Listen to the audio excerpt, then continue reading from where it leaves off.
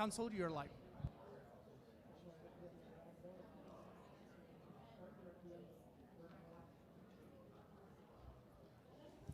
Good afternoon, everyone. Welcome to the City Council meeting. Today is Monday, October 6, 2025. It's approximately 1 p.m. I'm Mayor Eric Enriquez. Before we start, I want to mention that we have the ASL, American Sign Language, up at the front, interpreters for anyone who requires interpretation services. We'll start with a moment of silence for the brave men and women of the United States Armed Forces as they protect our interests around the globe, as well as the courageous men and women of the Las Cruces Police and Las Cruces Fire Department that keep our city safe 24/7, 365.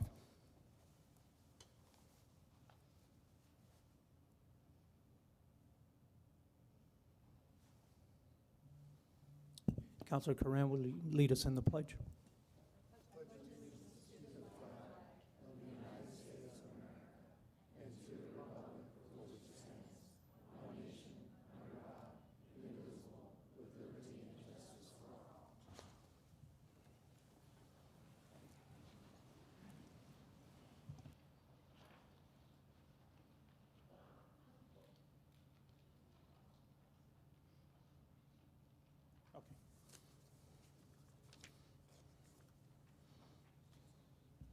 Okay, we'll go ahead and start with presentations and certifications.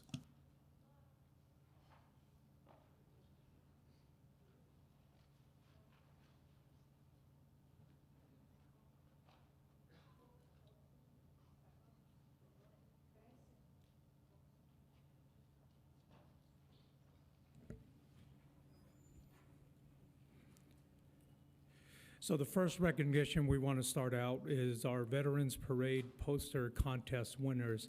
Every year that we hold the Veterans Parade, the committee does a poster contest, and we recognize that student. So I'd like to call at this time Chairman of the Veterans Parade Committee, Bill Hawkins.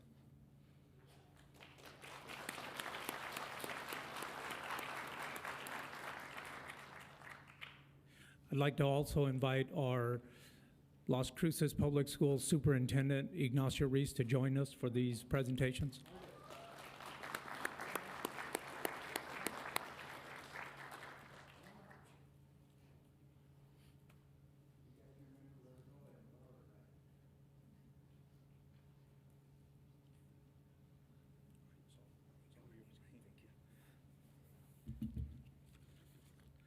Mayor Enriquez, City Council members, Las Cruces Public Schools Superintendent Ruiz, School Board Member Tenorio, LCPS Leadership Executive Director Favor, LCPS Director of Communications Jameson. Ladies and gentlemen, good afternoon. I'm Bill Hawkins, the Committee Chair for the Veterans Day Parade, which will take place on Saturday, November 8th at 11 a.m. Throughout the years, with the support of the City of Las Cruces, we have published a poster to announce the date, time, and location of the parade. After years of utilizing the artwork provided by the Department of Veteran Affairs, we decided to hold a contest with the middle school students of Las Cruces to produce a more personalized announcement for our parade, as well as to encourage our local youth to learn about the role of our veterans in the history of our country. Our first contest was 2015. The response was so positive that we decided to make this an annual event. This year, our theme is honoring our future leaders to recognize the positive impact that our high school JROTC instructors have on their cadets. Today's presentation is to announce the top 6 local artists and reward them for their efforts. We judged approximately 30 submissions from Mesa, Lynn, Picacho, White Sands, and Zia Middle Schools. After careful consideration, the top 6 finalists are, and it's in alphabetical order. Please hold your applause until the last one, if you don't mind. And raise your hand when I call your name. Sabela Berengel, Mesa Middle School. Serenity Madrid, Mesa Middle School. Isabella McCracken, Mesa Middle School. Haley Reza, Mesa Middle School. Alyssa Sanchez, Mesa Middle School. And Kyra Sanchez from Picacho Middle School.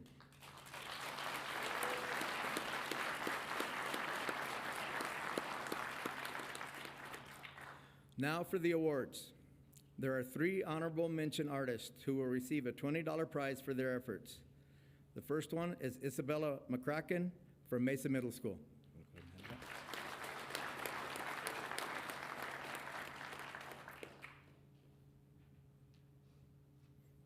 She's the third one.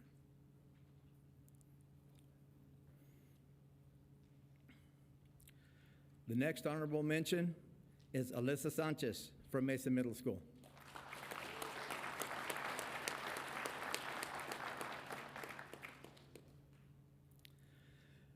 And the final honorable mention artist is Kyra Sanchez from Picacho Middle School.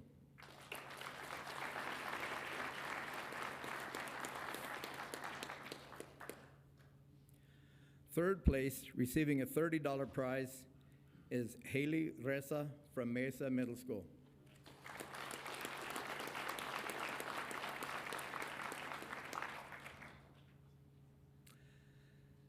Second place, who is receiving a $40 prize, is Mesa Middle School's Sabella Berenguel.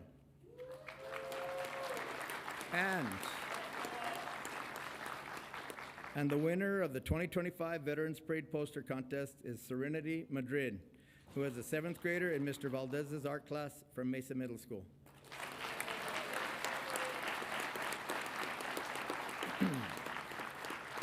She is receiving a $50 prize, a framed copy of the Veterans Parade poster, and she will also have the opportunity to be in the parade in recognition for her contribution to the parade. One more time, let's give them a round of applause.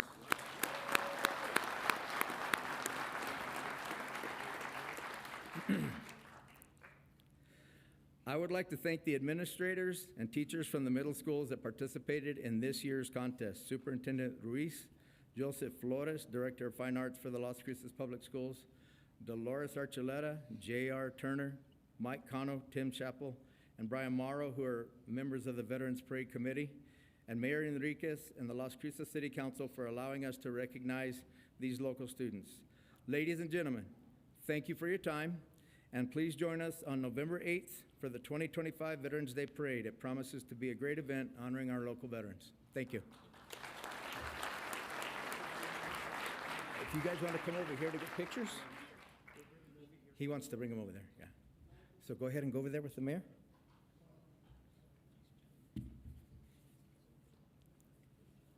Whoops, sorry, dear.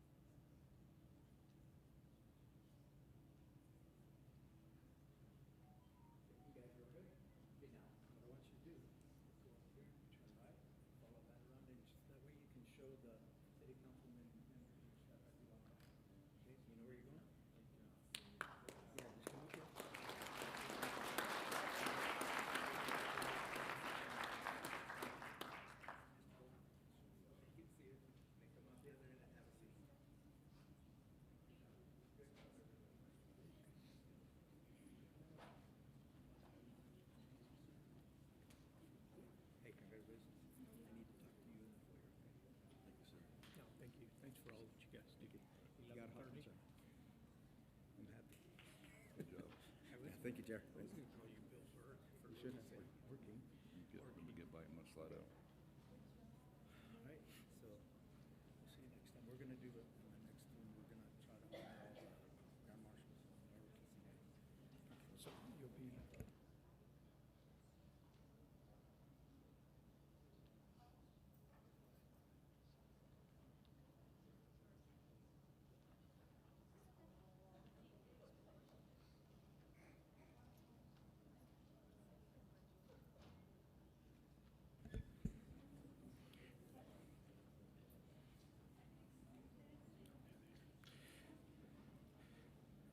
Next is our Leadership Academy recognition.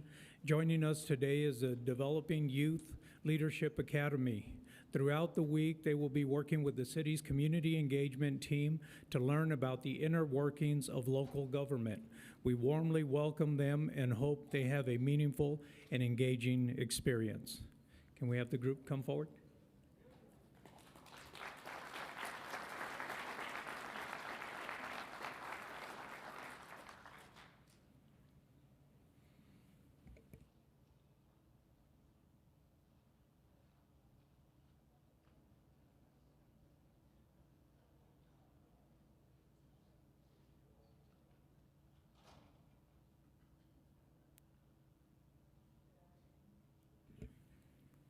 Good afternoon. My name is Katrina Godinez, and I'm with the Community Engagement Program with the Communications Department. And this will be our third year that we're going to have this program. Every year during fall break, we invite high school students from the ages of 14 to 18 to our Developing Youth Leadership Academy.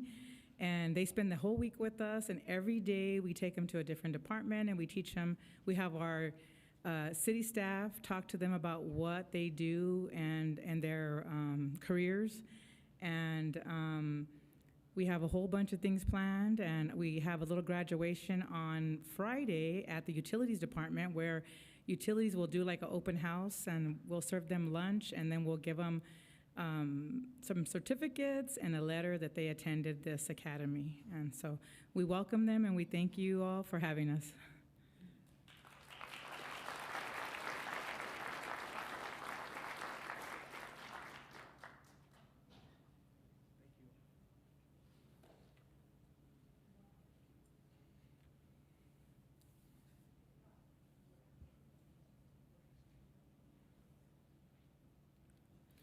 Next will be our proclamations by Councilor Corinne.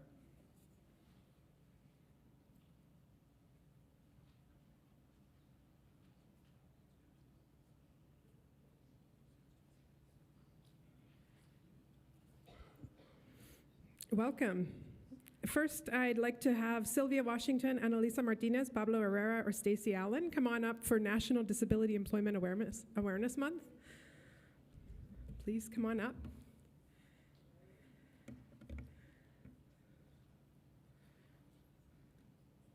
You guys can come stand in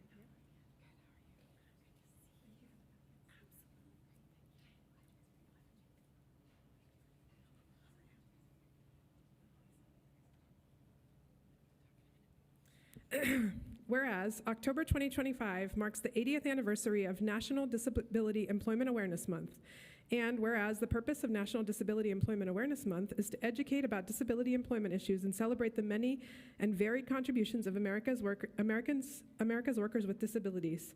And the history of National Disability Employment Awareness Month traces back to 1945, when Congress enacted a law declaring the first week in October of each year National Employ the Physically Handicapped Week. And whereas in 1962, the word physically was removed to acknowledge the employment needs and contributions of individuals with all types of disabilities. And whereas in 1988, Congress expanded the week to a month and changed the name to National Disability Employment Awareness Month. And whereas workplaces welcoming the talents of all people, including people with disabilities, are a critical part of our efforts to build an inclusive community and strong economy. And whereas Tresco Inc. for over 30 years has offered employment opportunities to persons with varying disabilities, veterans, and students through federal, state, and commercial contracts. And whereas awareness of this month will reinforce the value and talent people with disabilities add to our workplaces and communities, and affirm the City of Las Cruces' commitment to an inclusive community that increases access and opportunities to all, including individuals with disabilities. Now, therefore, we, the Mayor and City Council of Las Cruces, New Mexico, recognize and commemorate the 80th anniversary of National Disability Employment Awareness Month and life-changing work of Tresco Inc., and be it further resolved that the City of Las Cruces calls upon employers, schools, businesses, and other community organizations in Las Cruces to observe October as National Disability Employment Awareness Month and to advance its important message that people with disabilities add value and talent to our workplaces and communities. And be it further resolved that the City of Las Cruces pledges to take steps throughout the year to recruit, hire, retain, and advance individuals with disabilities and work to pursue the goals of opportunity, full participation, economic self-sufficiency, and independent living for people with disabilities. Signed and attested today.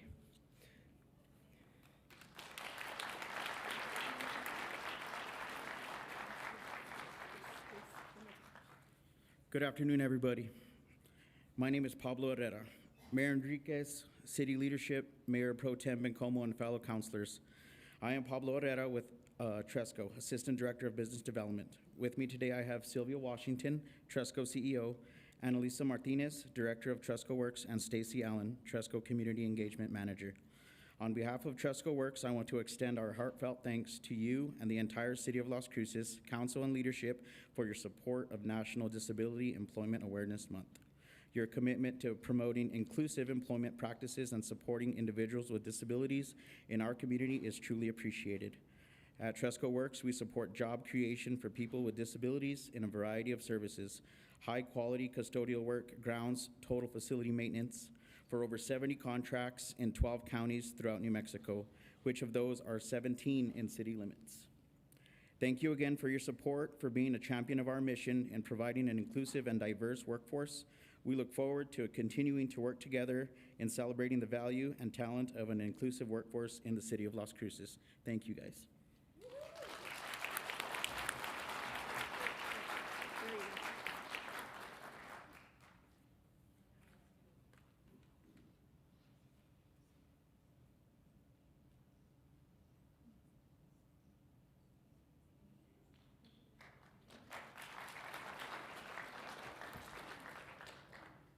Next up, I welcome Greg Rapetti, Ginny Janithian, Francis Estrada, Jeanette Payares, and Christine Perea for Breast Cancer Awareness Month. Come on up.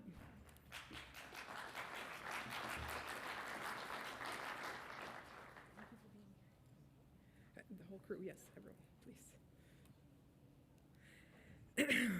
Whereas October is National Breast Cancer Awareness Month, which is an annual campaign to increase awareness of the disease and drive action. And whereas breast cancer is the most common cancer among women in the U.S., and whereas about every 2 minutes, one case of breast cancer is diagnosed in the United States, and whereas in New Mexico, more than 1,850 new cases of breast cancer will be diagnosed in 2025, and more than 290 people will die of this disease. And whereas the journey for many individuals is quite different. It is estimated that more than 170,000 Americans are living with metastatic breast cancer in the U.S., and whereas metastatic breast cancer is a devastating stage of breast cancer that occurs when cancer spreads beyond the breast to other parts of the body, including the bones, lungs, liver, and brain. And whereas, although metastatic breast cancer can't be cured today, it can be treated, and the treatment focuses on extending life and maintaining quality of life. And whereas the mortality rate is about 40% higher in Black women than in white women. And whereas breast cancer is the most common cancer and the leading cause of cancer in Hispanic and Latina women. Whereas the more than 4 million breast cancer survivors in the U.S., those living with the disease, and people who love them, can attest to the urgent need for access to timely, affordable health care, including screening, diagnosis, and treatment, and robust funding for cancer research. And whereas policymakers are urged to address the issues impacting the breast cancer community in Las Cruces. Now, therefore, we, the Mayor and City Council of Las Cruces, New Mexico, do hereby recognize all of the above and proclaim October 2025 to be Breast Cancer Awareness Month on this day.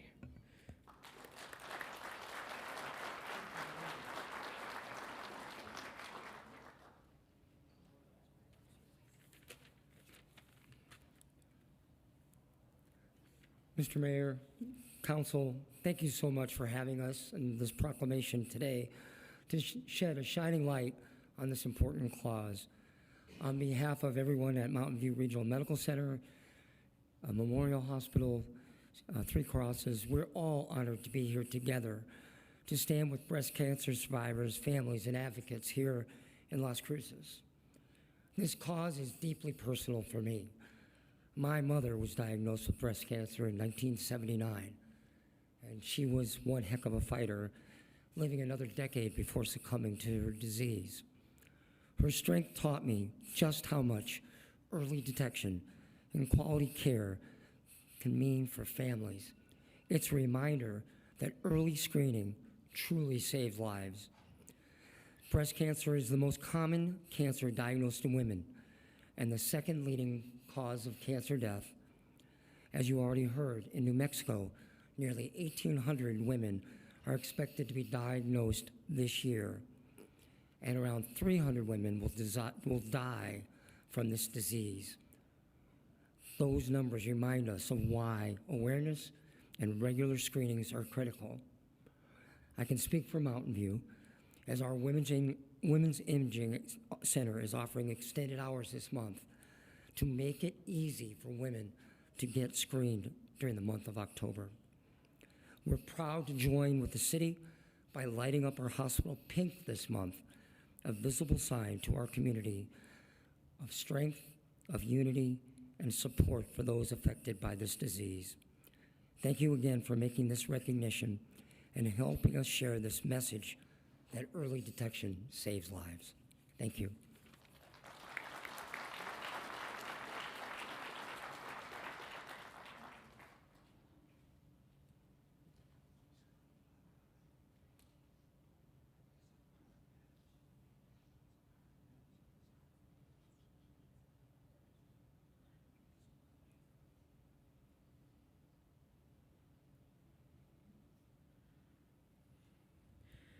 Next, I welcome Dr. Bobby Green. Please come on up. Excuse me, Counselor Yes. Corinne? Excuse me 1 second. There's some seats available in the front row. If anybody standing wishes to sit down, you can come down to the front row. It says reserved, but it's not, right? Yeah, Just that to- was for the veterans Yeah, poster. they're open.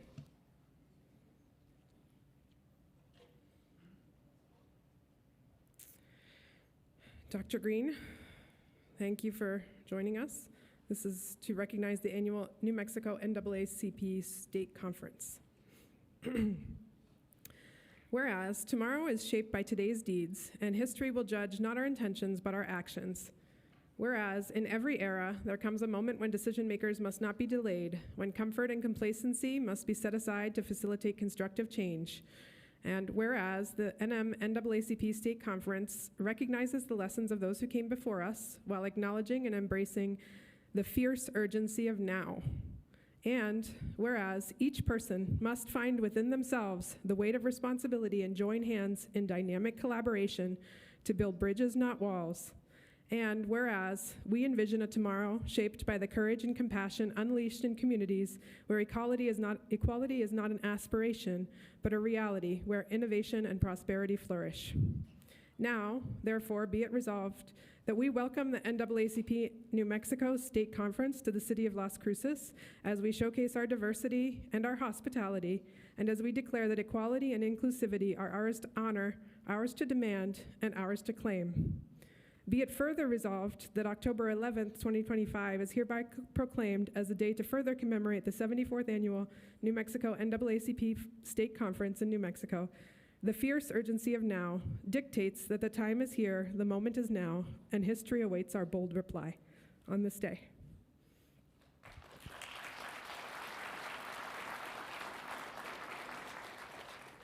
Good afternoon.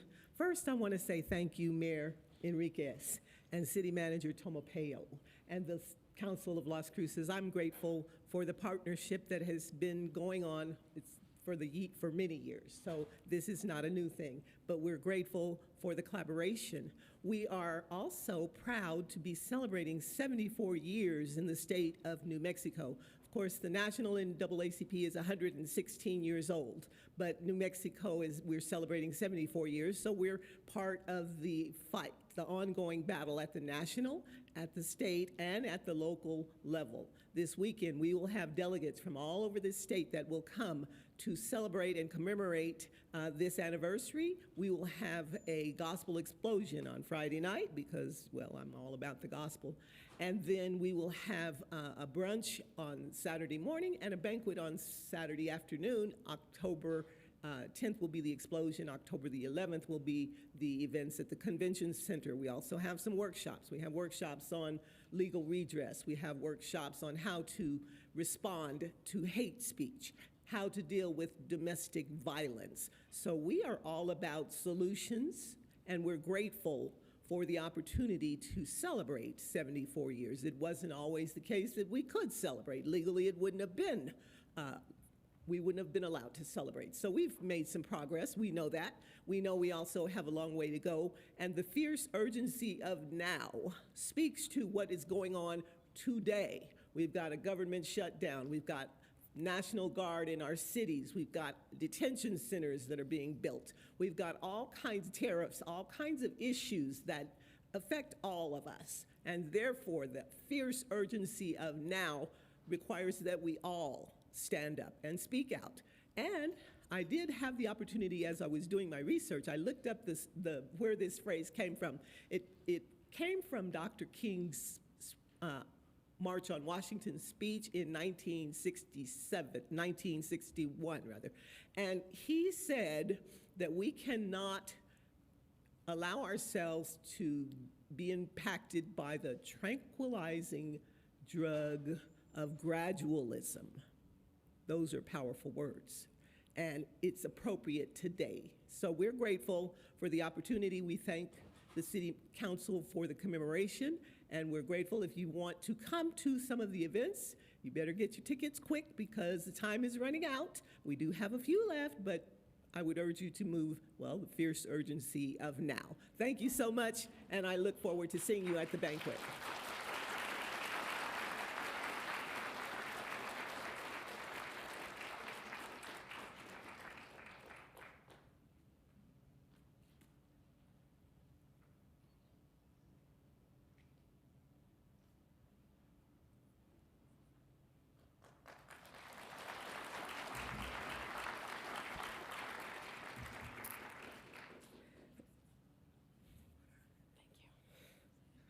Next, I welcome Gloria Carreras and Chantel Yazzie Martin. Please come on up for recognition of Domestic Violence Awareness Month.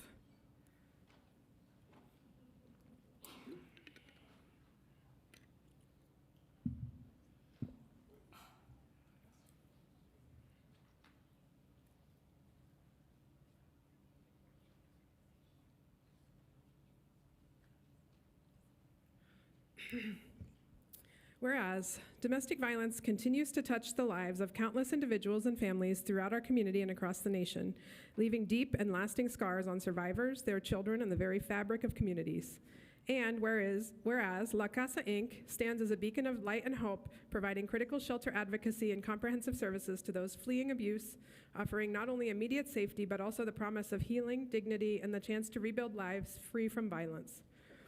Whereas October and La Casa Inc.'s annual Candlelight Vigil serve as a sacred time of remembrance and unity to honor the courage and resilience of survivors, to remember those tragically lost, and to reaffirm our shared commitment to breaking the cycle of abuse and building a future where safety and peace are a reality for all. And whereas this year's theme, Embracing Tomorrow, Remembering the Past, Building the Future, calls upon us to reflect on the struggles that have shaped our journey, to celebrate the progress we have made, and to recognize the vital work that still lies ahead as we strive for a community free from violence and fear.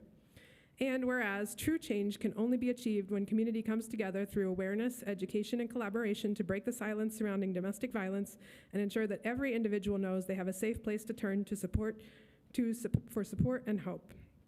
Now, therefore, we, the Mayor and City Council of Las Cruces, New Mexico, do hereby proclaim the month of October 2025 as Domestic Violence Awareness Month. We pledge to continue raising our voices, expanding awareness, promoting prevention, and providing unwavering services to those affected by domestic violence. Be it further resolved that this proclamation is issued as part of our annual Candlelight Vigil, a symbol of unity, remembrance, and action, as we come together to embrace tomorrow, honor the past, and create a safer, stronger future for every individual and family in our community on this day.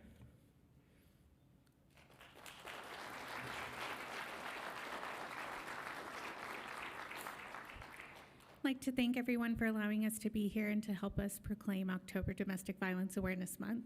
I'd also like to encourage the community to please join us on October 23rd at the Mesilla Community Center for our annual Candlelight Vigil.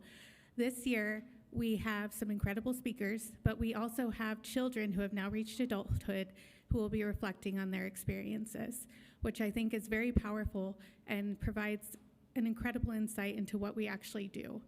I'd also encourage everybody to join us on October 31st for our annual charity ball that we just started, and it will be at Hotel Encanto. And both events offer a great opportunity to promote awareness, to help survivors, and to help us continue our mission going forward. Thank you all.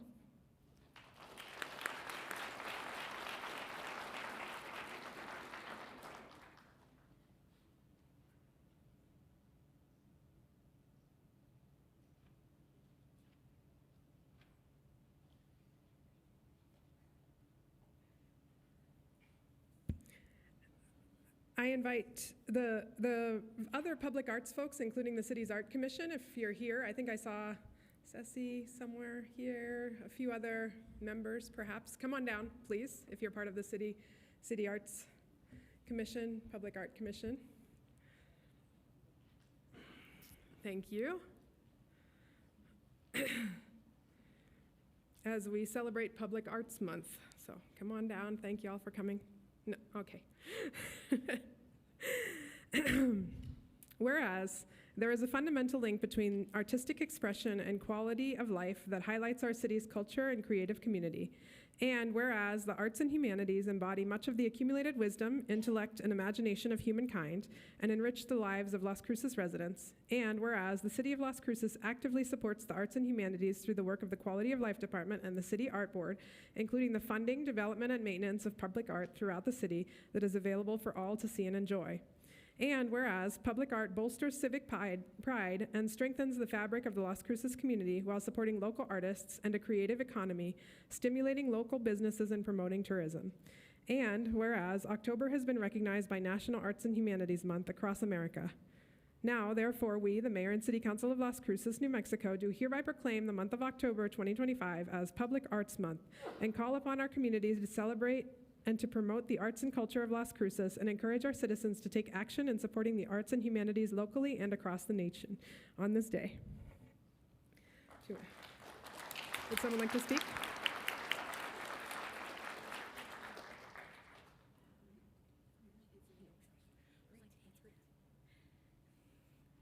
Hello everybody.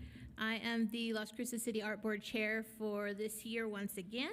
And it's been an amazing journey. I finally know what I'm doing. So I just wanted to give a shout out to all the amazing artists who made some great art today. We hope to see you guys making a larger scale. And I don't think they're here still, but that was an amazing presentation. It's always good to see young artists get promoted and get paid for their work. So just wanted to say that we have an art stop. As you can see, some of our bus stops have art on it. We have an open call for folks to submit their pieces, and that deadline is November 2nd, and we do pay $500 per artist. And then we have a scavenger hunt going on right now, Curators of the Lost Art, and so we're very excited about that title. And we are also offering giveaways and awards for whoever can get all of those clues in. So, and lastly, we have a chat with Anthony Pennock, who is an artist here in town on October 22nd at 5:30 at the Rio Grande Sundial, the downtown plaza. So if you didn't know, that whole downtown plaza is an art piece. So we hope you love what we bring. We enjoy this. I love this board. It's been really fun to work with everybody. And if you want to help us select any pieces, we always have open calls and for the community to come in and help us select some art. So, all right, thank you. Thank you, everybody on the council.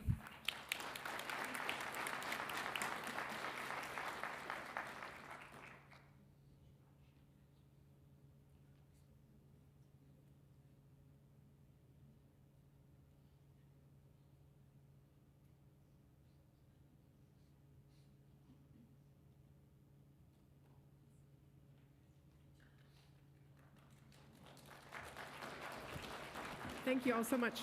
My favorite bus stop is on Del Rey, so I can't wait to see what goes up there next. Turn in your art now. All right, next I welcome Dale Yale.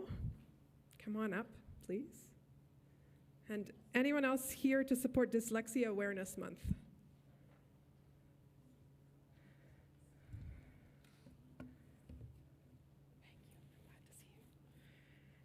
I'll read it and then you have a chance. Yeah. Whereas dyslexia affects at least 1 out of every 5 children in the United States and is the most prevalent among all known learning disabilities, and is the leading cause of reading failure and school dropouts in our nation, and is identifiable with 92% accuracy at the ages of 5.5 to 6.5.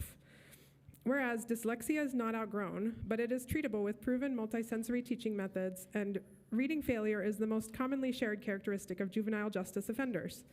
And whereas children with both dyslexia and ADD are dramatically increased risk for substance abuse and felony convictions if they do not receive appropriate intervention.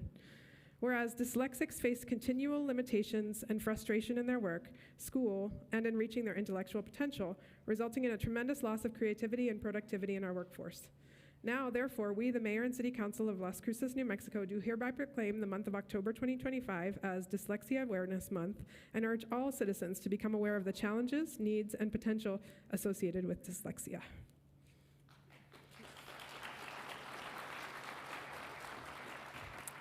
Thank you very much to the mayor and the city council for continuing to recognize this pervasive problem, which many people are not aware of. Hopefully, furthering awareness will prompt people, not only with children, with adults and youth, to seek help if they have problems with reading and written language. It's especially important that young children can get help with this problem so that they don't develop a very negative self-concept, which may be even hard for them to get rid of as they get older. The Dyslexia Institute of Southern New Mexico is one place that provides specialized help and therapy to help children improve their reading. Most dyslexic children and adults can learn to read well, and definitely better, if not well, and become good students. Dyslexic children and adults are generally somewhat above average in intelligence, and so they are capable of more than they're able to do unless they get help. If you know of families who have members who can benefit from help, please check out Dyslexia Institute of Southern New Mexico's website, disnm.org, for information on dyslexia and how to get help. And dyslexia is real. Thank you.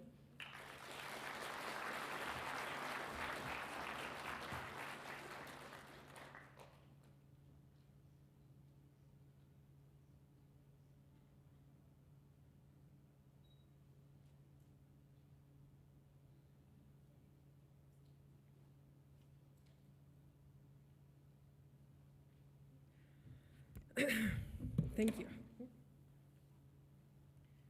I still have a few. I just want to check in on y'all, the interpreters. I know, there are only like 4 left, so I got you. Next, I welcome Richard Weaver for Friends of the Community Candy Drop Day.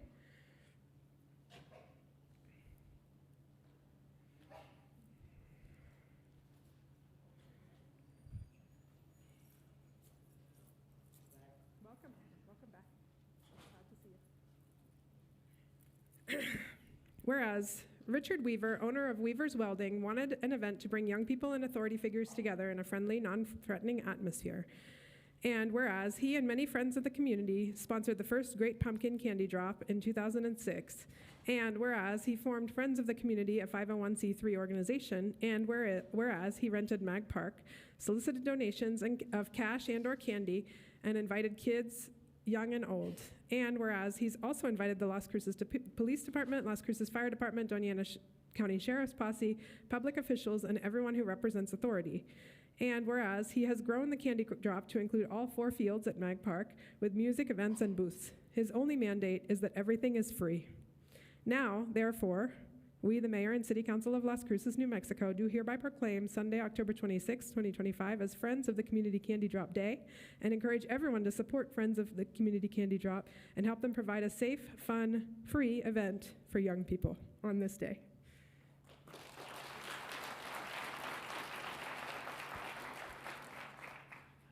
Mayor, council members, thank you for the opportunity to be here and speak to you again. Next year will be my 20th year doing the Candy Drop for Kids. It's come a long way. It's been a hard adventure.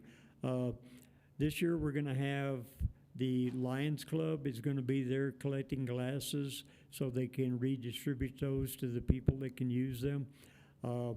I like to take the opportunity to invite everybody here, council members, mayor.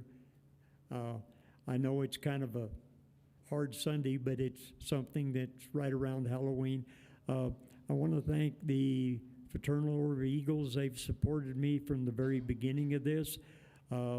The fire department, the city. I want to acknowledge the Parks and Rec. Claudia, Maya, are you in the audience today?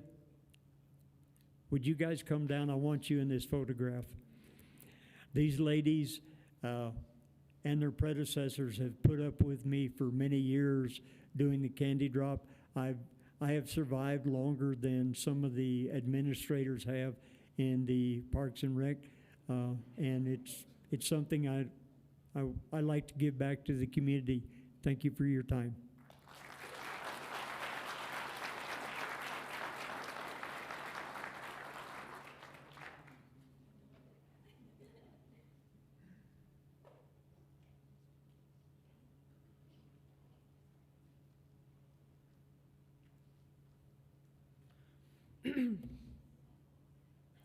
Next, I welcome up Teresa Dean and 4-H, anyone from 4-H who's here, please come on up.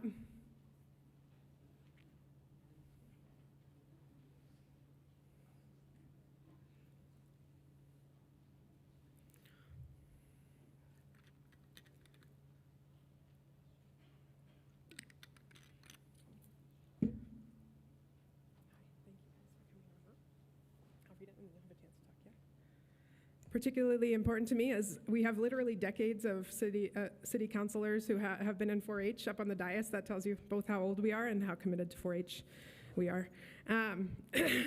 Whereas this year's National 4-H Week theme is Beyond Ready, and it reminds us that every child has valuable strengths and real influence to improve the world around us. And whereas for 120 years, 4-H has served America's young people, myself included, to make the best better, and it is now the nation's largest youth development organization. And whereas 4-H programs are delivered by Cooperative Extension, a community of more than 100 public universities across the nation that provides experiences for young people to learn by doing. And whereas 4-H connects young people and adults to their communities, preparing them for work and life through experiential and inquiry-based learning while providing emerging research for positive youth development. And whereas, expanding from its strong agricultural roots, 4-H helps young people explore the world around them and grow into productive adults. Whereas, supporting future leaders in science, agriculture, and community leadership is important for the U.S. Department of Agriculture and the National Institute of Food and Agriculture 4-H program. Now, therefore, we, the Mayor and City Council of Las Cruces, New Mexico, do hereby proclaim the week of October 5th through 11th, 2025 as National 4-H Week in Doña Ana County, and urge people of this community to learn more about 4-H and do more to become involved with 4-H as members, club leaders, or volunteers on this day.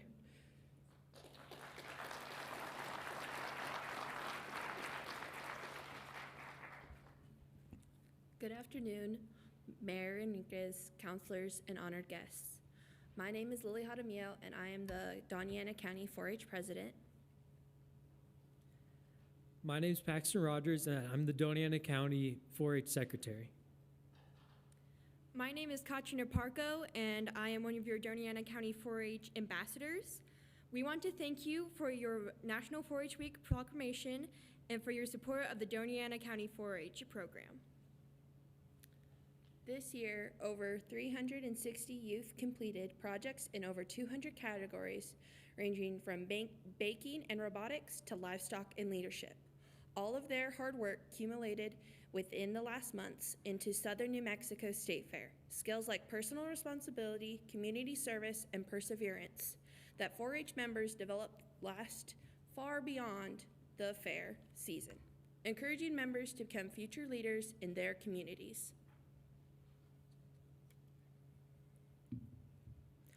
I am proud to be a part of the Doña Ana County 4-H leadership team and a member of the City Slickers 4-H Club. On behalf of our local 4-H youth, volunteers, and families, I want to sincerely thank you for proclaiming this week as National 4-H Week in Las Cruces. Your support helps us bring to light the work 4-H does year-round, building leadership, citizenship, and life skills in all 4-Hers. I've been in 4-H for 8 years and have learned and developed many valuable tools to carry with me for the rest of my life. This proclamation shows us that our city believes in the power of youth and the importance of programs like 4-H. We are grateful for your recognition and continued support. Thank you again for celebrating 4-H with us and helping us make the best better.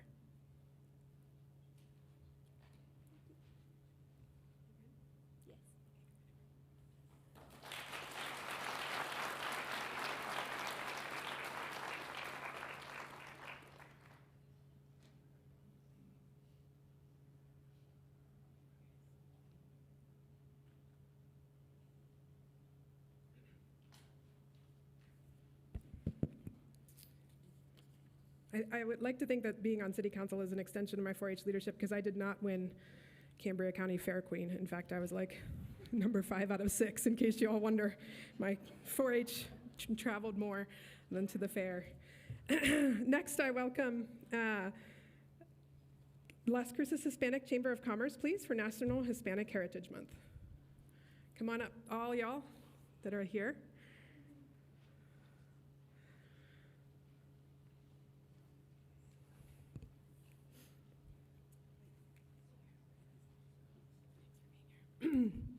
Whereas National Hispanic Heritage Month is celebrated annually from September 15th to October 15th, honoring the rich history, diverse cultures, and significant contributions of Hispanic and Latino Americans in the United States.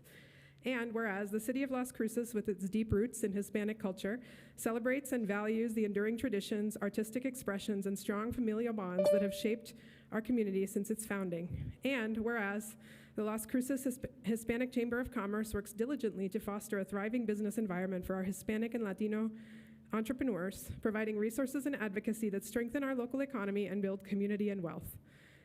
And whereas the heritage of Hispanic Americans is woven into the very fabric of our nation's history, from the languages we speak to the music we enjoy and the food we share. And whereas we recognize the countless achievements of Hispanic and Latino leaders, innovators, educators, artists, and public servants who have enriched our city and our country. Now, therefore, we, the Mayor and City Council of Las Cruces, New Mexico, do hereby proclaim September 15th, 2025 through October 15th, 2025 as National Hispanic Heritage Month in the city of Las Cruces, and encourages all citizens to join in the observance of this month with appropriate programs, ceremonies, and activities.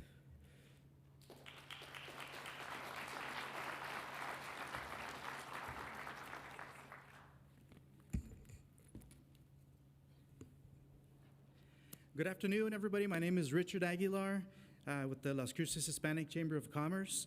Here joining us today is also Miguel Acosta, who's also on the board of directors of the chamber. Thank you, Mayor. Thank you, City Council. Thank you, City of Las Cruces, for this meaningful proclamation in honor of Hispanic Heritage Month. On behalf of the Las Cruces Hispanic Chamber of Commerce, I'm proud to accept this recognition. This month is a celebration of the culture, contributions, and entrepreneurial spirit of the Hispanic community, values that are at the heart of the Chamber's mission. Hispanic Heritage Month is a time to reflect on our shared history, uplift diverse voices, and recognize the strength, resilience, and creativity that our community brings to every corner of society. We are committed to uplifting the local business, creating opportunities, and honoring the vibrant heritage that strengthen our entire region. So I say gracias, thank you for this honor, and thank you for the continuing support and to celebrate our community. And Miguel Acosta is going to say a few words as well. My name again is Miguel Acosta. I work for Hutton Broadcasting. I'm a board member with the Hispanic Chamber. Thank you, Mayor, councilors, and community members. On behalf of the Las Cruces Hispanic Chamber, I want to sincerely thank you for this proclamation recognizing Hispanic Heritage Month. This celebration honors the contributions, culture, and the values that Hispanic and Latinos communities bring to Las Cruces every day. We are proud to continue alongside the city and our local partners to strengthen economic opportunities, support education, and celebrate the diversity that makes our community so special. Gracias.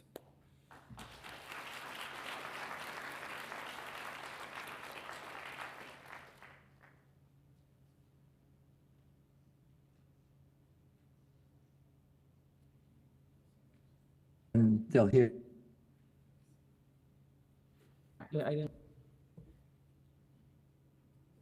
Is that Councillor Matisse or someone?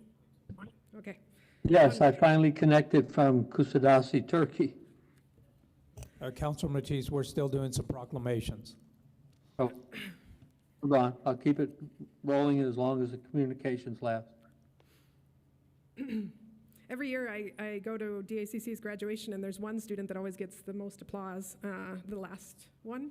And so I just want to invite up community development today for the Community Planning Month proclamation, which is the last of our proclamations today. So I expect no less than a raucous round of applause. If you want a big round of applause for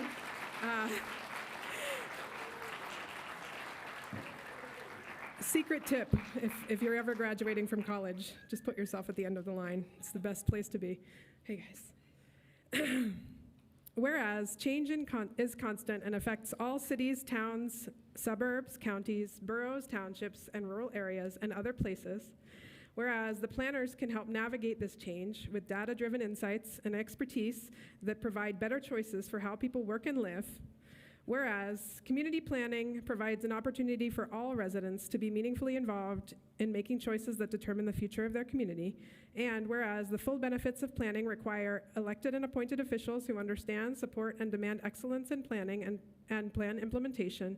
And whereas the month of October is designated National Community Planning Month throughout the United States of America and its territories. Whereas the American Planning Association endorses National Community Planning Month as an opportunity to highlight how planning is essential to every community and how planners are uniquely positioned to identify solutions to communities' most difficult housing, transportation, and land use questions. And whereas the celebration of National Community Planning Month gives us the opportunity to publicly recognize the participation and dedication of the City of Las Cruces Planning and Zoning Commission members who have contributed their time and expertise to the improvement of the City of Las Cruces. And whereas we recognize the many valuable contributions by the professional planners of the City of Las Cruces and extend our heartfelt thanks for the continued commitment to public service by these professionals. Now, therefore, we, the Mayor and City Council of Las Cruces, New Mexico, do hereby proclaim the month of October 2025 as Community Planning Month in the City of Las Cruces, New Mexico, in conjunction with the celebration of National Community Planning Month.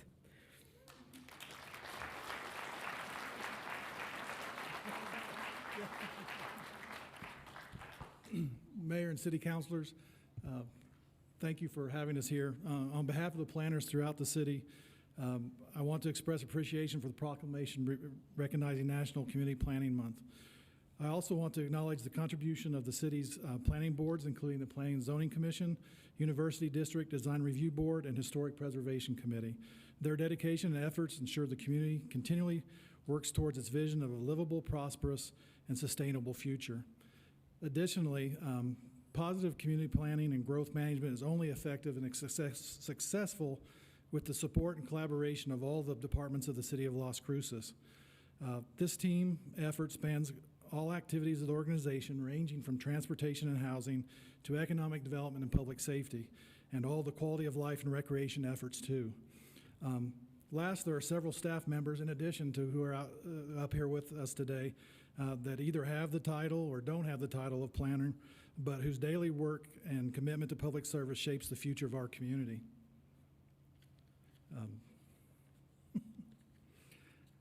I'd like to ask all of them to stand, or if they're out in the audience, raise their hands, and then would like the City Council to acknowledge their efforts, if possible.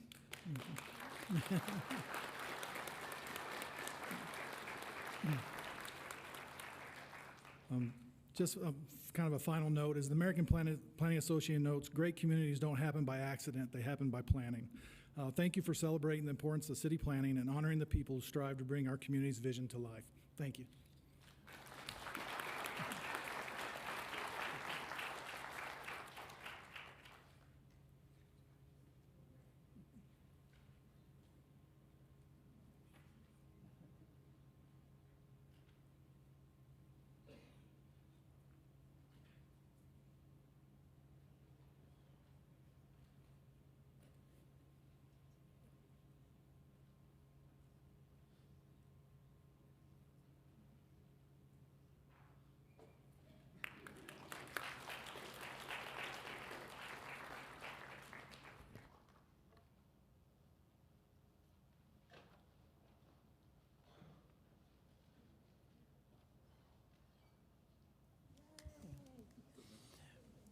Yes, thank you, Councilor Karen. That was quite a few. Thank you, good job.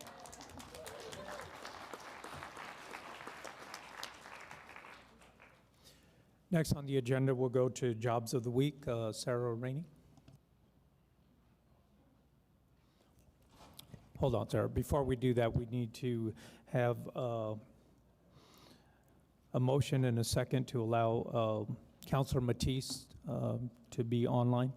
So moved by Flores.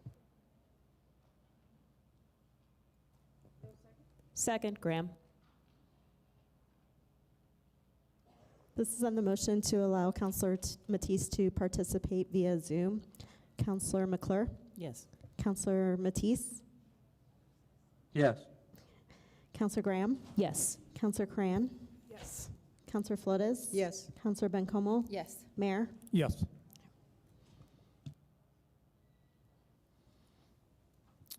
Okay, now we can go to Jobs of the Week. Sarah?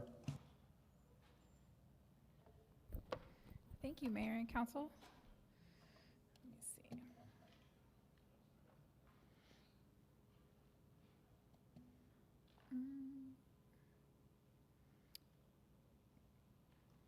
Which one is it in? Okay. I was like, nope, I don't want to click on the wrong one.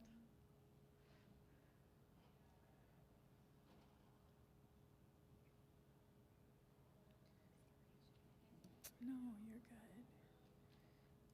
That's the one I almost did. Perfect, thank you.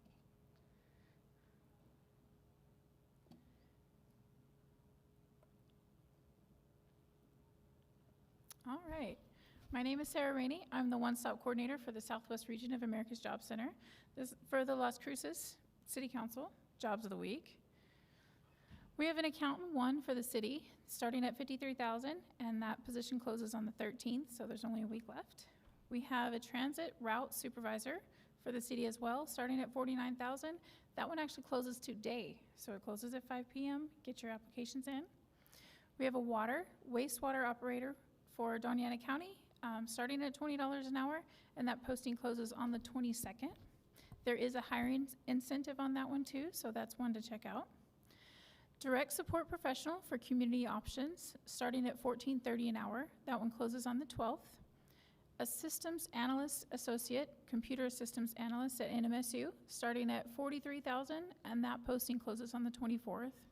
And then for Little Footprints in Hatch, so it's a little further out, but they need a child care educator, starting at $14 an hour, and that one closes on the 24th.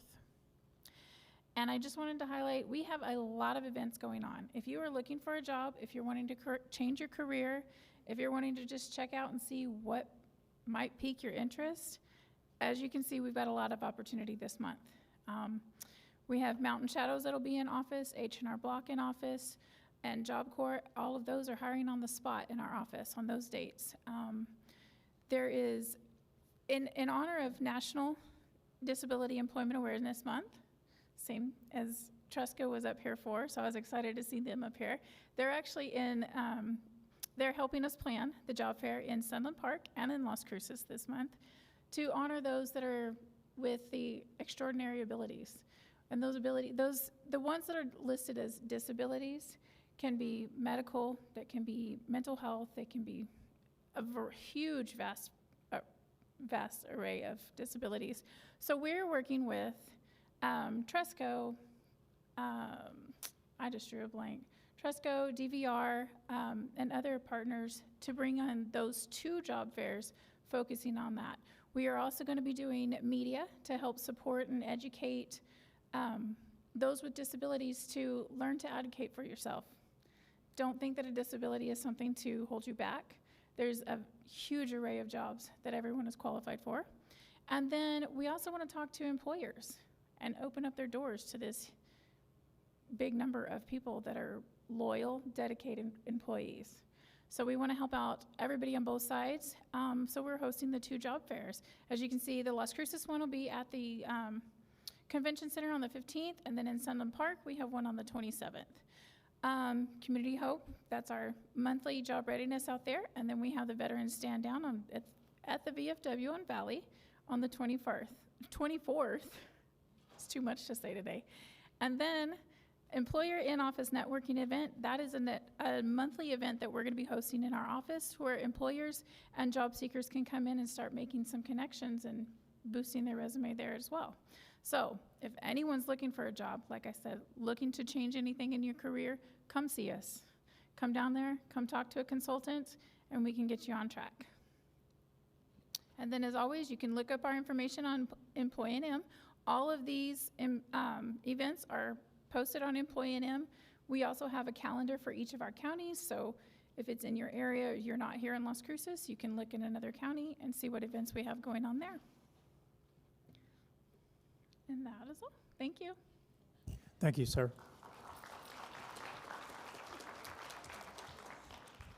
Next is Pet of the Week's Carol.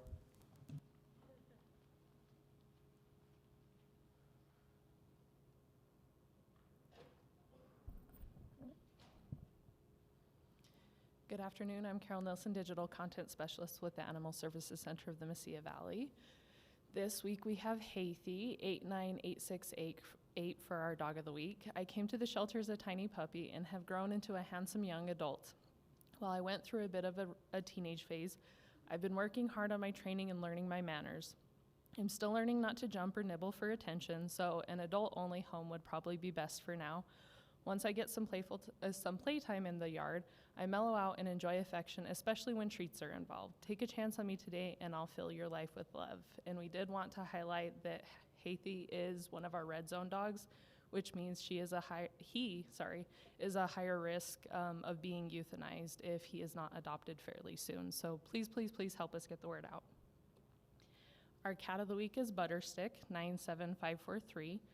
I'm a sweet and shy kitten who gets a bit chirpy when I've got something to say. I might need a gentle approach, but once I warm up, my curious and playful side shines through.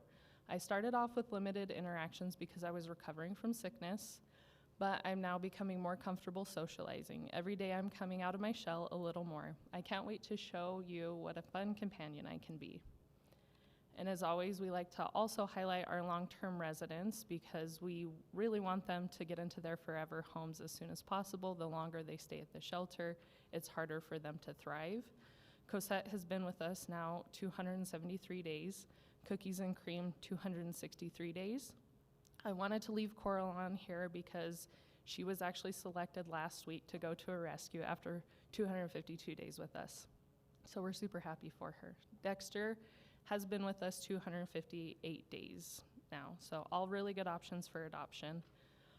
And this coming weekend, we have the Bark and Browse at the Downtown Farmers Market. We'll have our booth there, so come see our adoptables from 9 to 12. And then, of course, support your local vendors. And then also, we wanted to highlight that we have our drive-through vaccination clinic coming up at the end of the month.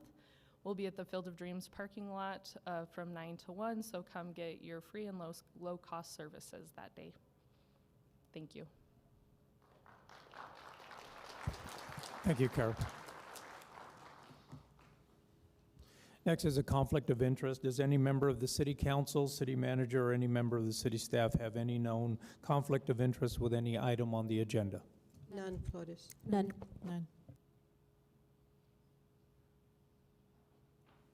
Next, we will move on to public participation. We'll allow up to 3 minutes, no pending litigation or items of non-consent. So I'll start with the first row on my left, your right, if you want to come up in 3 minutes. And again, no items that are already on the agenda.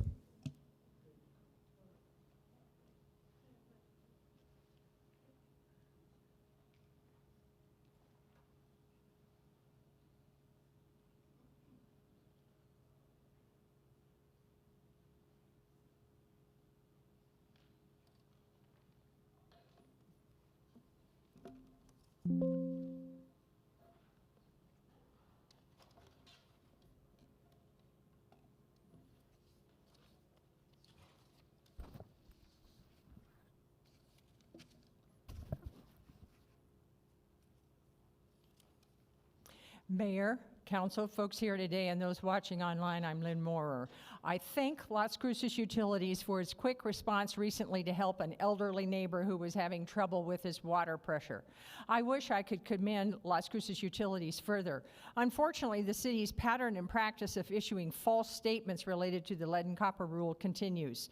The numbers the city used to apply to the state for funding do not jibe with the lead service line replacement plan submitted. The number of total service connections in the funding applications increased by almost 1,000 when submitted in the replacement plan. The number of total population served in the funding applications decreased by almost 3,500 when submitted in the replacement plan. Plainly, the numbers are not close. Plus, the disparities went opposite directions, increased and decreased. Logic suggests that these two categories, service connections and population served, would generally track each other in either growth or diminution. This indicates that there are, at a minimum, serious inconsistencies in Las Cruces Utilities' statements regarding numbers. Another example of major discrepancies, Deputy Director of Regulatory Compliance Steve Perez said at a council meeting November 18 that the city had 20,637 unknown service lines. However, shortly before the meeting, Las Cruces Utilities submitted to the state a replacement plan that said there were 19,024 unknown service lines, about 1,600 fewer. Mr. Perez also told you last November that the city had 15,627 known non-lead service lines, when by contrast, the city had shortly before told the state they were 21,076, more than 5,400 greater, and a difference of more than 25%. Again, these disparities went both directions and provide more evidence that representations by Las Cruces Utilities are not to be believed. If you're interested in reviewing documentation that documents any of these discrepancies, I'll provide copies. Yet another example of Las Cruces Utilities statements that turn out to be false pertains to notices sent to new customers, which EPA requires.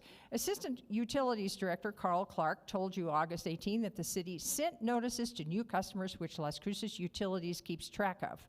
In reality, a response to an IPA request reveals that if the city sends an individualized notice to each customer, the city does not keep track of it. Furthermore, look at handout 1. This letter doesn't actually tell the customer what their line is made of. It's inadequate and fails to comply with the rule. Las Cruces Utilities' pattern and practice of false statements and seriously inconsistent numbers should be very troubling to you. It is to me. Thank you for this opportunity to speak. Thank you, Mayor Enriquez, for your courtesy.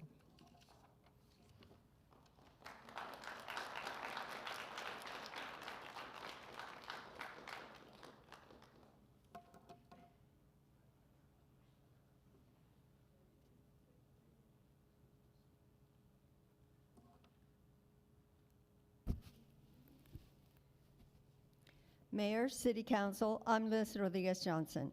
Numerous questions posed during City Council meetings regarding the city's compliance with the lead and copper rule still remain unanswered. Most have been outstanding for many months. We expect and deserve factual answers to each of these questions. Why did the following information disappear from the inventory?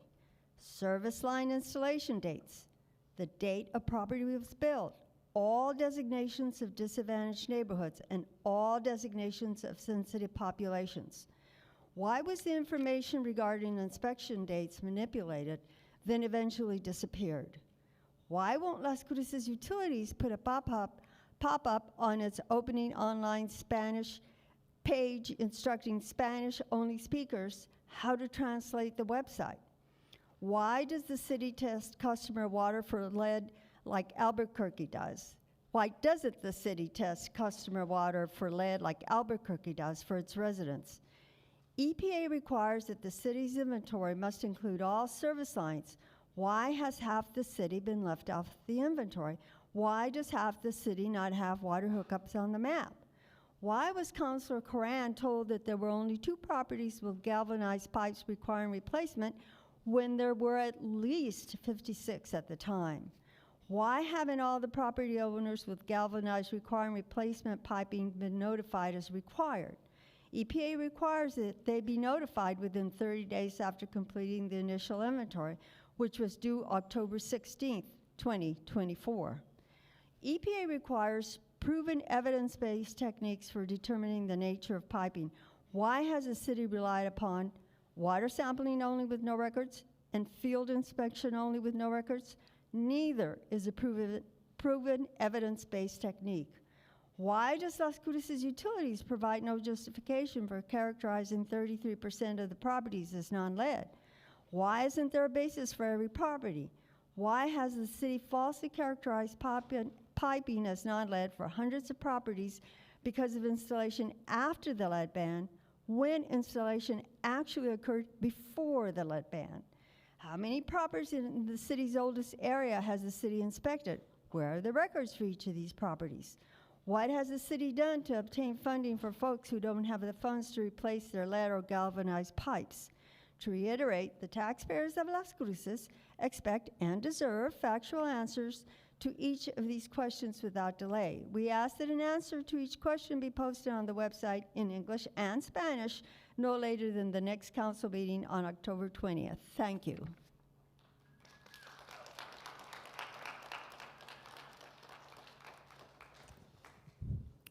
Anyone else on row 1? Okay, going to row 2. Row 3.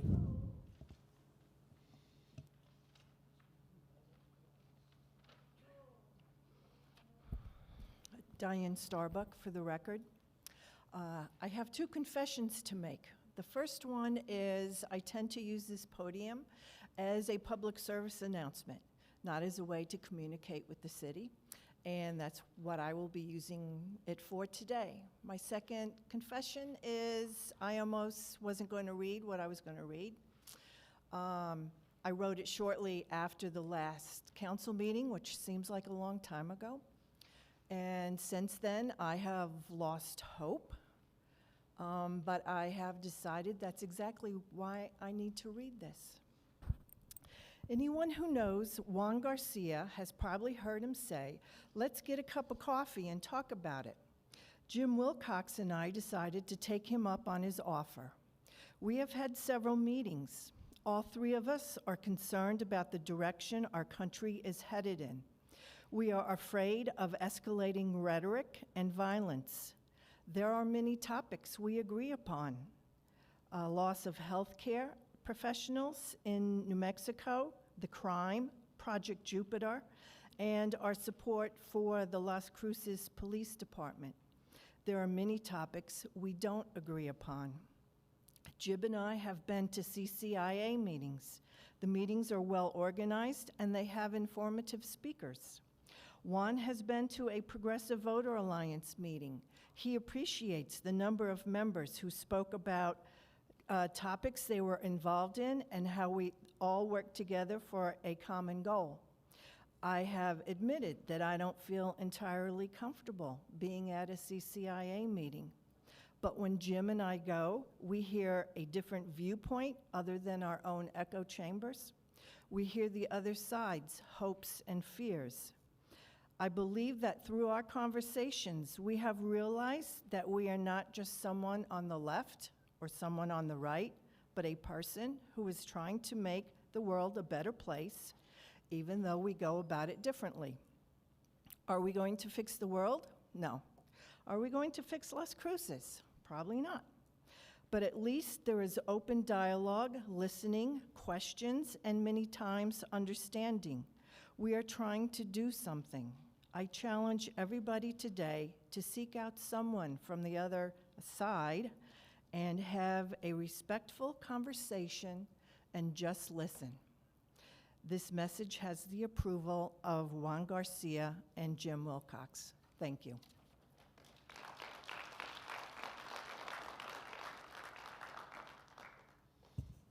Anyone else on the 3rd row? 4th row?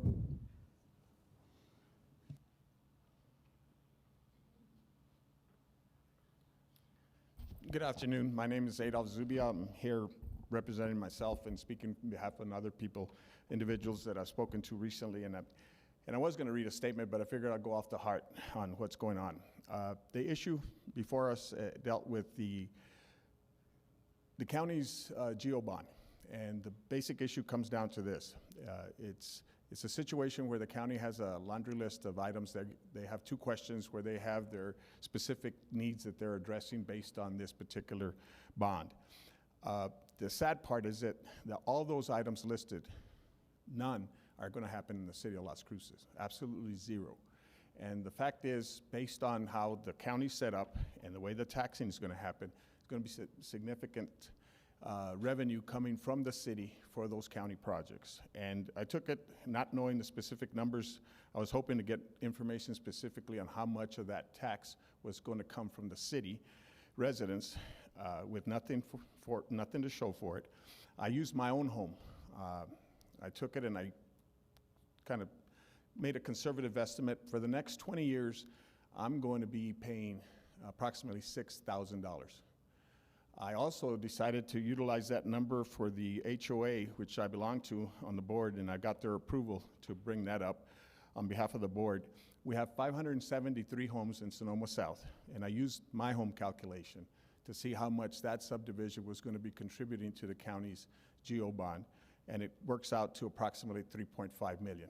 And I know I'm probably off a bit, but I know that the numbers I'm presenting you are pretty valid. My concern when I was asked is, why is that happening? And I said, I don't know, but I'm disappointed in that there wasn't more collaboration between you and the county. And secondly, that there was no action or position taken on by the city one way or the other on that. Now, I doubt it very seriously if you'll ever take a position against your brothers at the county and vice versa. But in my opinion, it's one of those issues where it's America and you can disagree. Just like Congress, you have the Senate and you have the Congress itself, they can debate and they can disagree. Same with the state level.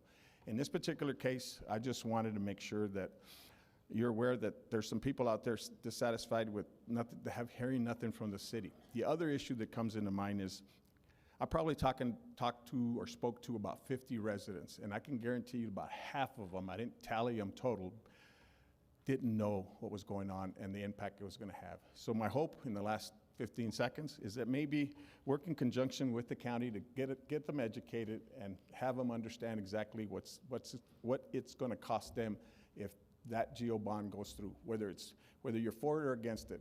Please inform your residents. Thank you.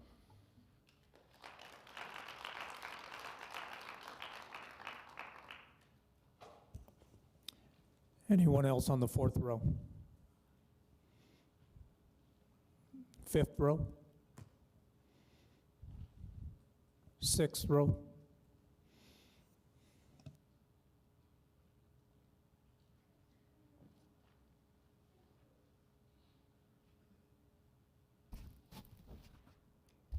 Mayor and Council, Juan Garcia. On 15 September, a resolution in support of public lands was introduced and approved. Councilor Flores asked, so what happens to this resolution? Do we file it away or send it to Santa Fe and hope to read it? Excellent question. The response from the staff, this resolution could be sent via letter to Santa Fe, and the expectation is Las Cruces will get a response. The Mayor Pro Tem stated this is something simple but powerful to let Santa Fe know where we stand. Even though the threat to public lands has faded, this resolution was still pushed forward.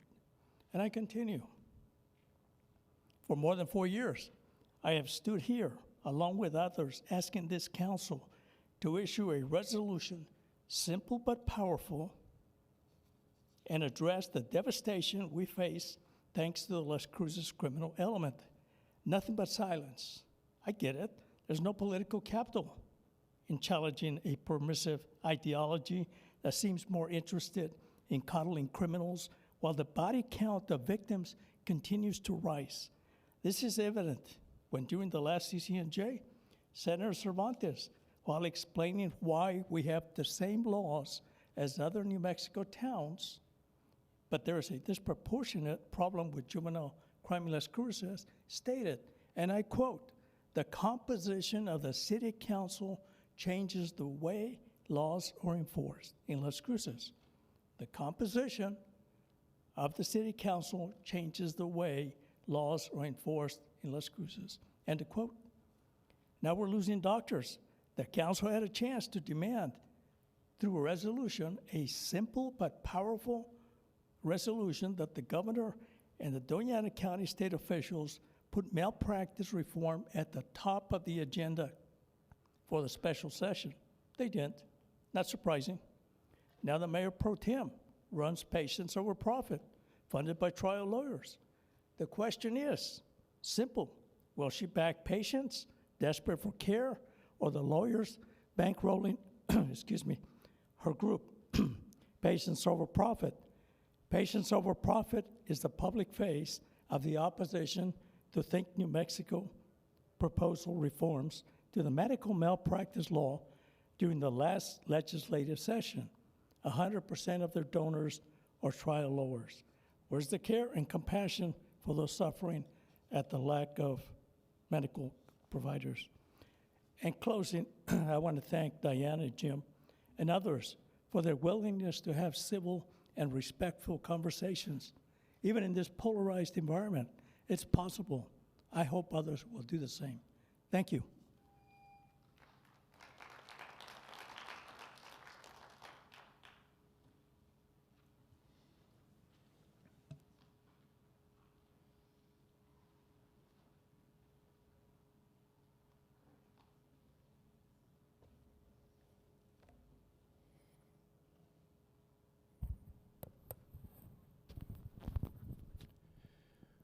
Mayor, City Council, my name is Eddie Thomas. I was thinking about bringing my guitar and entertaining you by singing a famous Willie Nelson song, except that I would change the lyrics to, "Mamas, don't let your sons grow up to be gangbangers." This might help me get the message across that you're not doing anything meaningful to combat juvenile crime in Las Cruces, as long as the soft on crime and catch and release laws currently on the books remains unchanged. But we all know now that that's the way you intended it. This is by design. You pretend to do something by sending a delegation to Santa Fe to shop for laws, all the while knowing they'll come back with nothing that works to deter crime. The laws currently on the books might even encourage it, because they don't punish the offenders. We mollycoddle them instead. They grow up in gangs that don't respect the law because they've never been taught to by their parents. My mijito is a good boy, they say. No. Mijito is not a good boy. He probably has a gun and is committing a crime or fighting with another gang in another neighborhood. He gets into trouble instead of trade school or college and ends up getting arrested and put in jail for a couple of hours. Then he's set free. There is no punishment, no correction, no incentive to change his behavior. Years and years of these bad policies have produced what we have now in Las Cruces, crime and poverty that's generational. Yet you continue to pretend like you're doing something. You say Santa Fe makes the laws, but you don't advocate for anything that helps deter crime. You can tell a lot about a city council by what they advocate for, but even more so by what they don't advocate for. It's clear where your loyalties lay. Between the lack of laws that correct bad behavior and the lack of meaningful parenting, our kids will continue to pay the price for perdition. Proverbs 13:24 says, "Spare the rod and spoil the child." Of course, some of you will interpret that to mean that I'm saying that you should beat your kids. I'm saying nothing of the sort. I mean it to discipline your kids, to show them right from wrong so that they will choose the good way and stay away from evil. Those who fail to correct their children don't love them. Proverbs 22:6 says, "Train them up in the way that they should go, and they will not depart from it." The way I see it, we have to do three things. Change the laws so that they put the fear of God in them, get rid of the politicians in office that don't get on board with change, and start raising your kids with some discipline. Stop them from hanging out with gangbangers. Thank you.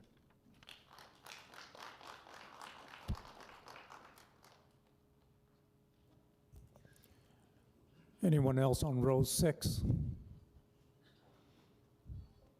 Row 7?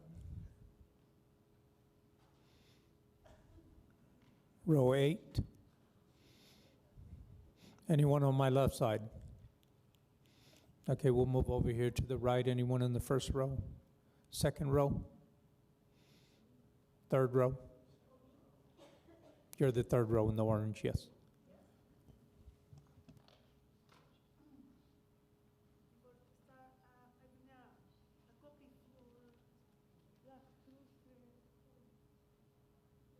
Ma'am, if you want to give it to the clerk, she'll disperse it.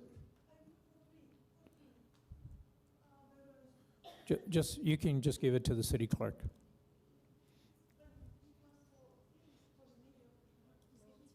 Just give them to the city clerk.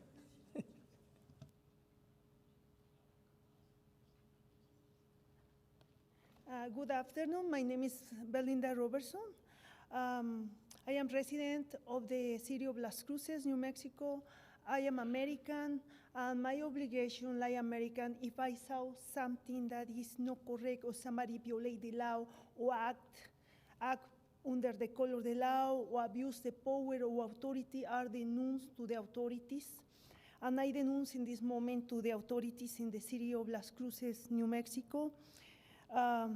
Authorities with the power of authority, one of them, the Judge Manuel Arrieta, he act under the color of the law and violate my civil rights of American and the civil rights of my kids, Cameron Robertson and Mackenzie Robertson. During a hearing on September 12, the day of the hearing wasn't scheduled, the official Isabel G. Yerabek, victim of violence domestic commissioner.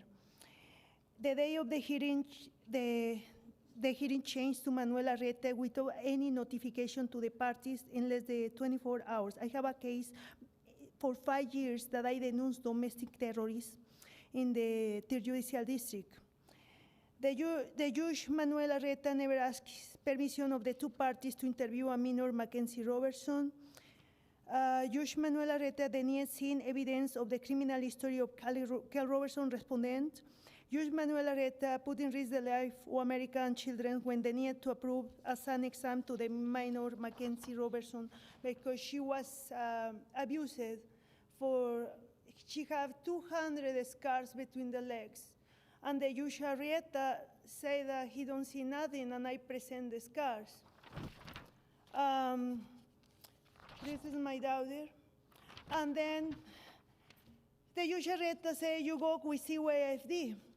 CYFD, on 2023, the governor of State of New Mexico, Michelle Lujan Grisam, she accused the director of CYFD for several irregularities, and some of the employees erased the irregularities.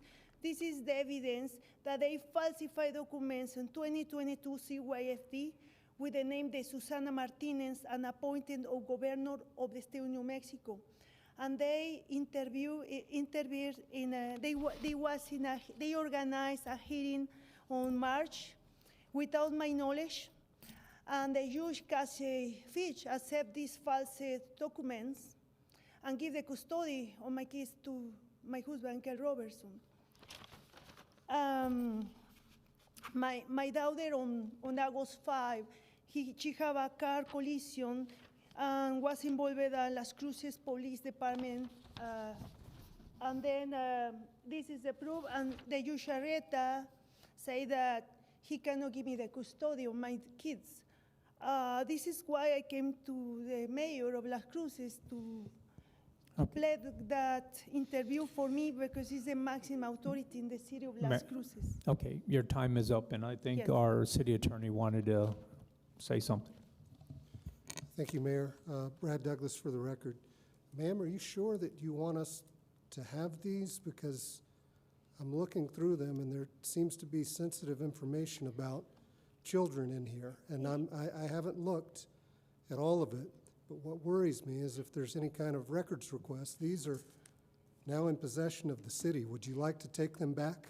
No, I want that you report to the FBI Director, Kash Patel, and the FBI Deputy Director, Dan Borgino, and the State of New Mexico, Michelle Lujan Grisam, and listen the audio, because the Live Americas is in risk in the State of New Mexico, in City of Las Cruces, if you don't read if you don't listen the hearing and read the documents that I present.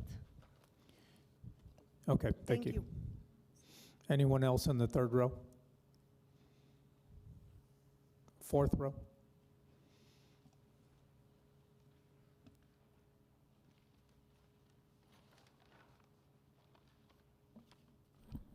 Hi, good afternoon, Mayor, Council, City Leadership. I'm Rob Campion, President of Elite Medical Transport. For over 23 years, we have served the Southwest, providing ambulance transport and mutual aid to 911 systems. We are clinician-led with our mission to positively impact our patients, our employees, and the communities that we serve. I'm pleased to announce that we were approved by New Mexico Department of Transportation on August 27th and commenced ambulance operations in Las Cruces on October 1st. This operation will create over 20 jobs in the community this year and serve as a resource not to just transport locally, but to aid in bringing in patients from surrounding communities to the great care available here in Las Cruces. Las Cruces is our newest location in our network of care and transportation that includes Deming, Carlsbad, Portales, El Paso, and soon Hobbs, New Mexico. Several of our management teams started their EMS careers here in Las Cruces and call Las Cruces home. These leaders are ready to ensure that the community has the compassionate care and transport they deserve. We're very excited to serve Las Cruces and the region with this additional location. And as we settle into Las Cruces, we are eager to better understand the needs of the community and tailor our services to meet those needs. We're in communication with Chief Daniels and the fire department, and we're working on how to best support and integrate with this emergency response system. I'd like to commend Chief Daniels and his team on their professionalism and focus on public safety. I'd also like to commend the Las Cruces Airport for their prompt response to our request for information as well. If there's anything we can ever do to help the community, please don't hesitate to reach out. Thank you. We're glad to be here.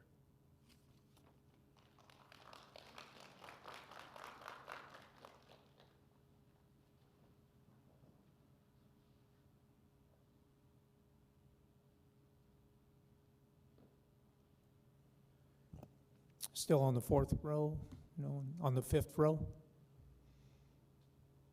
Sixth?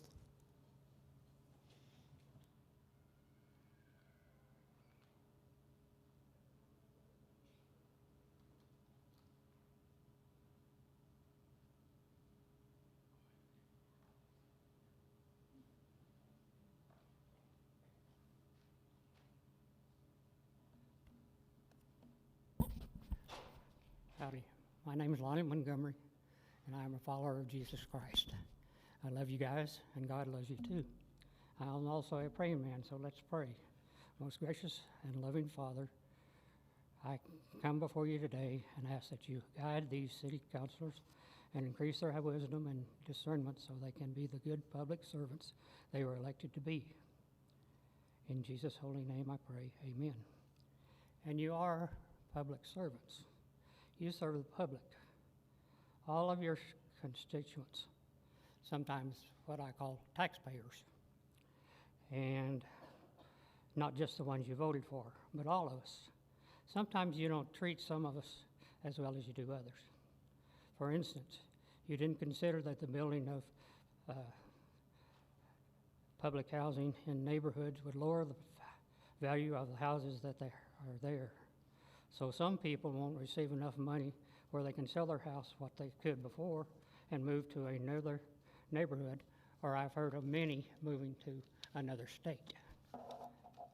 Okay, on to the riffraff report. In the state, we know we have poor education. We're putting in billions of dollars and we still have poor education. And what is Las Cruces becoming famous for? For its dispensaries. We have one on nearly any corner. And thanks to you, we have some can come in 24/7 to get a high and drive very fast on the streets, causing many people to run in the back of others and then driving off. And we also have juvenile crime, which has been got away the dispensary, and we have 2 places where people can go to murder their babies. That's called abortion clinics. And we're working on one more that not only kills babies, it helps people to mutilate people's bodies. And I said murder, that sounds sort of harsh, doesn't it? But how does it sound to the babies? So What is murder? Murder is killing with a forethought. That means it's planned, and that's what it is in abortion clinics. It's planned, and they kill the baby in the womb, or they kill it outside the womb. When it gets I think it's a sonogram, and they look at it, and the abortionists are going that the babies go away from being killed. And if the moms look at that, 85% of the moms say, I want to have the baby. And if the dads look at that, over 85% look at the babies. So I just want to know that I'm sorry about that, and may God forgive us. Amen.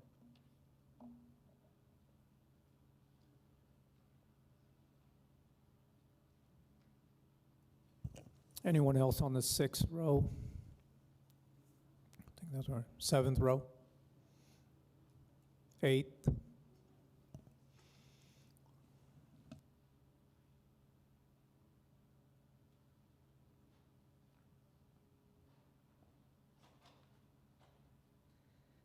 Hello, City Council. My name is Elizabeth Bennett, and I am a trained social worker by profession and a youth advocate for many years.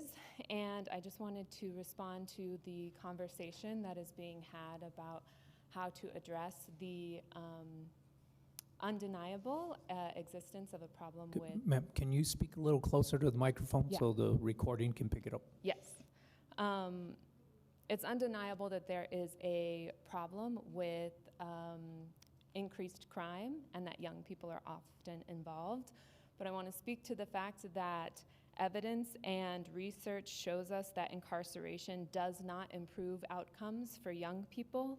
And in fact, it leads to additional trauma, and additional trauma leads to additional high-risk behavior and poor outcomes for those individuals. And instead, research shows us that positive youth development having to do with creating safe spaces for young people, giving them the opportunity to build skills and create mastery and develop meaningful relationships with their peers and adults in their community is what actually changes outcomes for these young people. So thank you for the investments that you have made in safe spaces and recreation for young people, and thank you for being considerate and critical when being called to incarcerate and criminalize young people in our community. Thank you.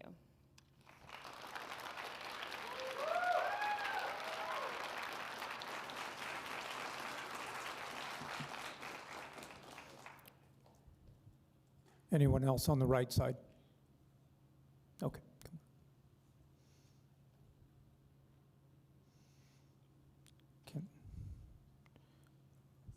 Can someone assist? Donnie, can you? He's got it.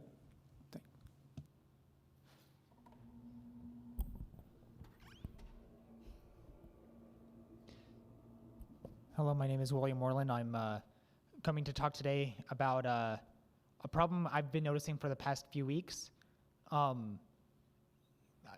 The city transit services on Saturdays ends at 4:30, and a lot of the times, a lot of the events that are held here in town start either right at or right after 4:30.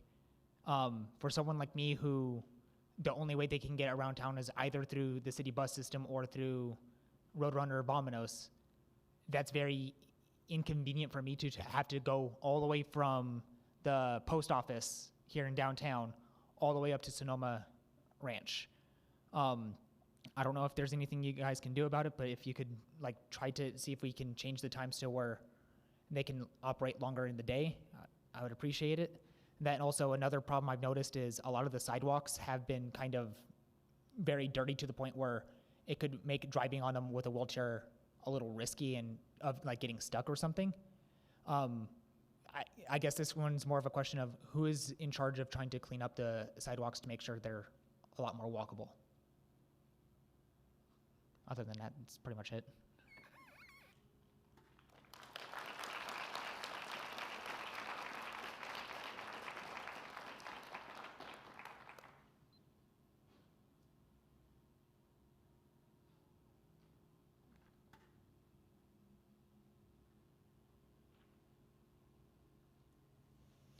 there anyone else?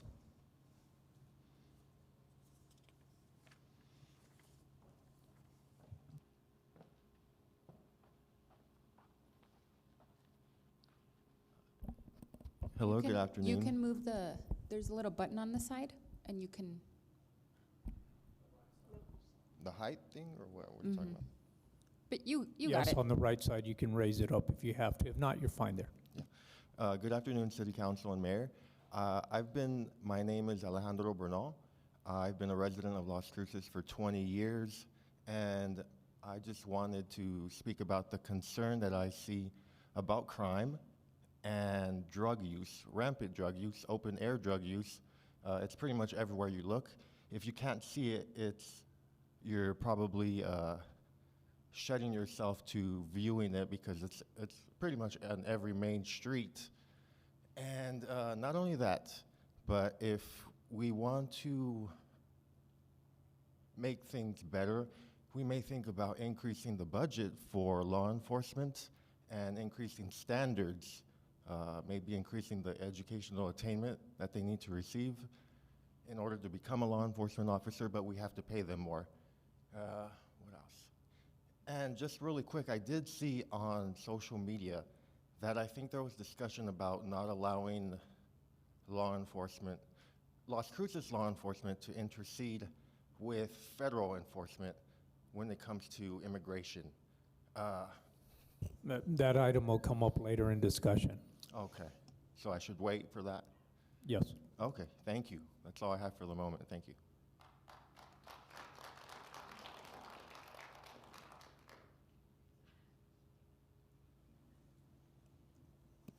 Next, we will go to the acceptance of agenda.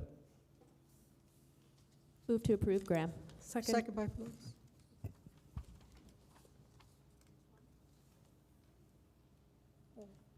It's her fault, not mine. This is on the motion to accept the agenda as presented. Counselor McClure? Yes. Counselor Matisse? Yes. Counselor Graham? Yes. Counselor Cran? Yes. Counselor Flores? Yes. Counselor Bencomo? Yes. Mayor? Yes.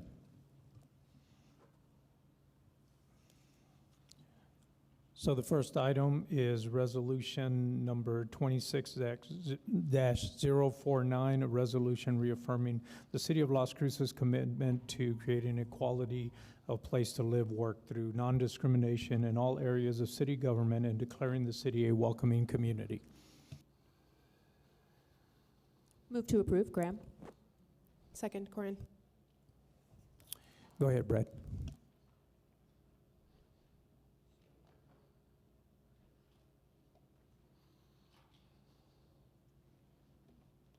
Thank you, Mayor.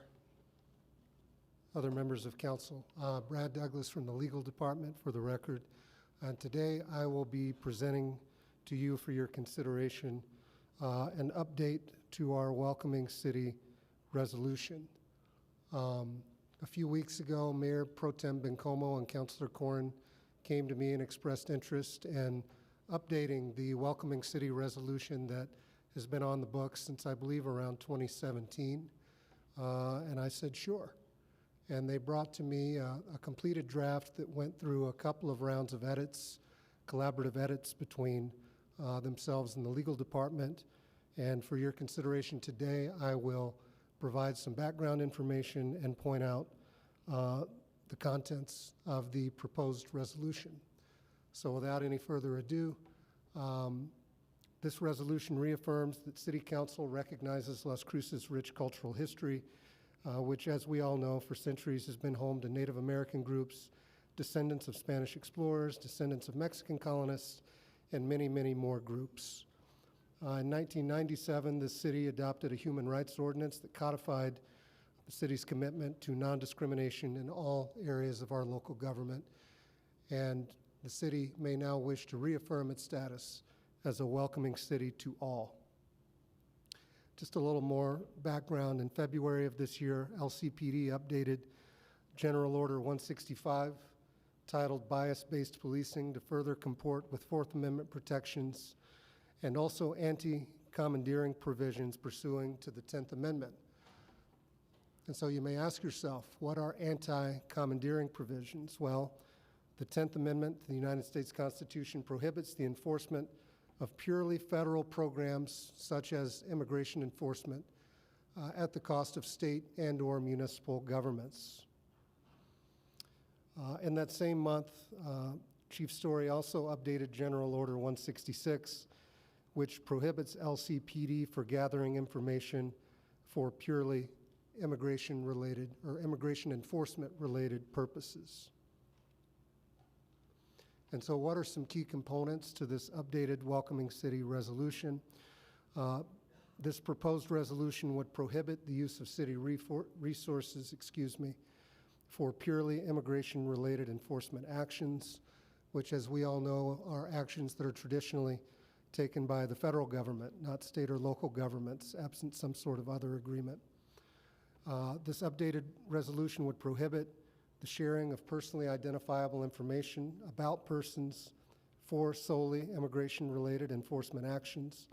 And city staff would, if this resolution were adopted, within 6 months to 1 year, provide all city employees with written policies and/or trainings on how to implement this resolution.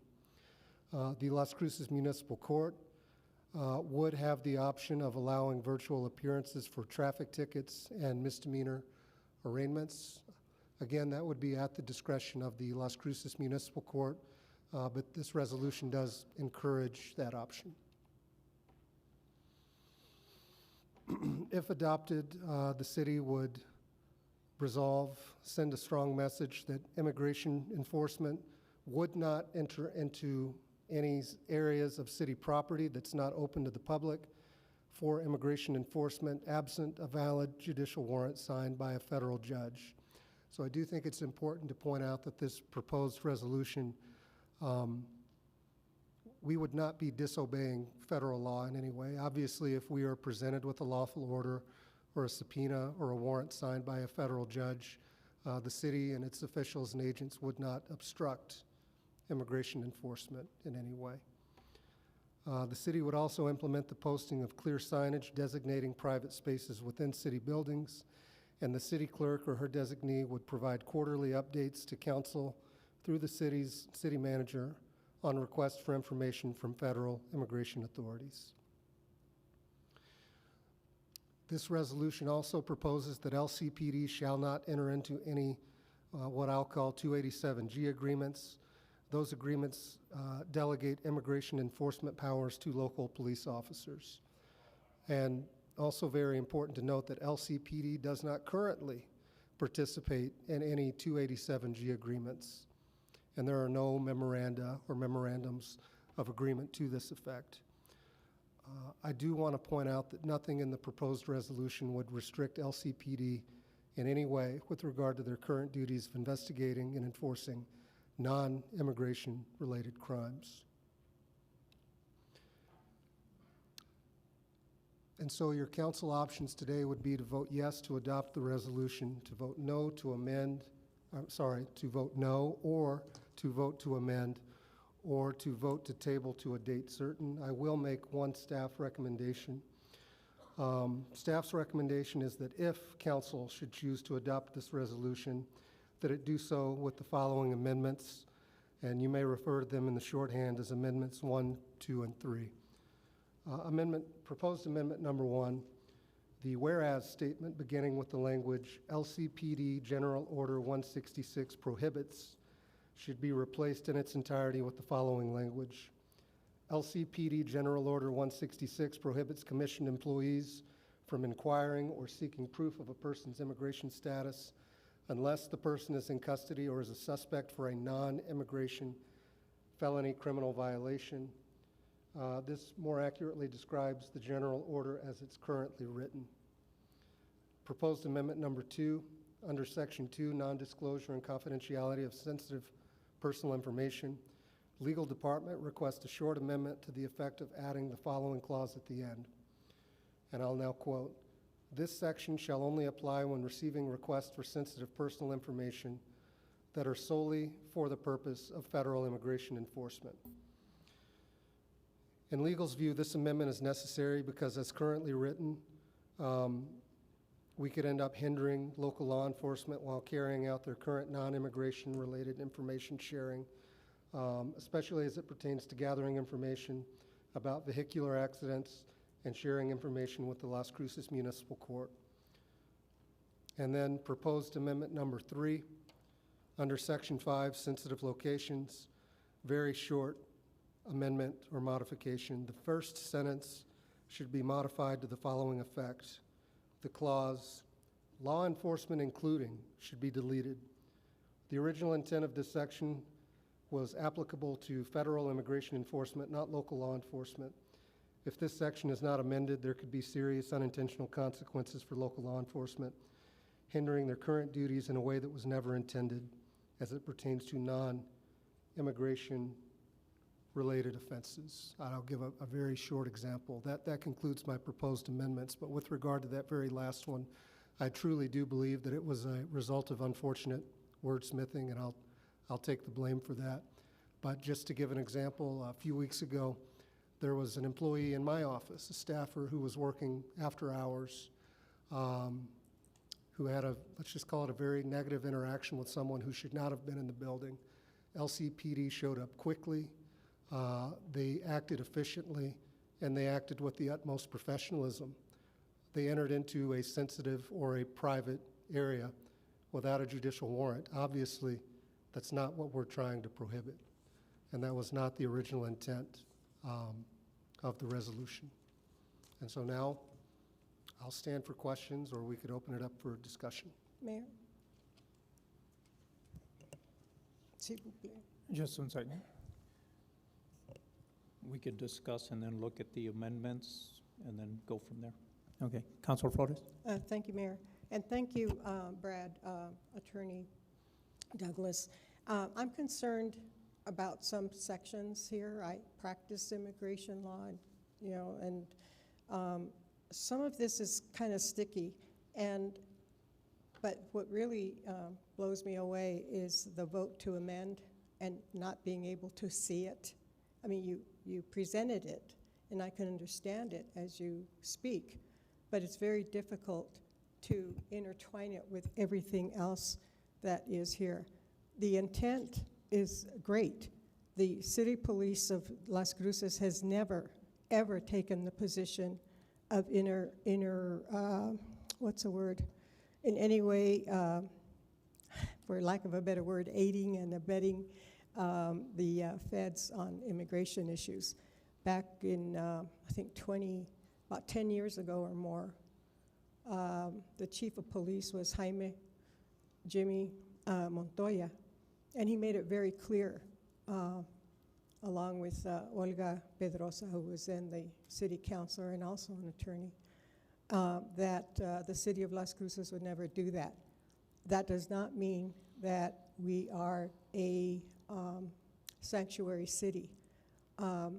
In other words, the Las Cruces Police Department, LCPD, has nothing to do with the enforcement of any kind of federal law, except especially immigration law. This is very near and dear to me on a personal level, and also professional. And I, in reading through this, your presentation was excellent, but I need to see, and I would ordinarily say let's go with it, except for the vote to amend. I guess the vote to amend would be to add the language that you just presented to us.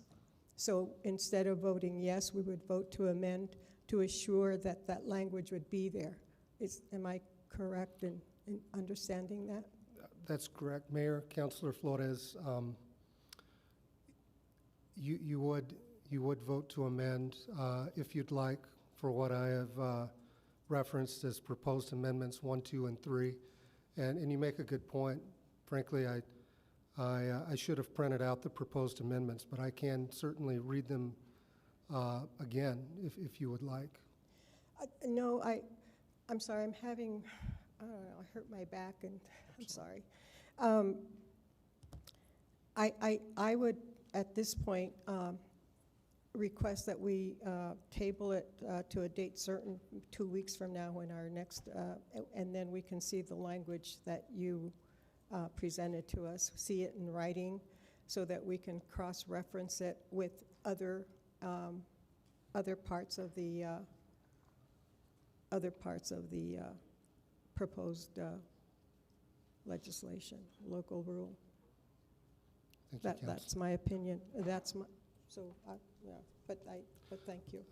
So Mayor and Councilor Flores, just to briefly respond to that, you are 100% correct, Councilor Flores. LCPD does not engage in any sort of immigration enforcement actions right now. I believe, and others can speak to this more intelligently than I can, that the intent is that they never do. Right. Thank you. Well, I'm a little unclear, Councilor. Did you make a motion to table? Oh, no, I didn't make that motion, Okay. but thank you for, Okay. yes, Yeah. I would move to, well, this is public comment too, but yes, Well, I would it's up for move to- discussion, and I didn't, I Well, the just wasn't discussion, clear but if I you. wanted to, the amendments are, I heard them and they would be okay, but I have to see it in writing. Right, I'm just clarifying if you made a motion or not. I didn't make a motion. Okay. I think people want to, I'm just clarifying. yes. Okay. Well, can I make a motion? There could be discussion on the motion? No, people are still wanting to pipe up. Okay. I'll go ahead and allow Councilor Matisse, if you're on.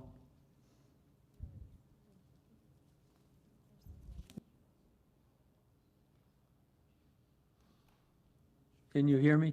Yes, we can hear you now. Go ahead, Councilor Matisse. Thank you.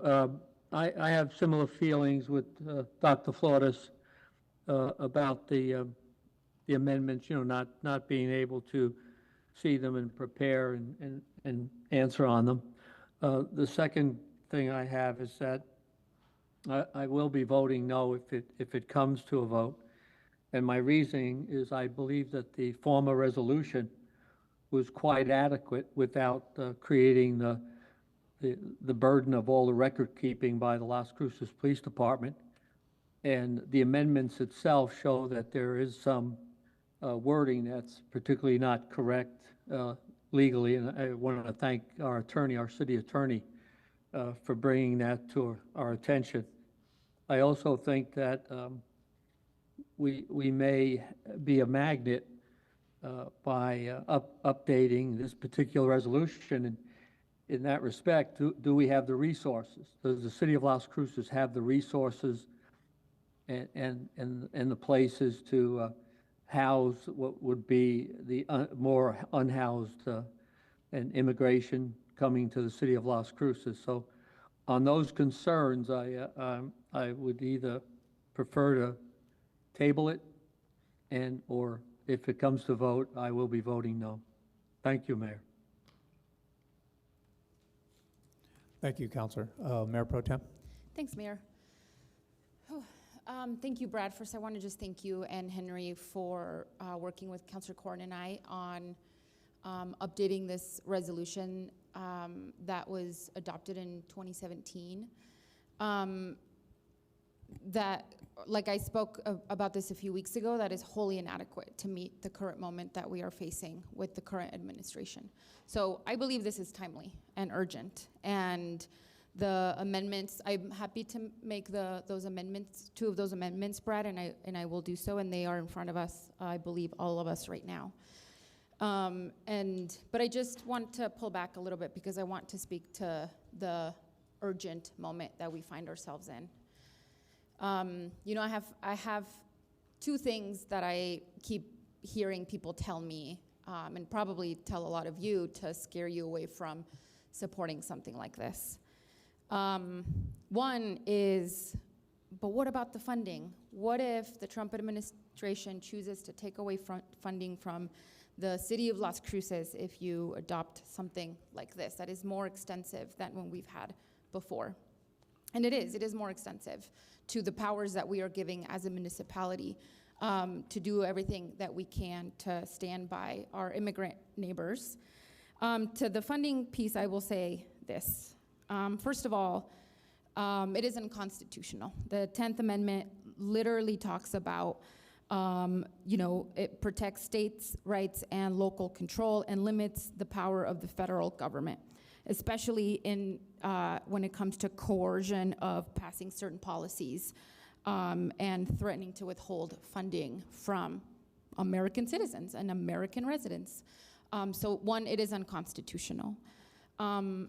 Two, on the issue of funding,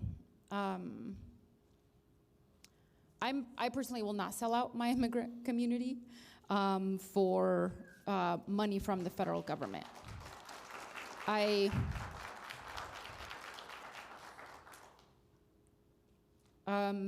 And also, to make it very clear, this administration is already taking millions of dollars from hardworking Americans every single day by cutting Medicaid and cutting SNAP and other social safety net services. So money is already being taken away from all of us.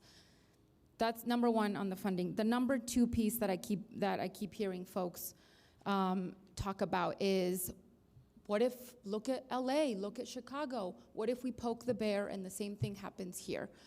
Another thing I want to make very clear, the Trump administration intended to do exactly what it is doing right now in democratically held cities across the country.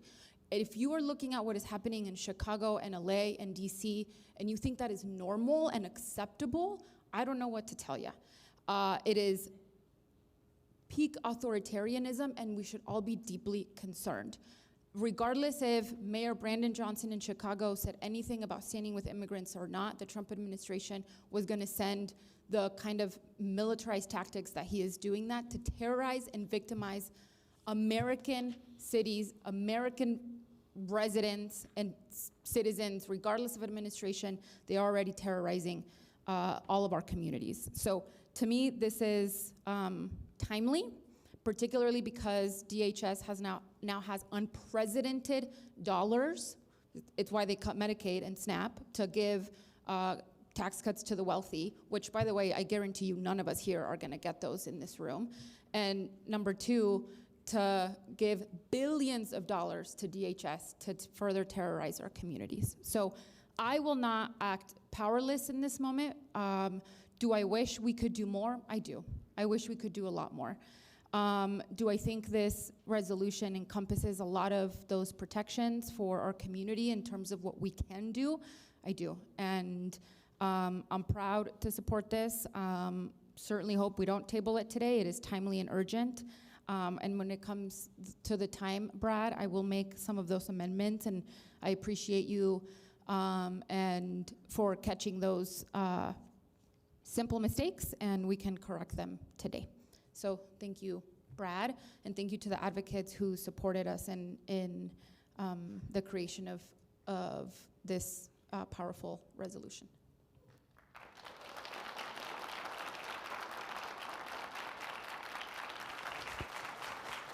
Anyone else? Councilor Graham? I just wanted to make sure that we'll have the chance to speak after community input as well. Just staking my claim there. Thank you. We can do that. Anyone else? I don't disagree with anything that Mayor Pro Tem Bencomo has said, but what I'm talking about is the language in this, not anything else. And I don't, because all you have to do is have one or two words that just don't fit in, or it's contingent on something else. I don't feel comfortable. Yeah, I mean, your presentation was very thorough, but if you asked me what you said, I wouldn't be able to reiterate, word for word, and then voting for that.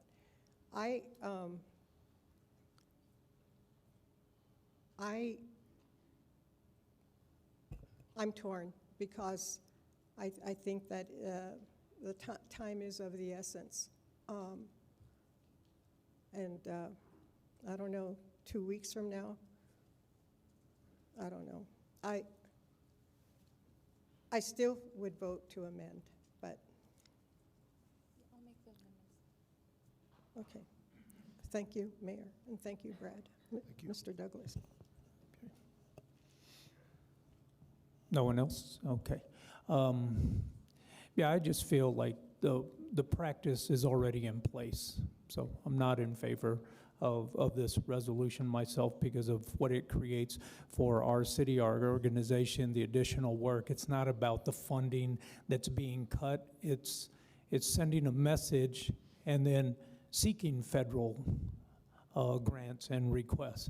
It just doesn't flow for me. So that's where I'm at, but we'll open it up to the public. And again, I'll start on my left, your right-hand side, anybody in the first row. How many want to speak to this subject? Yeah, we'll go ahead in 2 minutes and come on up in the first row.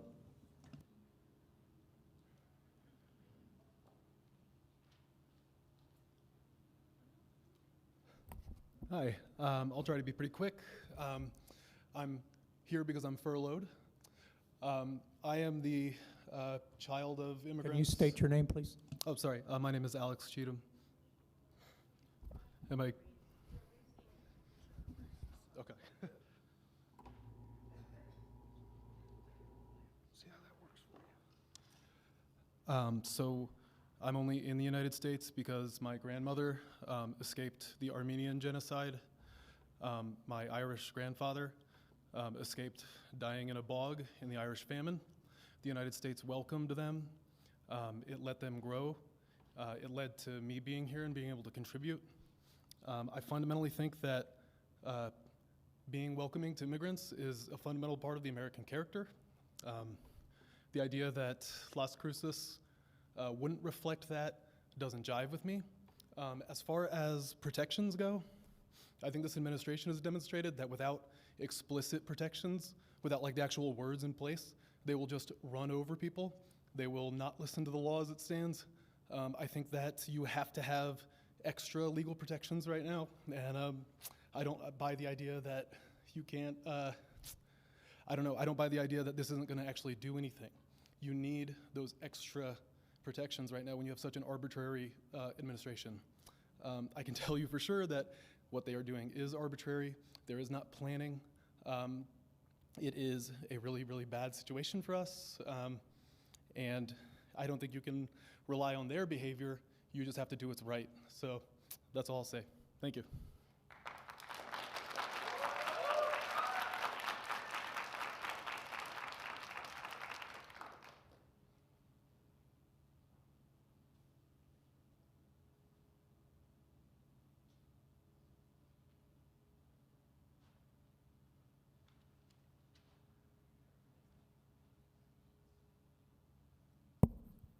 Hi, my name is Dana Hopkins. I'm going to speak quickly. I think a lot of folks will, we're good? I think folks will probably say a lot of what I was going to say. So I'm just going to say that, first of all, it's not the same thing. This is not repeating something we already have. And I think anybody that's saying that is, I think you all know. And I believe we are all under threat, that Chicago, Portland, et cetera, will and can happen here. We are not special. If we're not making ourselves a target, we're already a target. We have people talking about the high crime here, which I just want to point out is the excuse they've used to come into other cities. And all I can say in this is that we are making it a little more firm. We are expanding enough to care for our immigrant community as best we can. I don't see how this is extra work for the police. And if it is, it's work they need to do. I think it makes it very clear and very firm part of their job. Excuse me, ma'am. Yes. I'm going to ask you to please stop the clicking while someone's speaking, okay? We just don't want that. So please, you're going to get your turn to speak. You can come up and speak when it's your turn, but please stop the clicking, and you can clap and whatever you want after someone speaks. But let's be courteous, let's be respectful, let's give everybody their time to speak. Just so we're clear, I don't think that was disrespectful, but thank you. I didn't say disrespectful. It is disruptive. Okay. Okay. I won't do it myself then. Thank you. We're already under threat. We can't bury our heads in the sand and think maybe they won't notice us. We need to do this. We need to welcome all of our siblings. And yes, this is something that the police are involved in, and if they need to do a little extra work, that's okay. That is their job.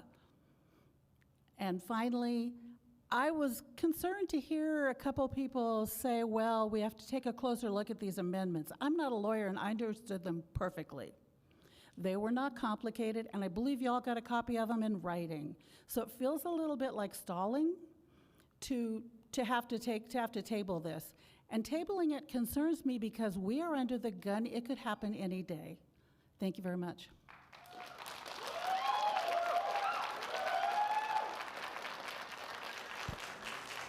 Mr. Mayor.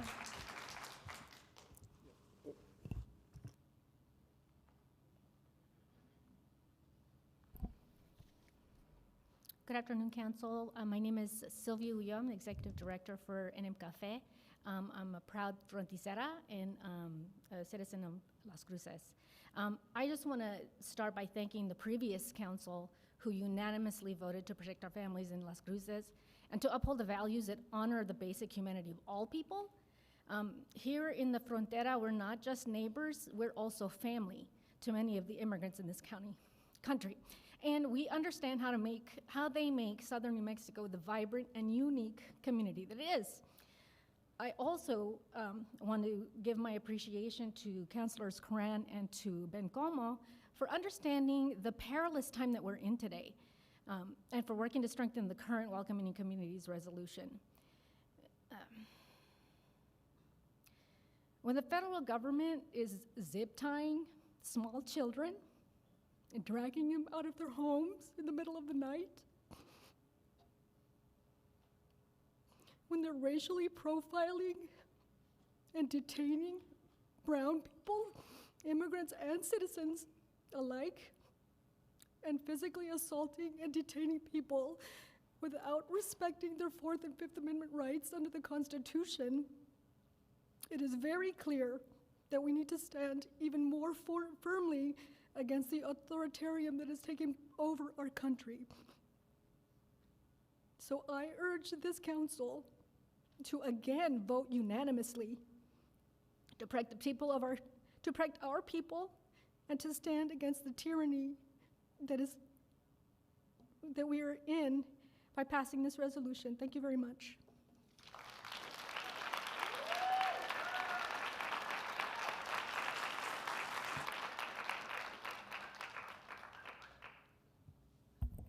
Lynn Moorer.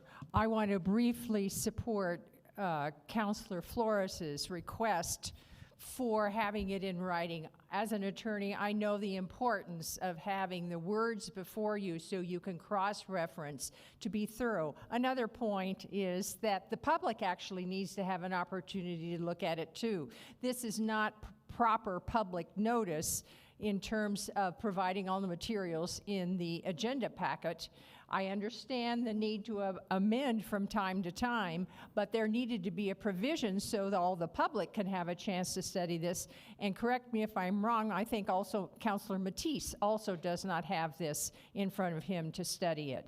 So I support Councilor Flores's request to have it in writing and put it off for 2 weeks. I have no comment with respect to the substance of what you're talking about, but in terms of the manner in which you're doing it, I think this is flawed, bringing something that has not been distributed publicly either to the council, the governing body, or to the public to be able to study it as a part of the entire package. Thank you for this opportunity to speak.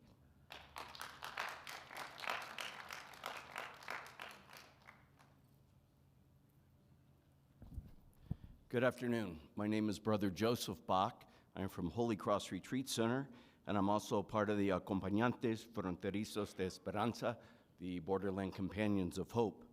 It's a faith-based grassroots initiative founded within our local Las Cruces community that walks with immigrant individuals and families in the borderlands as they navigate the complex immigration system through compassionate accompaniment, being with our neighbors in court, detention center visits, spiritual and emotional support, advocacy through witness. We strive to uphold the dignity of each person, especially at a time when many live in fear and uncertainty. Our mission is rooted in hope, in the belief that no one should face the challenges of migration alone. We accompany our neighbors not only to offer practical support, but also to build bridges of trust, belonging, mutual respect within our community. Now more than ever, it is crucial that the city of Las Cruces stand with our immigrant neighbors. We must draw clear lines between the roles of ICE and our local law enforcement agencies. This is not simply a policy matter. It is a reflection of our shared values as residents of Las Cruces. When our immigrant neighbors live in fear of deportation, the entire community suffers. We have heard and felt the pain, agony, and stress from our neighbors. Families are separated, trust in law enforcement erodes, and public safety is weakened. The proposed Las Cruces Welcoming City Revolution offers a path forward.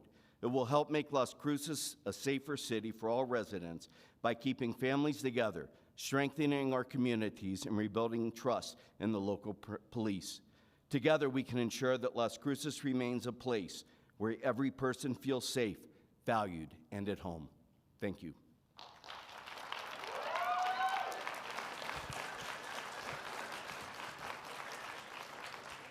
Thank you. From here on, Sergio is right there in the center. He'll be ushering you and letting you. If you want to speak, start forming a line if you want of 2 or 3 people. That's fine.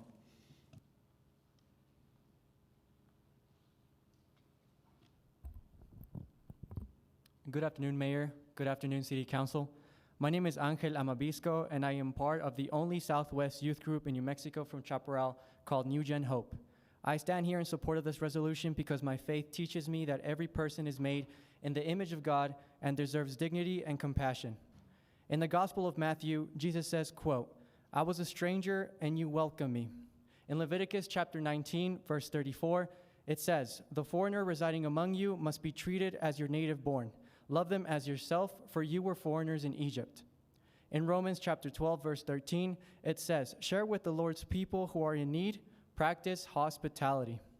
Now, obviously, I come here not as some pastor or religious figure. I come as someone who believes that my Catholic faith and our book shares universal truths as to how every human should be treated. In other words, this call is not only for churches, but for communities like ours.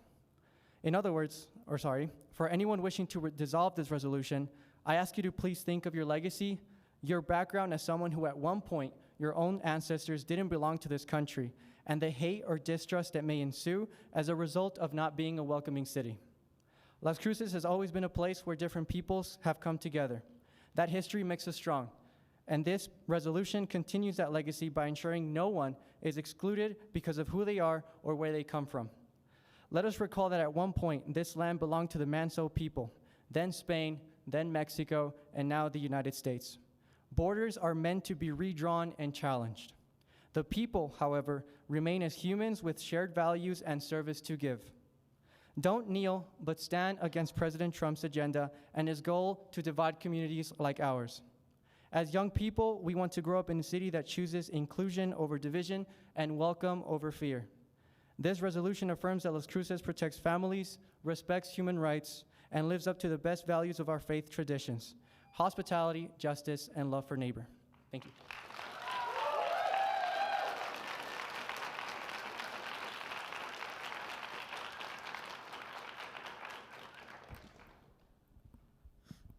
Good evening, Council. Good afternoon, Council and Mayor. My name is Alondra, and I am a member of New Gen Hope from Chaparral.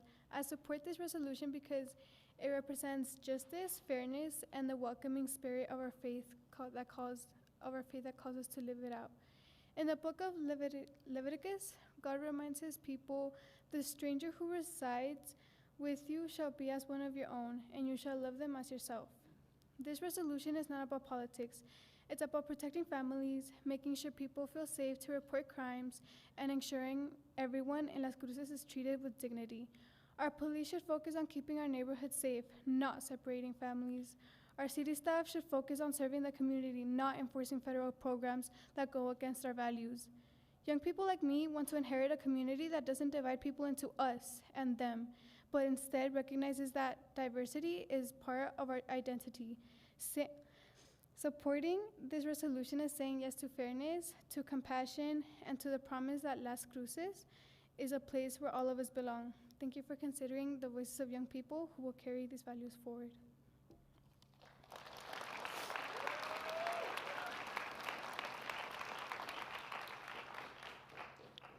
Good afternoon, Mayor and Council. My name is Emir Diaz from New Gen Hope, and I want to thank you for bringing this resolution forward. I believe it is an important step in reaffirming Las Cruces as a welcoming community. This resolution reflects the best of who we are. It protects the confidentiality of residents' personal information. It makes sure city resources aren't used to tear families apart. And it reminds our immigrant neighbors that they can trust city government to serve them fairly. That trust is essential. When people feel safe, they come forward to report crimes, to participate in schools, and to strengthen our community. Our city's diversity is not something to fear, it is something to celebrate. Faith traditions across our city tells the same truth, that welcoming the stranger is an act of justice and love. From scripture to lived experience, we know that when we welcome others, we build a stronger, safer, and more compassionate community. By passing this resolution, you are reaffirming that Las Cruces is not just a place to live, but a place where people can belong. I urge you to support and to continue leading with courage, compassion, and conviction. Thank you.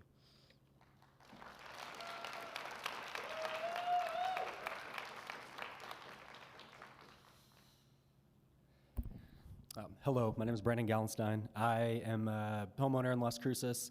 I'm not going to say anything better than these lovely children, kiddos, and youth have been saying, but I'm here to just remind you that you are employees of us, the taxpayers. I've heard some people say voting no, voting because they don't feel like it. I think that the outpouring of support for this amendment shows that the community expects it, and that a vote no is unacceptable. Thank you.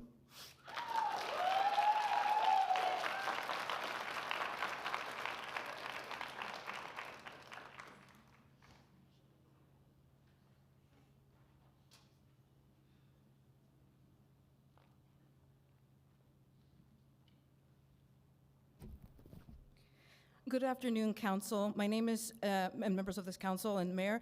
My name is Jessica Inez Martinez, and I am an immigration attorney and the Director of Policy and Coalition Building at the New Mexico Immigrant Law Center. NMLC is a nonprofit that provides free legal services to immigrants across the state with 3 offices, one located in Las Cruces, one in Albuquerque, and one in Santa Fe. We have documented multiple incidents of violations of due process, targeting of small businesses, deportation of individuals with legal status, and harassment and detainment of our community members, including students and DACA recipients. As an immigration attorney, I have seen how this fear has impacted our immigrant communities across the state. Right now, there are many families having difficult conversations around family planning if they are separated, detained, and deported. In New Mexico, there are 54,500 US citizens living with at least one undocumented family member. There are 30,500 US citizen children living with at least one undocumented parent.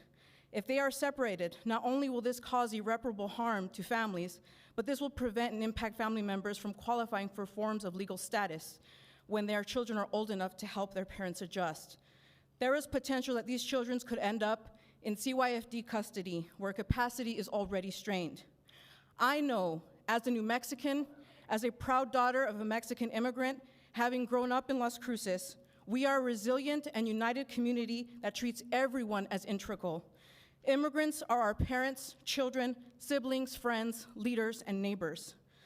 We must continue to do whatever we can to protect our community from harm. Resolution 2649 will strengthen protections and our commitment to treating everyone equitably regardless of status. I strongly urge the members of this council to pass this resolution. Now more than ever, we need your help. Thank you.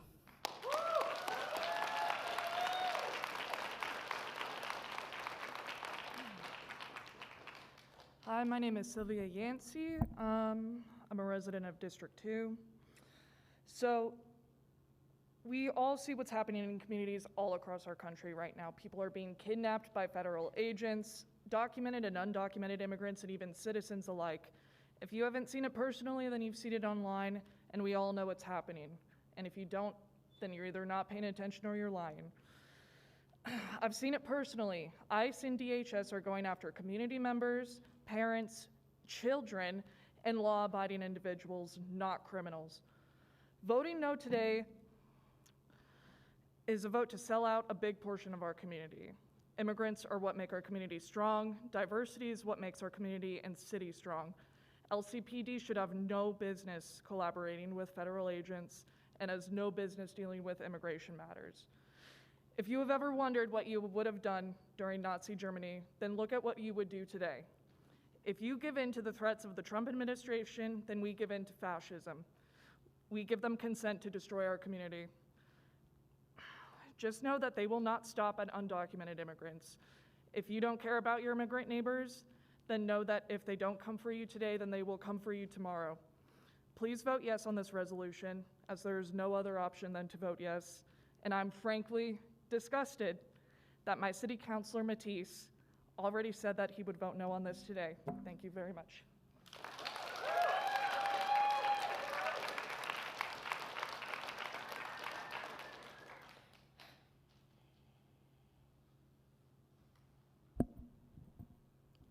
Good afternoon, Mayor and City Councilors. My name is Saray Guerrero. I am a lifelong resident of Las Cruces. My family has called this place home for about as old as I am, and that is 24. And when my family immigrated, they were alone. They were jumping from house to house from family members who kind of didn't want them there. Because of family drama, that's really not important. But until my mother reached out to a random phone number that she saw. And my godmother, who eventually became my godmother, extended her house, her arms, to my mom and to my father. When they moved into that house that we lived in, I think a little bit before I was born, actually, they only had 2 trash bags with them. And she asked, "Where's the rest of your furniture? You know, like your bed, your bedside table, you know, all those things." And she's like, "We don't have that. We've been sleeping on the ground." And she looked at her and she's like, "Are you dumb? Get in my car. We're gonna go and buy stuff." And that was my mom's introduction to Las Cruces, a place that she has called home, a place that I have called home. And I think to say yes to this resolution would say yes and affirm that Las Cruces is a city based on respect, love, care, and faith. And now I have grown and I've lived a long, difficult life, and I am so lucky that I can work with youth who are our future. And in order for them to have a secure and safe future, we must ensure that their families aren't separated by these things. And I really appreciate you guys taking the time to listen, and I hope you say yes for this resolution. Thank you so much.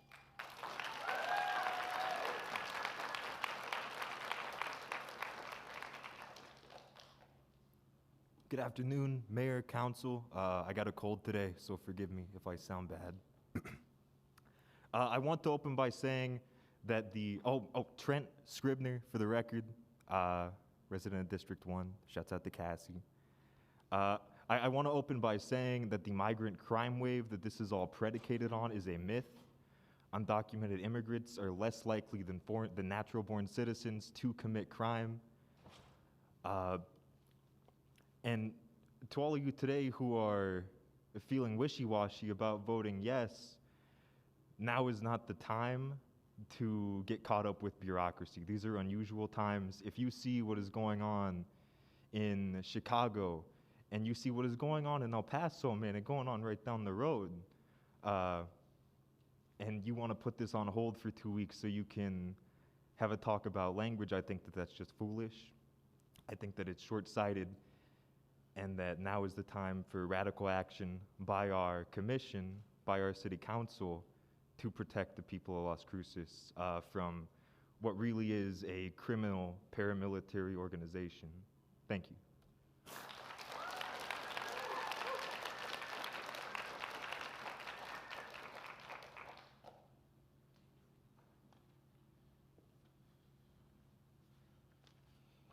Good afternoon, Mayor, City Councilors, City Manager. My name is Jeremy Armstrong, and I'm a resident in District 2. And I come today representing myself and many other working citizens of Las Cruces. And I actually agree that we do need to make Las Cruces a more welcoming city.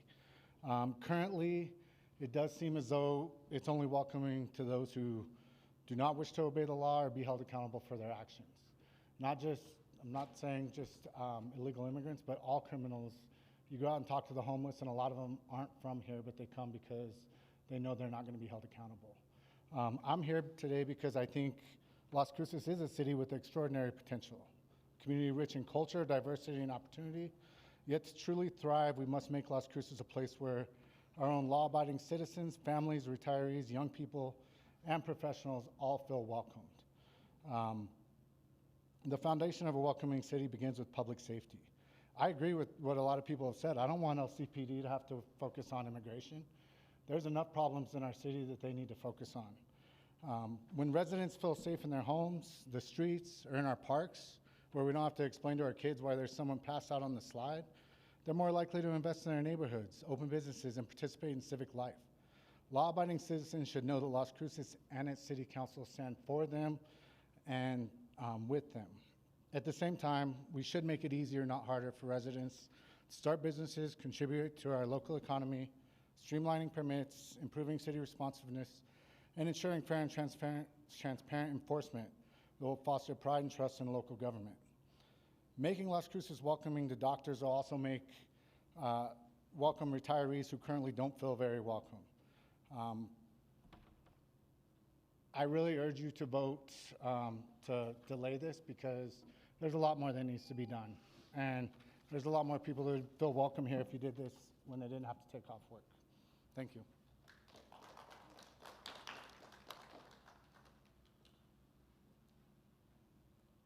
Hi, Yat Aid. My name is Chantal Yazi Martin. I'm not affiliated with any other organizations that I came except for the NASW. I am a social worker, clinically licensed, and this is injustice and it needs to be addressed. I wanted to offer a different perspective of intersectionality with regard to this resolution of indigenous people. So you have the Piro Manso Tiwa here, you have the Tortugas people here, you have NMSU that has students here from all over the country, but also a big portion of that is indigenous babies.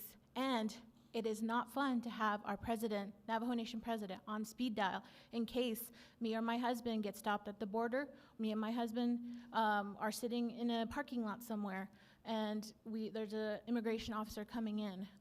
We often go to Ysleta del Sur for health services, and it's right next to that border. And I would appreciate and hope that people who have invested in the indigenous community, that they would invest in this resolution and vote yes. You guys are always in different spaces, places, schools, different places where there's babies there, there's indigenous people there, there's the photo ops. This is an opportunity for you guys to share that you support their safety, that you support where they're gonna go and have a stance of what kind of city we are. That you can have all the photo ops, you can talk to each other, you can have the pictures here, but this is now a time for action. And you guys all know where I stand, both personally, professionally, and I don't want to see this council vote the way they did. And Councilor Flores, I'm disappointed with this amendment being, I'm a little scared of that, this language. And we've talked about different things, and I know it's important to have that. But this is really, really a timely manner, and it's really important. And again, not affiliated with anything else. I'm a social worker, I'm an indigenous activist. Okay, thank you.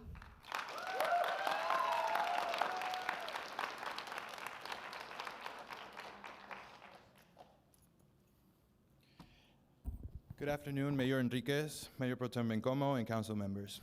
My name is Alberto del Campo, and I'm a constituent and member of New Mexico Dream Team. I am here to urge you to vote yes on this resolution, and it's also frustrating to hear that some of you have already decided to vote no before even giving a chance to public comment. Apologies. You're already deciding that you're going to vote no just because it doesn't flow well with you, and I feel obligated to remind you that you're here to serve your constituents. Tengo el honor, suerte y privilegio de poder vivir en una ciudad en la que puedo presentarme aquí, enfrente del Consulado de las Cruces, y comunicarme en español, sabiendo que tengo representantes electos que me pueden entender. Normalmente, el verlos ocupando esos asientos sería suficiente para llenarme de orgullo. Pero en este momento, en este país, reconozco que usar mi primer idioma se siente como un acto de protesta. Familias están siendo atacadas por verse como yo o por simplemente usar nuestra lengua madre, como estoy haciendo yo ahora. I have been an immigrant for my entire life, and I've called this country home for 10 years now. Immigrant communities are not just workhorses. We're people, we're families, we're artists, caretakers, dreamers, and builders.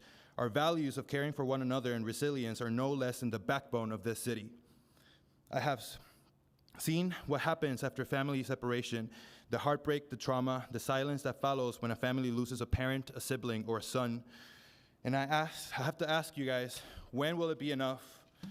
Every single aspect of our existence is being weaponized: our access to food, our access to water, to housing, education, and healthcare.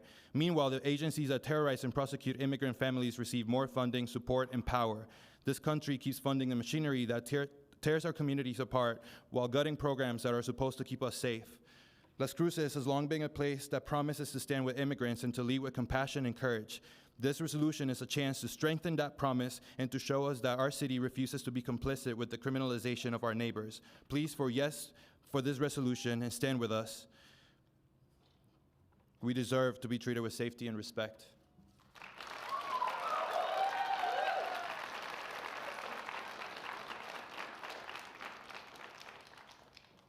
Hello, my name is Renee Beltran. I'm here today as a resident of the Las Cruces area for over 30 years and a lifelong New Mexican. I am also here in my role as the New Mexico Civic Engagement Table Coordinator, a coalition of over 45 New Mexico nonprofits. I stand here in solidarity with our movement partners and allies who continually do the work to protect our most vulnerable community members, work I'd like to see you take up. I'm in firm support of this resolution, reaffirming the city's commitment to be welcoming to all individuals. We need the courage of this resolution to fully protect an integral part of our population and affirm the human dignity and human rights of fellow dwellers here. It is only right that we further codify these beliefs into law so that we can protect all residents of this city and preempt any attempts to treat residents here, regardless of their documentation status, in a lesser fashion. Furthermore, it is imperative that we do this work now so that we can protect our immigrant community from federal policies. To suggest we wait smacks of your own privilege. I'm looking at you on the phone, Councilor Matisse. It smacks of your own privilege and your own distance from the urgency and danger that our immigrant communities face. Additionally, there are many other benefits that could follow from this proactive work, including greater public safety, as vulnerable community members might actually feel safe enough to seek out law enforcement assistance, much less the fear-mongering that we all experience when we know law enforcement is potentially collaborating with ICE. We might have a stronger economy if families are able to stay together and maintain their established and vital roles in our workforce and established community structures, such as schools, places of worship, places of recreation and fellowship. Las Cruces City Council and Mayor, I demand you do the right thing.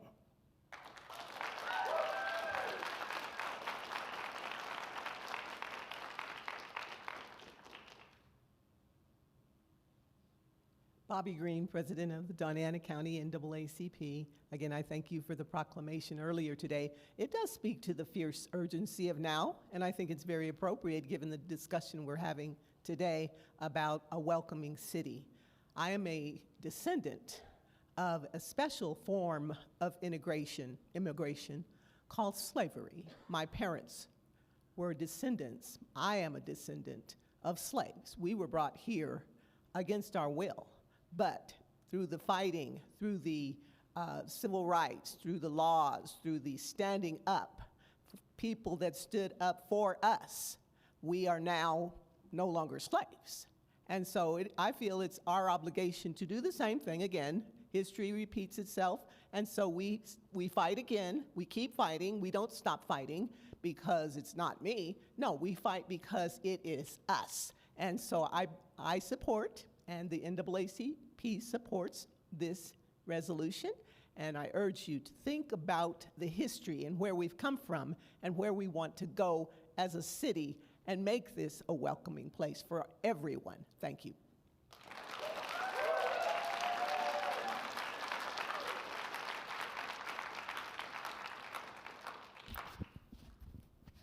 Mayor, Council, Juan Garcia, a legal immigrant. Listening to some of the council reinforces my views that some councilors have no regard for law-abiding citizens or respect for those immigrants like my parents, myself, and my family, and millions of others who came to this country legally. There's no reason to change the welcoming resolution. This is nothing more than a political theater designed to prop up a few council members while they support people who broke our country's immigration laws. Yes, this is our laws. These laws, whether they be federal or whatever you want to call them, they are our national laws. If you don't like them, change them, but don't break them. If they're genuinely so concerned and afraid, maybe they should spend a minute thinking about the real fear law-abiding people experience every day in places like Young Park and the other high-crime areas of Las Cruces. But those residents don't matter to them. They're politically useless. On the other hand, this change, if approved, which it probably will be, could be good in the sense of unintended consequences. The feds might notice and shine the light on Las Cruces. So be careful what you ask for. And in closing, if federal agents ever need help, I hope LCPD doesn't betray them the way Chicago Police Department allegedly did over politics. Thank you.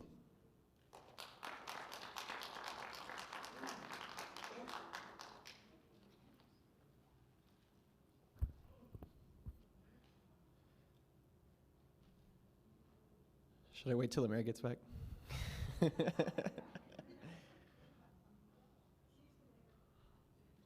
That's right. That's right. Mayor Pro Tem, city councilors, city staff. My name is Giovanni Sebastian Hernandez. I am the proud son of immigrants from Mexico. I am an organizer in my community. And I am the campaigns manager of the New Mexico Dream Team, the state's largest youth-led immigrant advocacy organization. And I do that work here in Las Cruces. Over the years that I've been doing this work and my lived experience as a child of immigrants, I have been able to witness the distance that city government, local government, state government, and federal government creates between immigrant people and its services. My parents would never go to their city hall in Texas. I would have to go for them. I would pay their bills. I would speak with the city representatives for them because they were scared. They didn't trust anybody. This resolution will alleviate that fear for many immigrant families in Las Cruces. I urge you to support it. The New Mexico Dream Team urges you to support it. The young children, students, college-age students, and community residents who I work with every single day urge you to support it.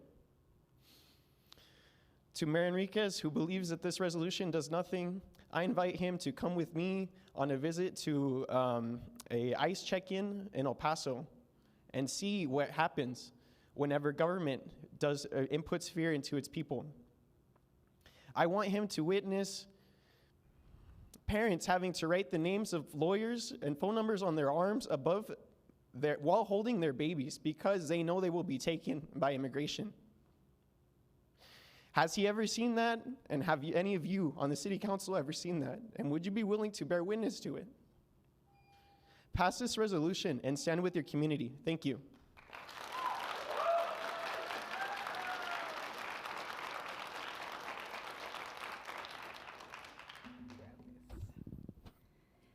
Hello, Mayor Pro Tem, councilors. My name is Heather Smith, and I am the Deputy Director of Bold Futures New Mexico, and I live and work in Las Cruces, born and raised. Our organization works alongside communities across New Mexico to ensure access to reproductive health, support services, and policies that affirm dignity and human rights. We stand strongly in favor of this ordinance because it aligns with our values and with the spirit of New Mexico as a welcoming state. We believe that every person should have the chance to live the life they want to live, surrounded by a community that supports their health and success with dignity and safety from oppression. This means removing barriers, protecting privacy. It means building systems where care is not dependent on immigration status, income, or fear of discrimination. Community health depends on everyone having the ability to make decisions for themselves and access services that they need without intimidation or shame. By passing this ordinance, the city affirms that our shared values of fairness, compassion, and respect extend to all people. We believe that this will strengthen trust, improve health outcomes, and send a clear message about our shared values. In New Mexico, we welcome everyone, and we work to create an environment where we all can thrive. For those worried that this resolution makes us a target, who we are as a majority minority Democratic-led state with immigrant neighbors who sustain our communities every day already makes us a target. This resolution only reaffirms our values and commitment to Las Cruces. Thank you.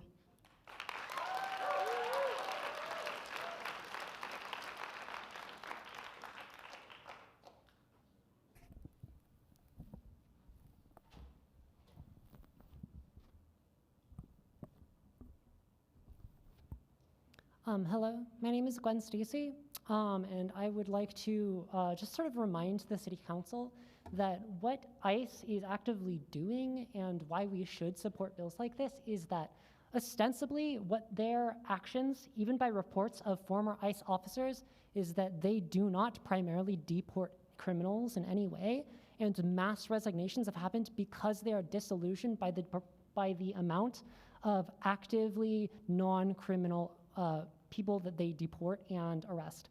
Another thing is that they have, on report, in many occasions, detained people who are have legal residence without warranted suspicion, that they have detained people who are actual citizens, and that the current administration is trying to pass amendments to law to essentially legalize racial discrimination and racial profiling in who they arrest. So I would say that if in any way Las Cruces police works with ICE, they are engaging in racial profiling and criminal behavior. Moreover, those who say that this amendment is not warranted or unnecessary rings hollow and reminds me of the same ad proponents back in the 1960s who said the Civil Rights Act is useless because there's already a theoretical equality under the Bill of Rights. Thank you.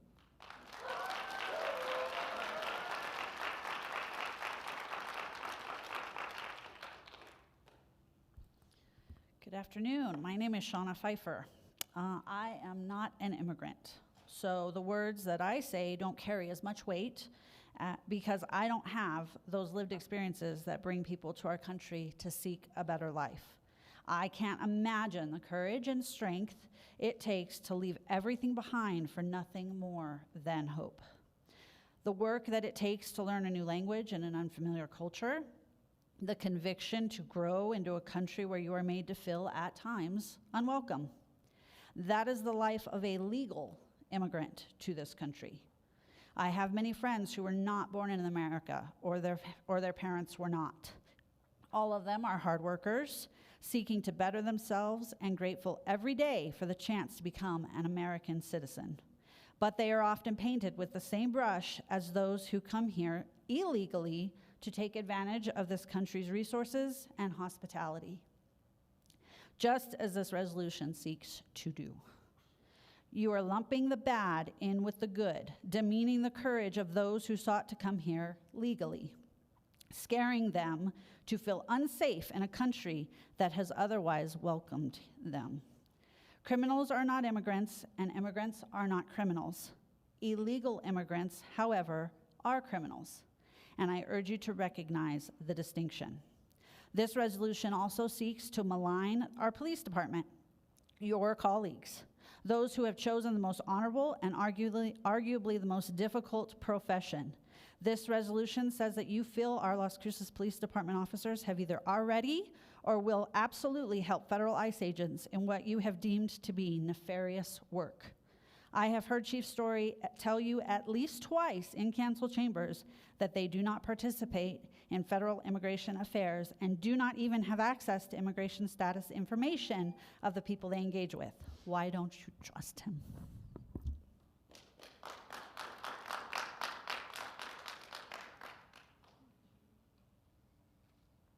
Hello, my name is Liz Bennett, and I am here to voice my support for Resolution 2649, making Las Cruces a welcoming city. Our immigrant siblings are the fabric of the land and community and culture that was laid here long before imperialist, white supremacist capitalism came to claim it as its own. Immigration is an organic process built into our natural instincts. It is a human right, especially when you have been driven out of your homeland by U.S. foreign economic policy that starves other nations of their ability to serve their own people. Many immigrants come here hoping to build a life from the work that most Americans are strangers to, but all benefit from. They pay taxes, they frequent local businesses, and rarely commit crime. That is until their existence itself becomes criminalized. No human deserves to be kidnapped, imprisoned, abused, and disappeared for merely trying to survive, to provide for their children. It is a form of civil cancer to think that that kind of treatment is justified. Today, the Trump administration is inviting us to take up the torch of hatred, fear, and greed, and is fueling the fire with billions of dollars, calling all racists, bigots, and xenophobes to answer the call to join the American Gestapo, earn a bonus while tearing families apart, detaining children, and erasing identity and humanity, all while devastating the U.S. economy. Today, the immigrant, tomorrow, the activist. I am grateful that this body is moving to strengthen protections for our immigrant siblings. I am grateful for those who find refuge and relief here, choosing to make Las Cruces their home. I am grateful for all the immigrant community has offered our city. And when it comes to extra paperwork for the police department, my understanding was that the police were here to protect and serve us all. Thank you.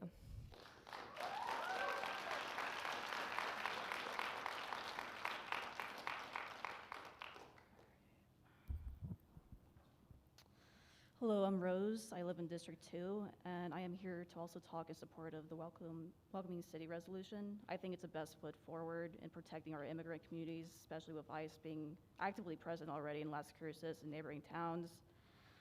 The resolution would help keep families together with added protections on personal information and making businesses being more proactive and making sure their employees feel safe to go to work and offering more accessibility in immigration resources and accountability in having transparency of public records of ICE activity and contact with ICE. Overall, this resolution would bring some relief to families, and this will encourage other states and counties to lead by example. Whenever I meet people from different walks of life say that Las Cruces is welcoming and people here are kind and care for each other, it makes me feel good to say that I've grown up here, so let's continue that. Vote yes, thank you.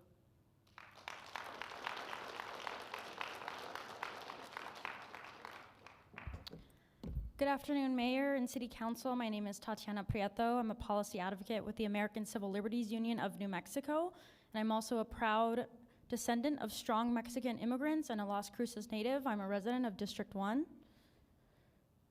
And this is where I was raised to reflect the core values of our community of inclusivity, respect, unity, and standing up for my neighbors. That is why I, along with my organization, strongly urge the passage of this welcoming community resolution. It comes at a crucial time as we continue to observe harmful policies that instill fear in our communities and tear families apart. It will proactively support public safety efforts by ensuring that local resources are used for helping our communities instead of wasting our time and resources for unnecessary, costly, and dangerous political theater. Research shows that cities with welcoming community policies are safer. That's because the safest communities are those where all residents can access the services they need and interact with city authorities without fear. Along with the many advocates in this room, we are in strong support of this resolution. Thank you.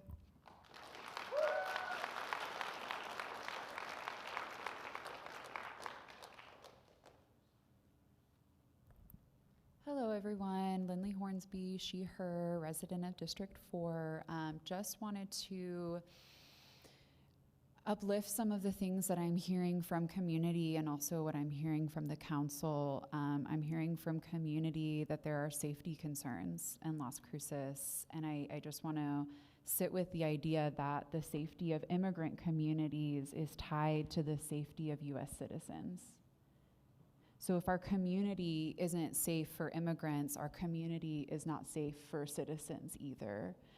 So I really am for this resolution in that it's strengthening protections for our immigrant neighbors, coworkers, and community members. And again, remembering that the safety of immigrants is not disconnected from the safety of U.S. citizens. What I'm hearing from council is some concern about amendments, not having enough time to review something that you're going to vote on. I think that's valid. Thinking about solutions, like, are there options to give y'all copies right now so you can see them? Okay. And so, you know, procedurally, I don't know if it's an option for y'all to take a break so you can look over those, or if you've had some time, but just thinking how urgent this issue is. And what I'm hearing from the community is that we want to see this passed today. So just wanted to urge you all to do what you can in your procedural methodology to look over what needs to be reviewed so that it can actually be voted on today. Okay, thank you.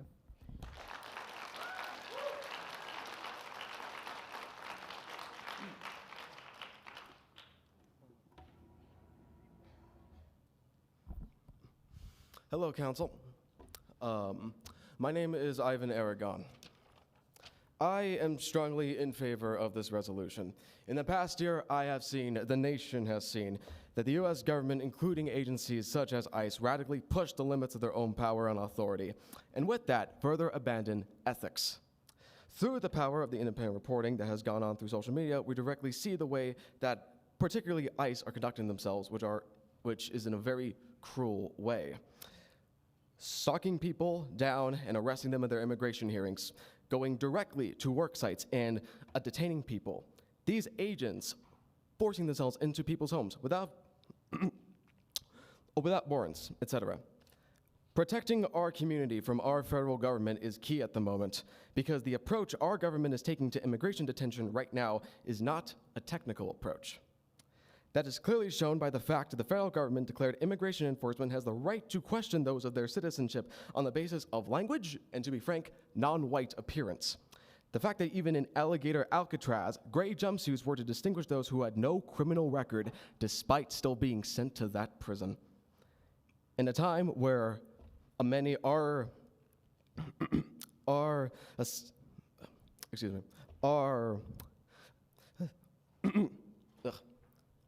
my apologies, I have a speech impediment. In a time where many are under the threat of attacks from our own government, this resolution adds a level of stability to all of our lives. Voting in favor of this also represents a pushback to the mass government overreach we see. It is a vote up for civility, for mercy, and for ethics. Thank you.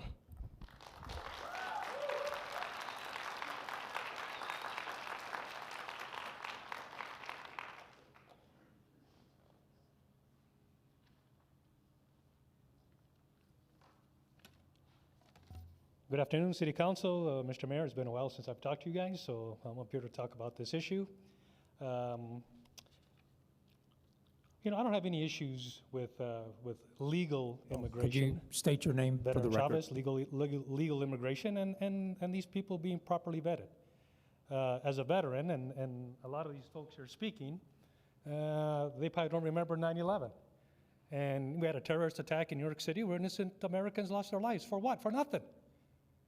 I had to serve because of that. I had to serve in Kuwait, I had to serve in Afghanistan, and I had to serve in Iraq. And I don't want this to happen again because people aren't being properly vetted. They need to be vetted if they want to come here to the U.S. You know, it's interesting that under the Trump administration, they have all kinds of rhetoric about this whole thing, but during the Obama administration, when he was deporting all kinds of immigrants, this wasn't a big issue. I was in Honduras at Saltecano Air Base when immigrants are being returned to Honduras. So, you know, my issue is, you come here legally, you come here, you properly vetted, and I have no issues. And I hope another 9/11 does not happen again on our soil. Thank you.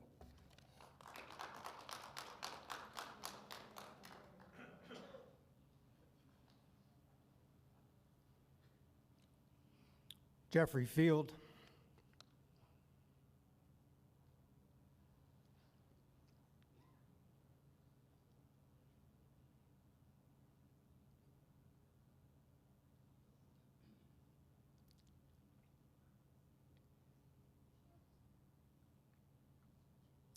Our house is on fire. Time is short.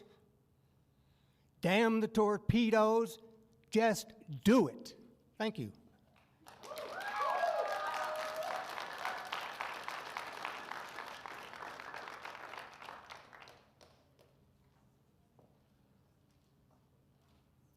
Hello again, good afternoon, and thank you for this time, City Council. My name is Alejandro Bernal. I just wanted to remind everybody, there's a huge difference between legal and illegal immigration, okay? In 2023, the United States, and the United States of America, we still have a border here. And I believe it was, and this is from government data, 14 million illegal immigrants crossed into our country. Many of them were not properly vetted. And one negative effect of this that comes from it, there's indentured servitude that these people go through. You know, they owe a lot of money to the narcos. It's not like they just come over here and work. Maybe one good opportunity is to go after employers that are employing illegal immigrants. That could be one thing that would be of benefit, which I don't hear anybody talking about ever. So maybe focus on that a little bit. Here's another point of the data. Because there wasn't any proper vetting, I think there were 300,000 children, okay? That's 300,000 that were not properly accounted for. And our government has no idea where they are. So again, indentured servitude, sex slavery, that's what happens to these kids. So there's real issues at hand here that come about with illegal immigration. And in my opinion, if we're supporting this, then we're also supporting all of that comes along with it. So we really need to think about it. It's not just, you know, you can't just think about this willy-nilly. You have to look at the data, think about the after effects. There are consequences to all this. Thank you.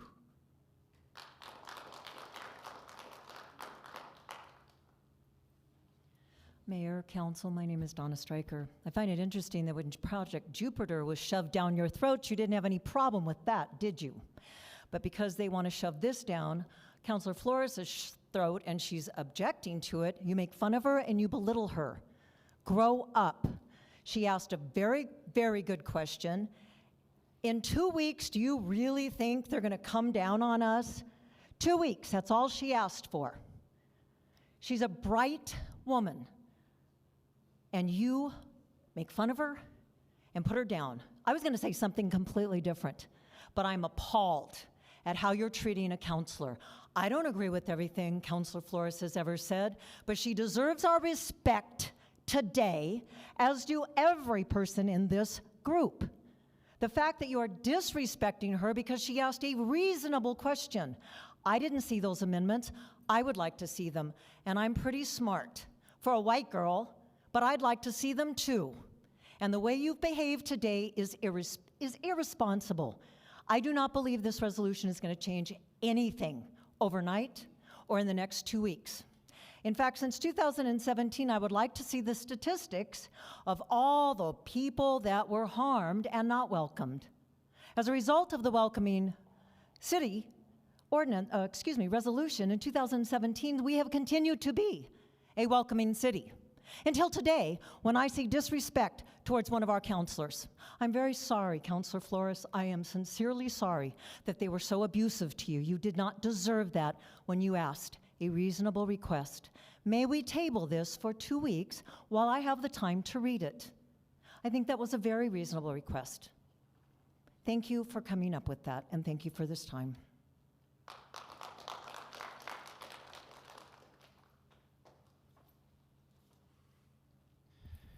Tim Jenkins here.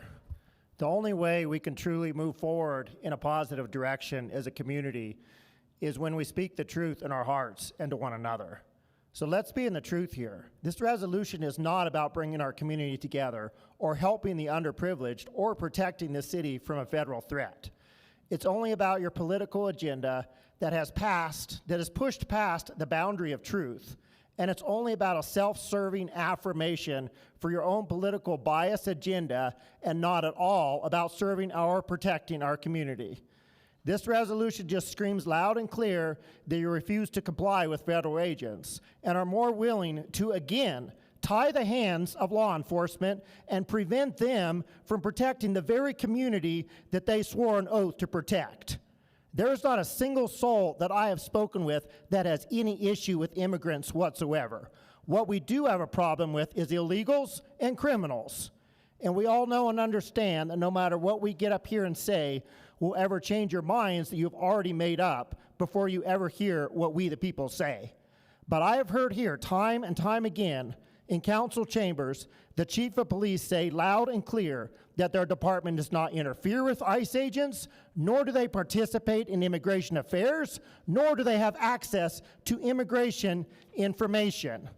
So I think my biggest question is, why is it that you refuse to trust the chief of police? And why is it that you refuse to comply with federal laws? I think the answer is crystal clear to all of us. It's all about pushing your own political agenda for a quick political step for your own good and not for the better of the community. My advice is, do you table this resolution and revisit it after the new administration takes office in January? Thank you.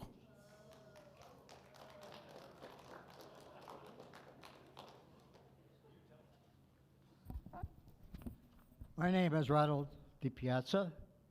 I'm a second generation to this country.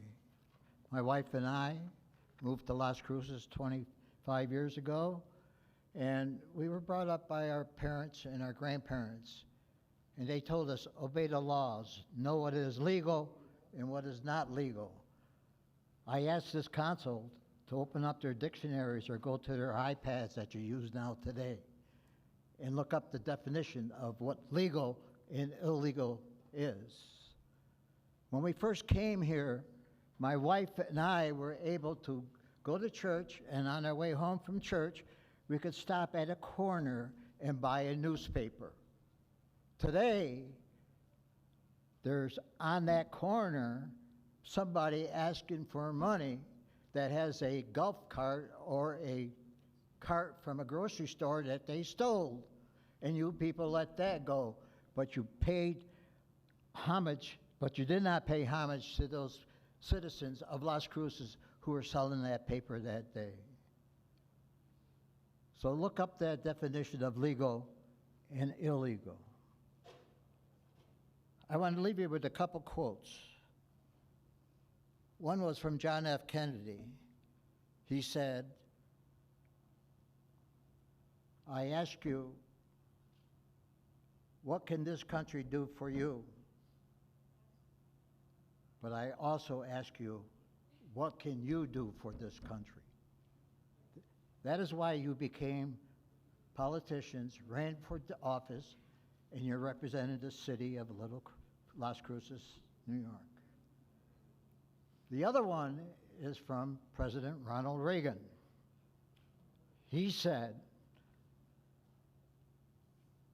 I'm here from the government and I'm here to help you. Listen to those words. Put them through your mind, all right?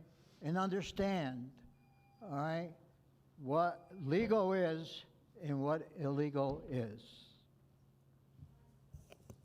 Yes, sir, your time is up. Thank you. You're welcome.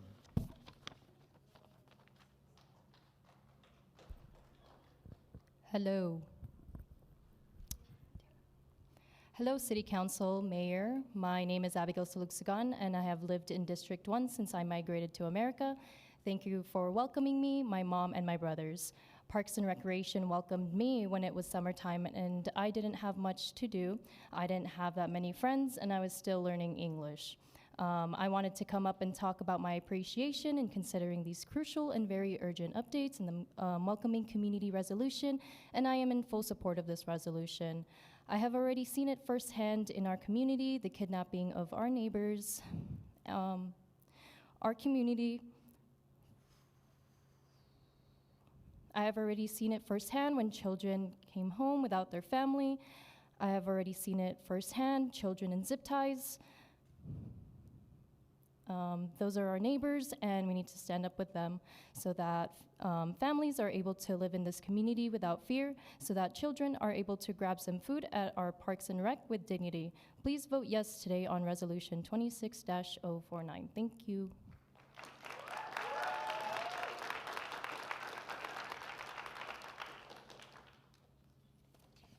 Good afternoon, Mayor and City Councilors. My name is Heron Quevedo. I'm here to speak in support of Resolution 26-049.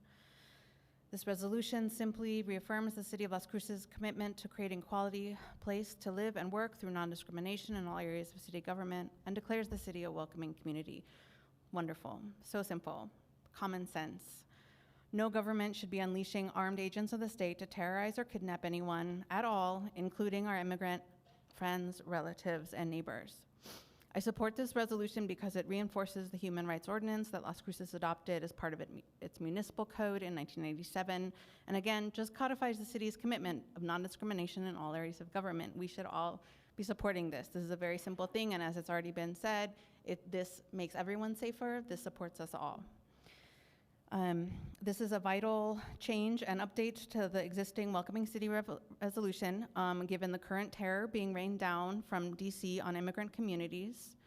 In particular, the Supreme Court's racist ruling last month effectively legalizing racial profiling by granting so-called law enforcement agents the right to kidnap people off of California streets based on, quote, how they look, what language they speak, what work they do, or even where they happen to be, unquote. Today's resolution reaffirms Las Cruces Police Department's General Order 165, which requires simply equitable and fair treatment of all individuals. It requires that employees provide the same level of policies and policing to every person, regardless of their race, ethnicity, color, national origin, language, gender identity, sexual orientation, political affiliation, religion, physical or mental disability, serious medical condition, economic status, or similar personal characteristics. I'm sorry if that upsets anyone, but that sounds really great to me. So I do ask that you vote in favor of Resolution 26-049. These provisions make everyone safer and should be welcomed by all people who value constitutional, civil, and human rights. Thank you.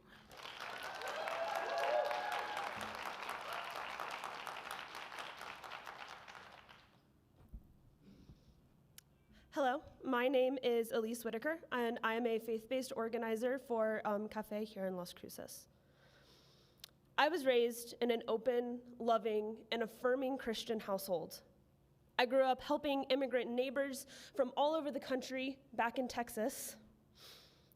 I grew up helping them farm, cultivate food so that they could eat food that they were comfortable with in an uncomfortable place. As a Christian, I know we are called to welcome and love all. God's love and God's earth is for all. I speak for my churches, my leaders, the United Methodist Church, when I say that we want our immigrant neighbors to be welcomed and safe in our community. I know that we are not called to act as the Christian nationalists are doing right now. From the United Methodist Church, I bring you all this reflection.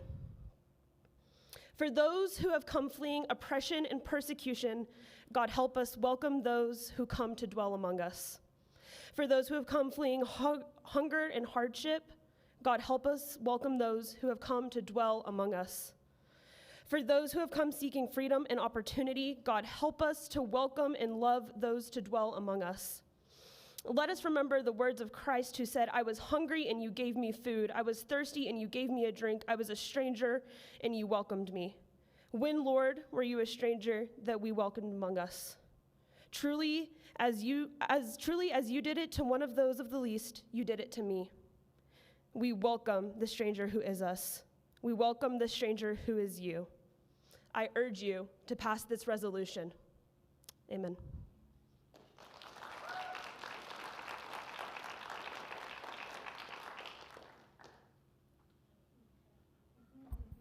Afternoon. My name's Jim Hurst. You need to pass this resolution this meeting, otherwise you have to go through all this next meeting. We hold these truths to be self-evident, that all men are created equal and endowed by their Creator with certain inalienable rights. Among these rights are life, liberty, and the pursuit of happiness.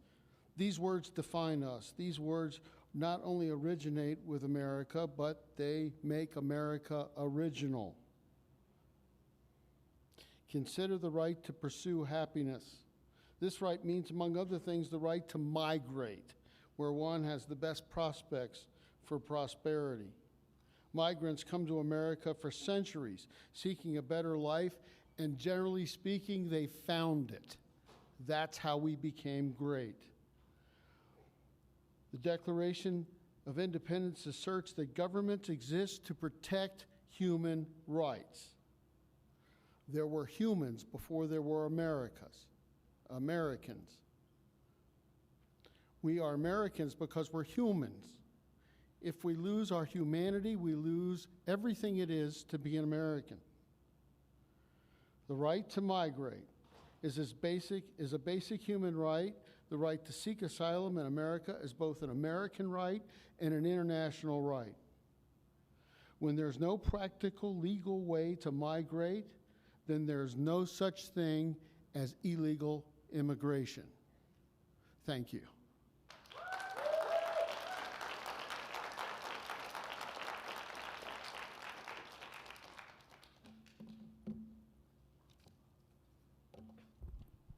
Hello, my name is Sierra Edmister. I live in District 2.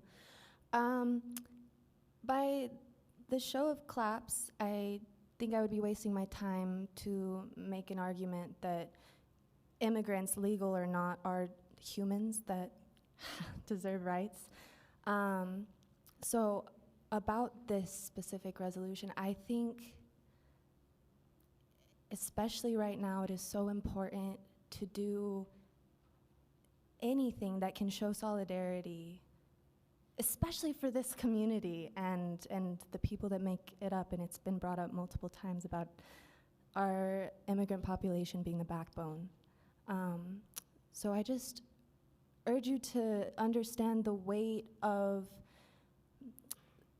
what good this would do compared to the minor inconvenience of changing a few words. Because in these cases, let's actually just, I'm gonna read just a little something. This is from an American citizen in Chicago. I asked agents why they were holding me if I was an American citizen, and they said I had to wait until they looked me up. I asked if they had a warrant, and I asked for a lawyer. They never brought one. It was heartbreaking to watch, even if you're not a mother, seeing kids coming out butt naked, then taken from their mothers. It was horrible. Stuff was everywhere. You could see birth certificates, papers thrown all over. This is not, I think we should care about all humans, but if you are just worried about American citizens for some reason, this could happen to you too. And I think we should do anything that could prevent this from happening to anybody. Thank you.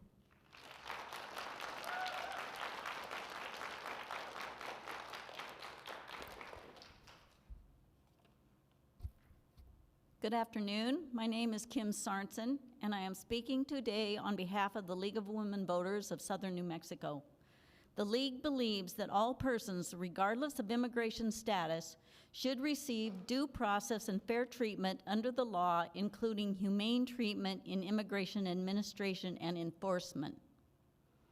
Further, while immigration policy reforms, including a path to legal status, remain unachieved, the League does not support deporting immigrants who have no history of major and/or violent criminal activity.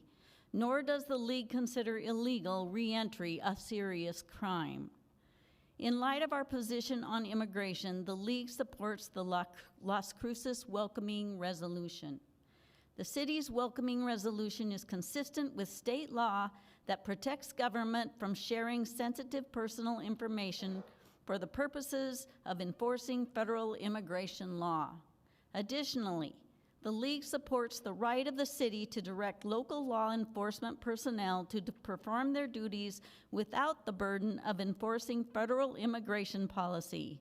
A prohibition on 287G agreement protects a limited city budget from being diverted to accomplish federal goals. It protects our city from potential liability for civil rights violations like racial profiling. It protects the public trust between our local law enforcement and city residents that is essential for upholding public safety. Finally, fundamental constitutional protections of due process and equal protection embodied in our Constitution and Bill of Rights apply to every person, regardless of immigration status. Everyone in the country is entitled to due process. It is one of the core tenets of our government. For these reasons, the League of Women Voters of Southern New Mexico strongly encourages passage of the resolution and asks City Council to vote in favor. Thank you.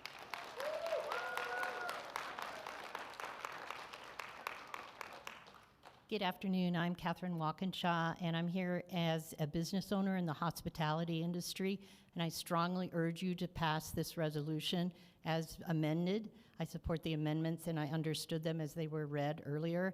From a different perspective, I don't think we want to have what's going on in DC and also in Chicago right now. People aren't going to restaurants.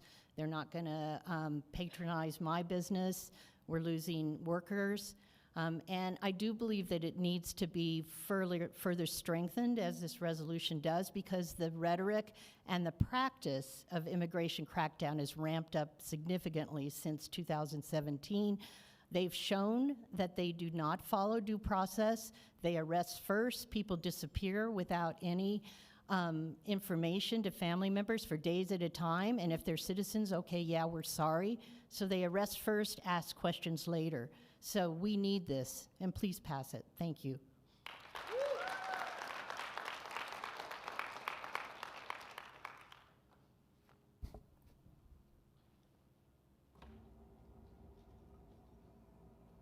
Good afternoon, Mayor, City Council. My name is Fred Miller, and I want to encourage you to vote yes on this resolution with the amendments.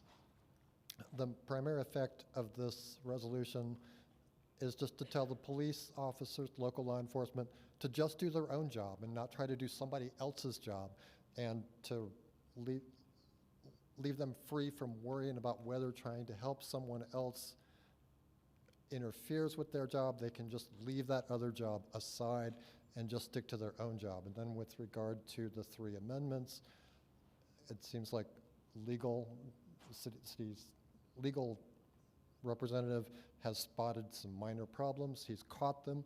He's done his job. So just accept his work on those amendments, accept the amendments on the resolution. Thank you.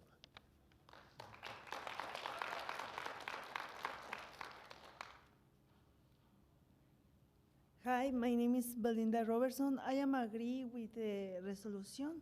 I am agree because for more than 200 years, United States are from different immigrants from different parts of the world. And the police department, I think they have too much work to catch criminals in the cities than go to the public places, is what I think. And try to see if it's immigrant or no immigrant. The people came from different countries and different times for a better life, and I understand. But I feel sad when they try to go to the schools or go to the churches. I think that the authorities not should to go to the churches or the schools to investigate if the kids are immigrants or in the churches have immigrants. And all the immigrants that I know, they came to work and are the origin Mexican, but I saw some immigrants that are in the streets to ask for money and put kids, and they are from Honduras, Nicaragua, or other countries. This is one of the things that I don't agree. But if you do the things correctly, I think everybody is welcome in New Mexico. And then the City of Las Cruces should to help the immigrants with a legal advice, how to fix the things and do the things correctly, because in Hash they need more people to work in the area of the Chile, and then some of them, they don't have the knowledge to have the steps to follow to continue to working, because everybody came to work, what I understand. Most of the criminals are from Honduras, but not from Mexico. And thank you, and I am agree. Thank you.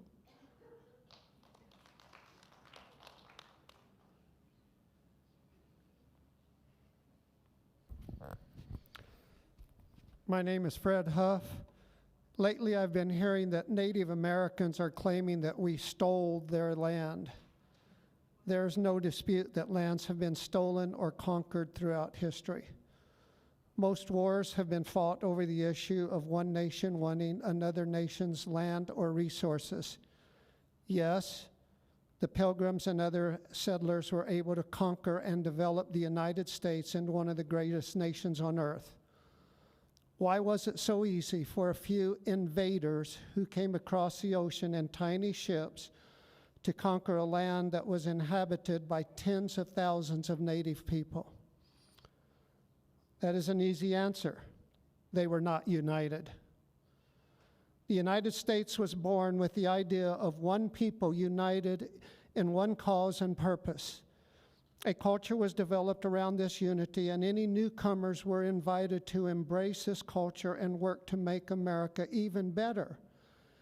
Many newcomers who fled third world countries filled with poverty and ruled by gangs and drug cartels have become naturalized citizens. However, some are not embracing the American dream.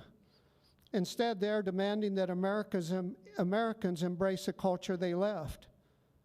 Maybe they're not actually fleeing these countries, but are carefully selected agents sent here by the drug cartels to infiltrate our government and destroy the rule of law and culture that made America so great. This resolution, introduced and promoted by these agents, is a roadmap for embracing the invasion of drug and human traffickers. Please wake up and vote no on this resolution. Vote no for the citizens that you were elected to represent. Vote no to support law and order. A yes vote says you support the invasion of criminals and drug traffickers and human traffickers. It is time to reunite and fight back against the cartels and the agents they sent to infiltrate our society and government. Thank you.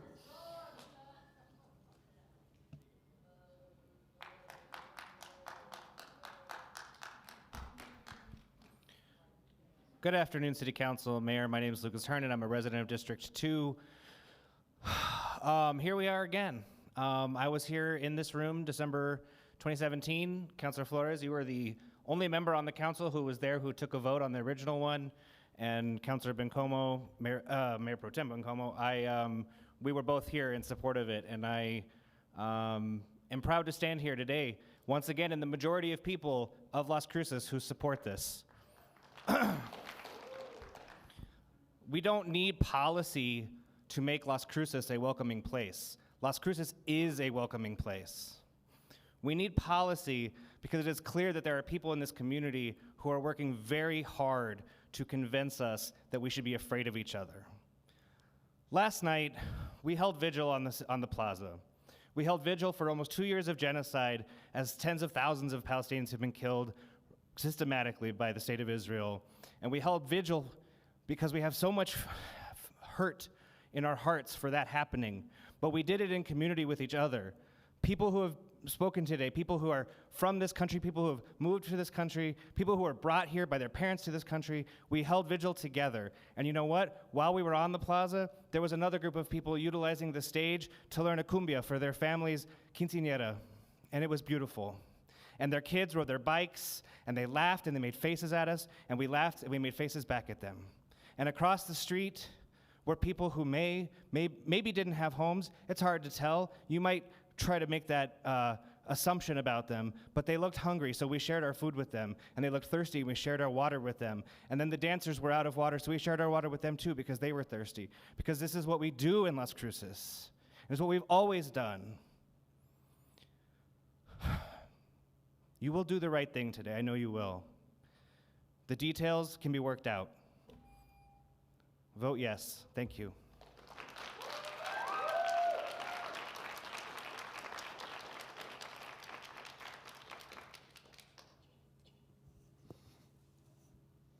Okay, thank you, Sergio, for your help on that. Any other remarks from council? Councilor. Yes, thank you so much. Thank you for everyone who came out and voiced your opinions, your passions. I don't know that I've ever been as moved as I have been today, listening to comment on a resolution. One thing that I'm taking away with me as I leave this position shortly is how hard I push against an all or nothing designation about what I'm doing. I resent being painted into any kind of corners, and I think one thing that really inspired me today was hearing a lot of nuance in the comments I was hearing. I reject the idea that when I vote yes for this resolution, it's because I am showing distrust in Las Cruces Police Department. Nothing could be farther from the truth. What I am pushing back against is a federal administration where I'm told that we are going after the worst of the worst, that we are going after criminals. And I see instead the idea that we are combing through taxpayer rolls to try to find people to deport, that we are saying that we're trying to get rid of people who are a drain on our society, and instead we are going to job sites to pick people up, to say that we have to do immigration the right way, the legal way, and people are being seized at their court appointments as they try to do it the right way and the legal way. So I just want to be clear where I'm coming from with my vote today. I guess that's it. Thank you.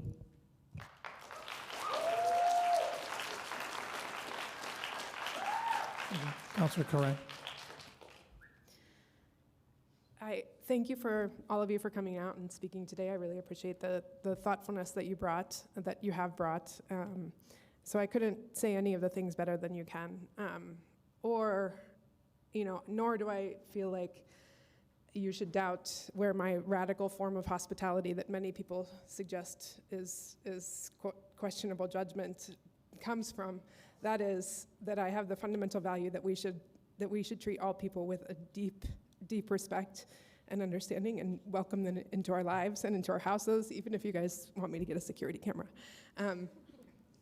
I say this as I think the values of Las Cruces are really clear.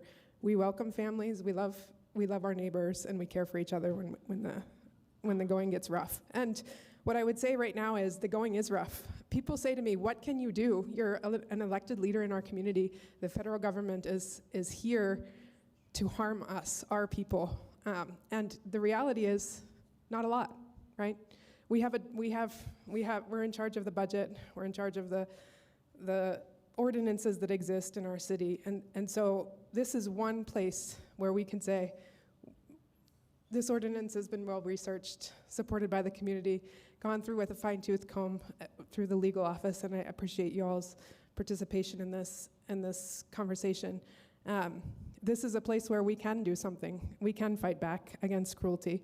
And if none of those, fundamental beliefs that might come from your religion or your upbringing or your loving your neighbors don't compel you to support Las Cruces and staying welcoming and making it really clearly welcoming, I will make an economic argument, which is gross, and I reject that we do this so often in our world. But last year, the city of Las Cruces budget was we took in $110 million, $110,676,478 million in gross receipts tax from people who buy goods and services in our community.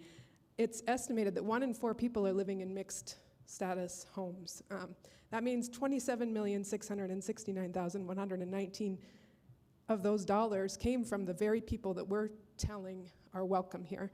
And so if you don't care about other humans, if you can't understand why this might come from a place of deep care for our community and deep belief in the idea of being welcoming, you should at least acknowledge that our city budget is literally dependent on the people here who feel welcome to participate in our community.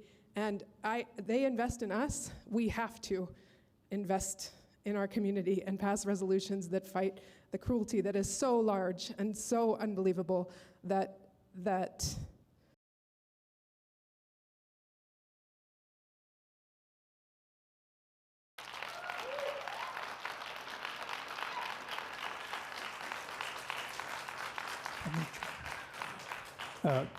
Councilor Matisse, are you still on?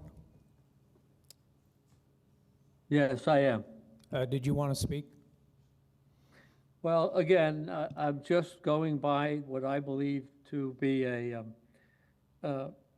illegal and legal. I have no objection to immigrants. My wife, Wanda Matisse, was an immigrant from Indonesia, and of course she did through the naturalization process.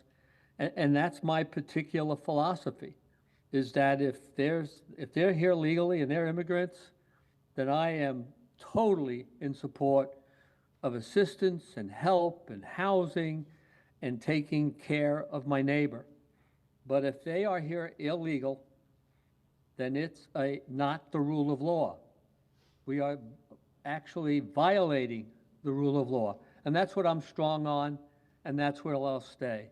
And I do appreciate all the comments, and I understand the compassion for many people that have been voiced today. But at the same time, I do understand illegal. And so that's all I have to say, and I'm ready to vote whenever the council's ready. Okay, thank you. Councilor McClure. Thank you, Mayor. Anyone who had a doubt on how I was going to vote about this should be really reading my column, because I wrote, "You say don't poke the bear, but the bear is already here." And I'm not going to read too much about it because that's not what I do. I don't like this sort of pontificating either. But to say thank you to some of the people I know here personally, but came out and shook, their voices shook when they spoke, because I relate to that. But it is important that you say these things, because it's censorship if we don't. And we have to reclaim it, and we have to take it as ours. And I'm just going to say the end of this. When I think about the Welcoming City resolution, as a city with the fabric of immigration in its soul, I see it as a line in the sand, one that affirms who we are as a community. And that's it. Let's do the vote. Mayor Pro-Tem. Mayor, I'd like to make a motion to, I'm going to do the amendments separately. I'd like to make a motion to amend the resolution under Section 2, the non-disclosure and confidentiality, to add the following clause at the end. Quote, "This section shall only apply when receiving requests for sensitive personal information that are solely for the purpose of federal immigration enforcement," end quote. Second.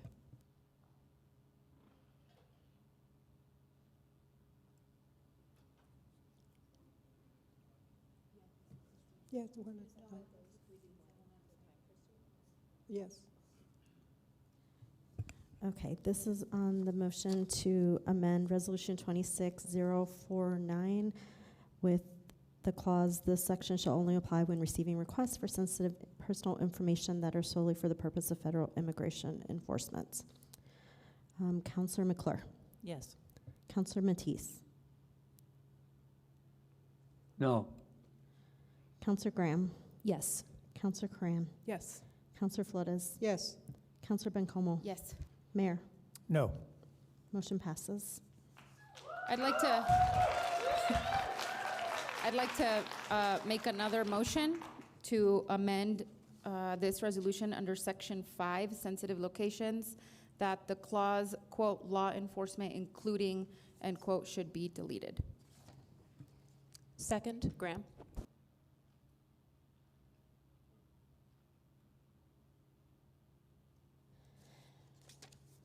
Sorry. This is on the motion to amend Resolution 26-049 to delete the clause law enforcement including. Counselor McClure. Yes. Counselor Matisse. No. Counselor Graham. Yes. Counselor Coran. Yes. Counselor Flores. Yes. Counselor Bencomo. Yes. Mayor. No. Motion passes.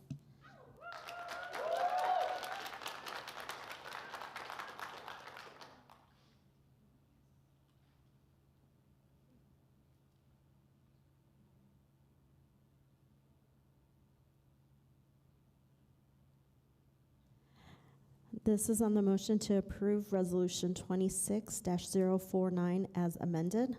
Counselor McClure. Yes. Counselor Matisse. No. Counselor Graham. Yes. Counselor Cran. Yes. Counselor Flores. Yes. Counselor Bencomo. See. Mayor.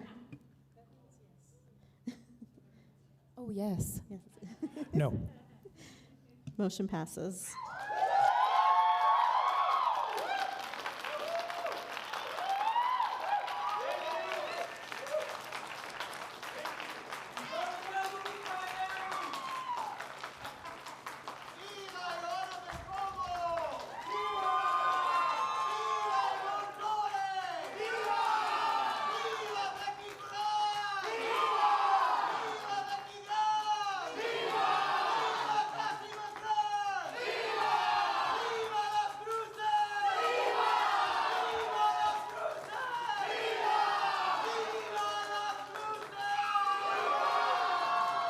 Okay. Next on the agenda, item 7.2. Move to approve. To the next. Yes, next is item 7.2, resolution number 26-050, resolution to approve the submission of 3 grant applications. Move to approve. Second, Graham. Now things are really going to heat up, huh? It's the water, the stuff. Good afternoon, Mayor, Council, City Management, City staff, and our community members. My name is Gabriela Prats. I'm the city's grant manager, and I am here to present to you a resolution to allow staff to submit 3 applications to the FY 2026 Water Trust Board Funding Program. Oh, hang on. How about I actually make it pretty?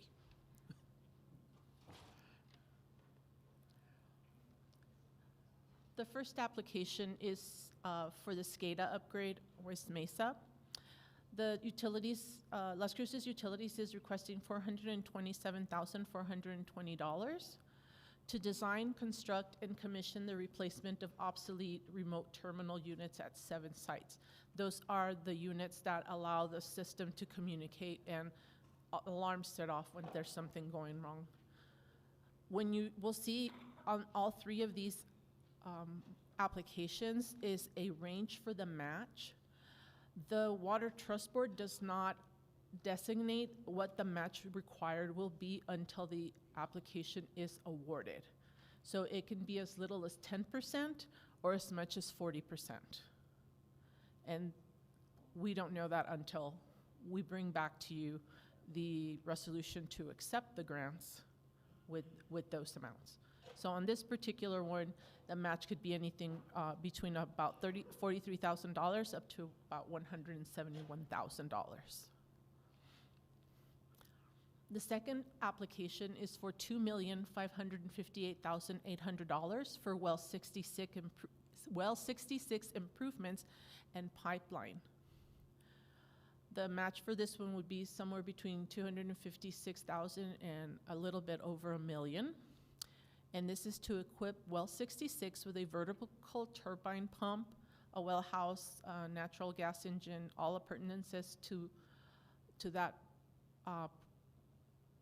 equipment, and as well as to construct wellhead piping and water transmission line to connect that well to the water system.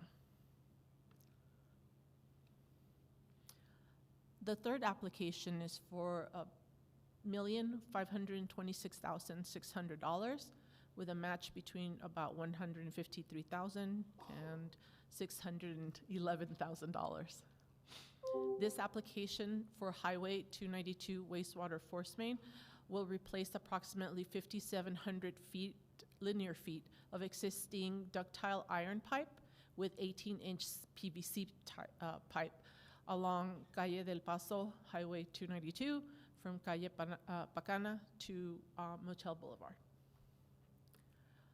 So in summary, the three projects are the SCADA West Mesa, Well 66, and Highway 292 wastewater force main. Do note that this is the first year that the Water Trust Board allows us to submit wastewater applications. So this was our chance. In total, we're requesting a little more than $4.5 million. And like I said, the match is determined by the New Mexico Finance Authority when awards are made. So we're looking at a minimum match of about $451,000 with a maximum of $1.8 million.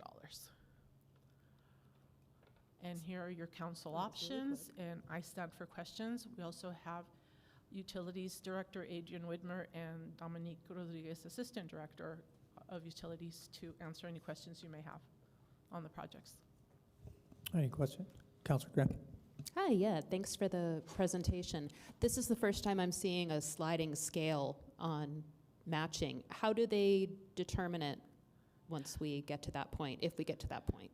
If we get to that point, they determine that based on well, how much money they have available, and also a whole host of determining factors that they do not really explain because it's really complicated. Okay.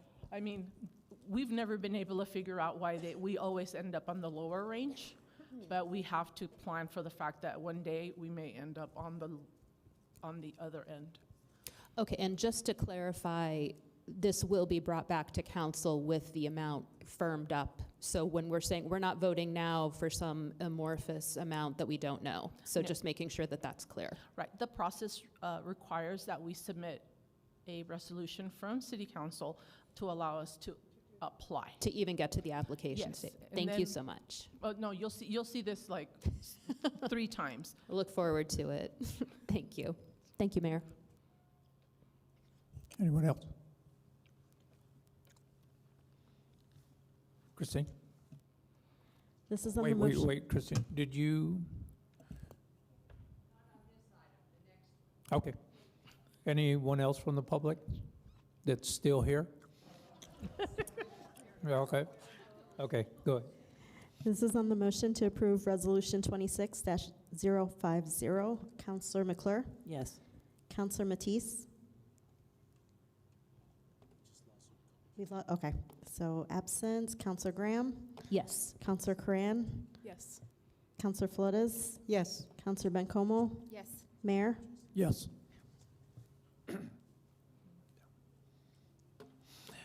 Next is item 7.3, Council Bill number 26-005.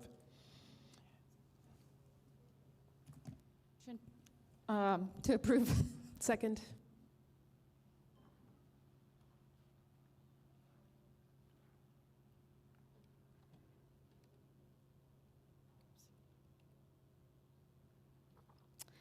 Good afternoon, Mayor, Council, staff, and public. Laura Huguin, Assistant Director of Finance and Interim Treasurer. The ordinance before you is for the authorization of a New Mexico Finance Authority loan and subsidy agreement through the Drinking Water State Revolving Loan Fund. The Drinking Water State Revolving Loan Fund provides low-cost financing for the construction of an improvement to drinking water facilities to protect drinking water quality and the public health.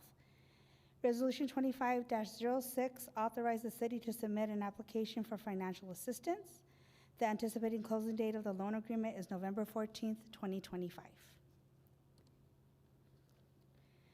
The loan will be repaid with net revenues from the joint utility system. The par amount of the loan is $15 million with a maximum repayment principal of $3,750,000 and a maximum forgiven principal amount of $11,250. The maturity of the loan will be no later than May 1st, 2047, with an interest rate not to exceed 0.25%. The project is to conduct a lead service line replacement and associated activities directly connected to planning, designing, and replacing of lead service lines, including an inventory survey to determine if lead exists. Before you are your council options, we also have Catherine McKinney, our bond counsel with Modral, along with Director Whitmore and Assistant Director Rodriguez from Utilities for questions. Councilor Curran. Thank you. Thank you for the presentation. Does this, I'm just curious if this has any implication for ratepayers, the paying off of this loan, and I understand that rate discussions are always ongoing, but I just want to know the direct consequences of this, if in case there is something related to the rates. I'll let Deputy. Thank you. Hi, thank you. Hi. Mayor, councilors, my name is Dominique Rodriguez, Assistant Utilities Directors. So debt is amortized over time, and so the impact that it would have on our ratepayers is paying that debt in an amortized way. If we were to pay for this project up front with rates, then that's kind of a cash flow of it, which has a larger implication today. So this allows us to make those debt payments over a 20, 30-year period. But it would, well, rates are going to increase anyway, I guess. This is putting it off in the form of a loan over time versus saying, like, at one time we're investing in this. Okay, I just wanted to be clear on what the implications were for that. Okay. Thank you. You're welcome.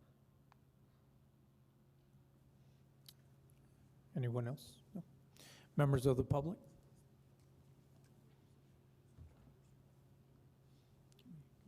Give me 2 minutes.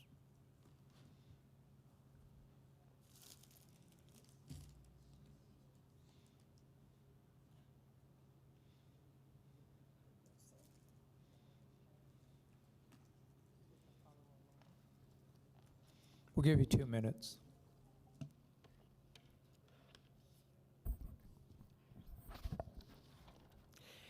Mayor, council folks here today, and those watching online, I'm Lynn Moore. I have several questions that I'd like one or more knowledgeable persons to answer before a vote is taken. First, the agreement says the city shall exercise its power of eminent domain if needed. Will the city use eminent domain to investigate piping, and if lead is found, replace the piping if a property owner doesn't cooperate? Next, how many lead pipes were assumed to exist in the city's water system when deciding that $15 million was needed for the lead service line replacement project? How many were assumed to be city-owned and how many customer-owned? Next, Assistant Utilities Director Clark and Deputy Director of Regulatory Compliance Pettis say we don't have a lead pipe problem in Las Cruces.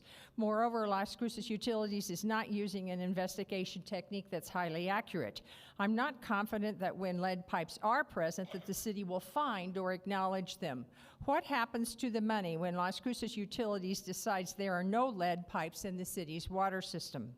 Next, the lead service line replacement project is described as including an inventory or survey to determine if Lead exists in the city's water utility system lines and drinking water facility construction project work and revisions, and such other related work and revisions necessary to complete the project. What specific things could the money be spent on that don't involve replacing lead pipes? Next, does this agreement allow for the possibility that all funding could be spent by the city without actually replacing any lead pipes? Next, will the city inspector general be allowed to conduct oversight regarding this project, or has the city manager banned him from this project as well? Next, what is the time limit for project completion? Lastly, the loan and subsidy agreement states in the term sheet on page A2, disadvantaged status, severely disadvantaged. What does that mean? Thank you for this opportunity to speak. I look forward to the answers to these questions. Thank you.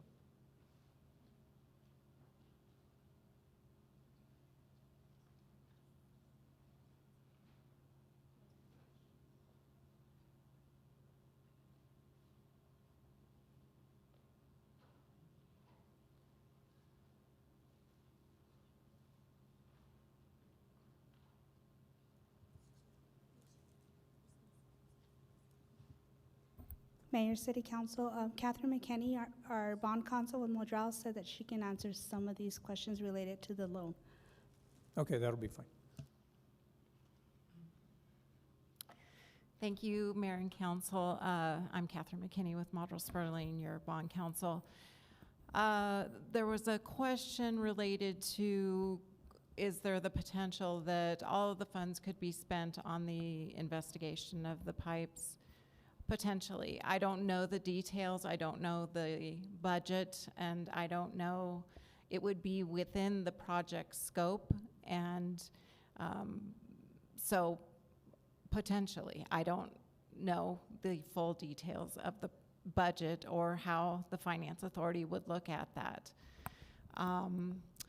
There was another question related to the term disadvantage funding as it appeared on the term sheet. That is a reference to, I think, my understanding of the many factors that go into determining the city's ultimate contribution that it needs to make, that what level of disadvantaged the city represents. It's severely disadvantaged, so it qualifies for a greater benefit under the loan versus subsidy. Those are, I think, the two questions that I can address. Okay, thank you.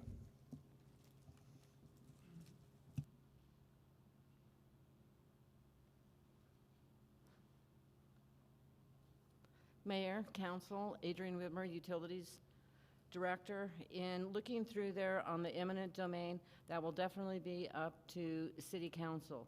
If we need to inspect a private property owner's service line, we will need to be able to have the authority to get on their property. If they say no, then we have no choice but to pass on and then go to EPA and ask them, what do they expect us to do? So that will be something that if and when we run into that situation, we would come to you. We would end up actually utilizing the same type of agreements that we use with our Griggs Walnut vapor intrusion projects, where we went door to door on those particular ones that we needed to investigate, and we would actually get written authorization in order to enter property for that purpose.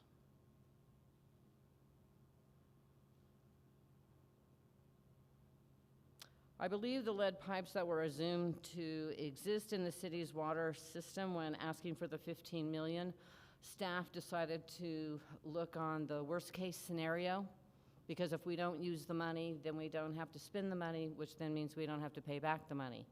But if we don't get enough money and we need more money, then that puts us in a difficult situation. So that's where those numbers came from.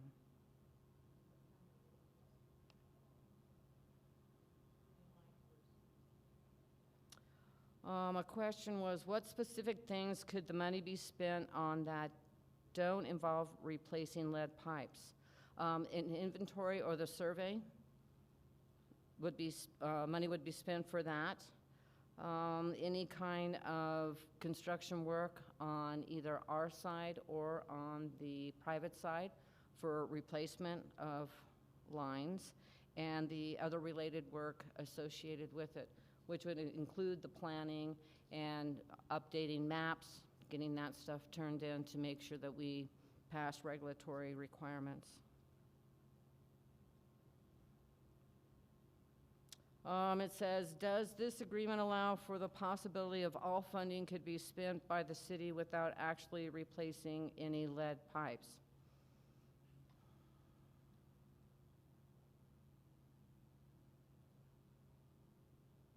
I would say actually yes, but I'm going to say we wouldn't, because it's not going to cost $15 million to go through and actually find that. If we find no lead, then obviously we won't be spending $15 million. Just my professional opinion. If the city inspector general would like to come and take a look at the project while we're doing it, the inspector general is more than welcome to do that. And the time limit for the project completion, once we get the okay to get the money, and we sit down and we negotiate with an engineering firm to get this planned out, we will have a better idea on project. And I think they finished. So the time limit, we have 10 years to complete this project. So. Yeah, that's good. Thank you, Adrian. Thank you. Christine? This is on the motion to approve ordinance 3097. Councilor McClure? Yes. Councilor Matisse is absent. Councilor Graham? Yes. Councilor Cran? Yes. Councilor Flores? Yes. Councilor Bencomo? Yes. Mayor? Yes.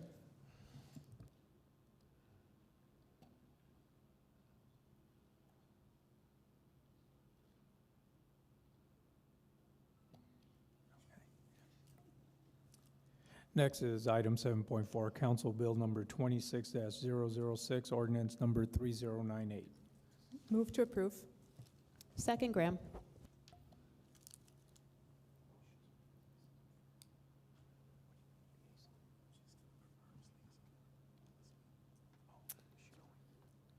Good afternoon, Mayor, Council, staff, and public. Laura Hoquin, Assistant Director of Finance and Interim Treasurer.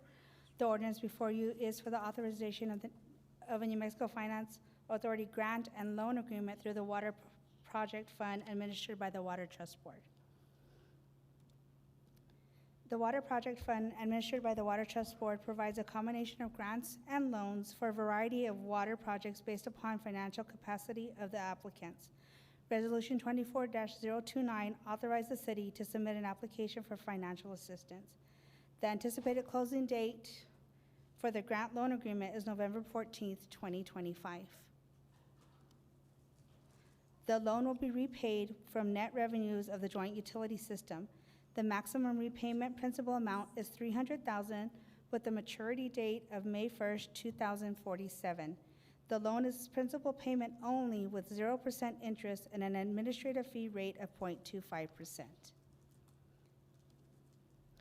The project will consist of design, construct, and rehab improvements of the 2 million gallon Talshore tank to include other related work and revisions necessary to complete the project.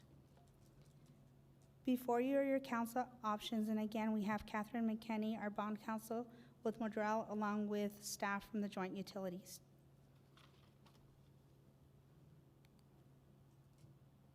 Any questions? Members of the public?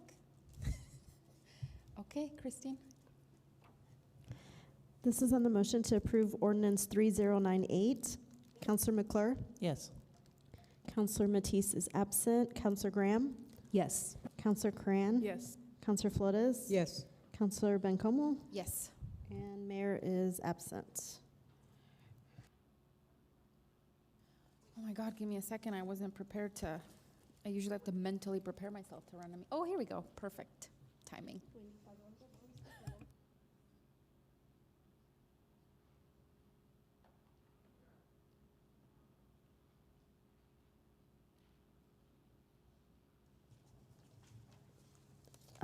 Mayor, I need to go back and record your vote for the last ordinance. Yes. Okay, thank you. Next is the board appointments, none. Notice of proposed ordinance, there is one. Bring it forward. Sorry. Please read it. Yeah, it's Council Bill number 26-007, ordinance number 3099, an ordinance amending Chapter 2, Article 4, Historic Preservation. Bring it forward, please. Thank you.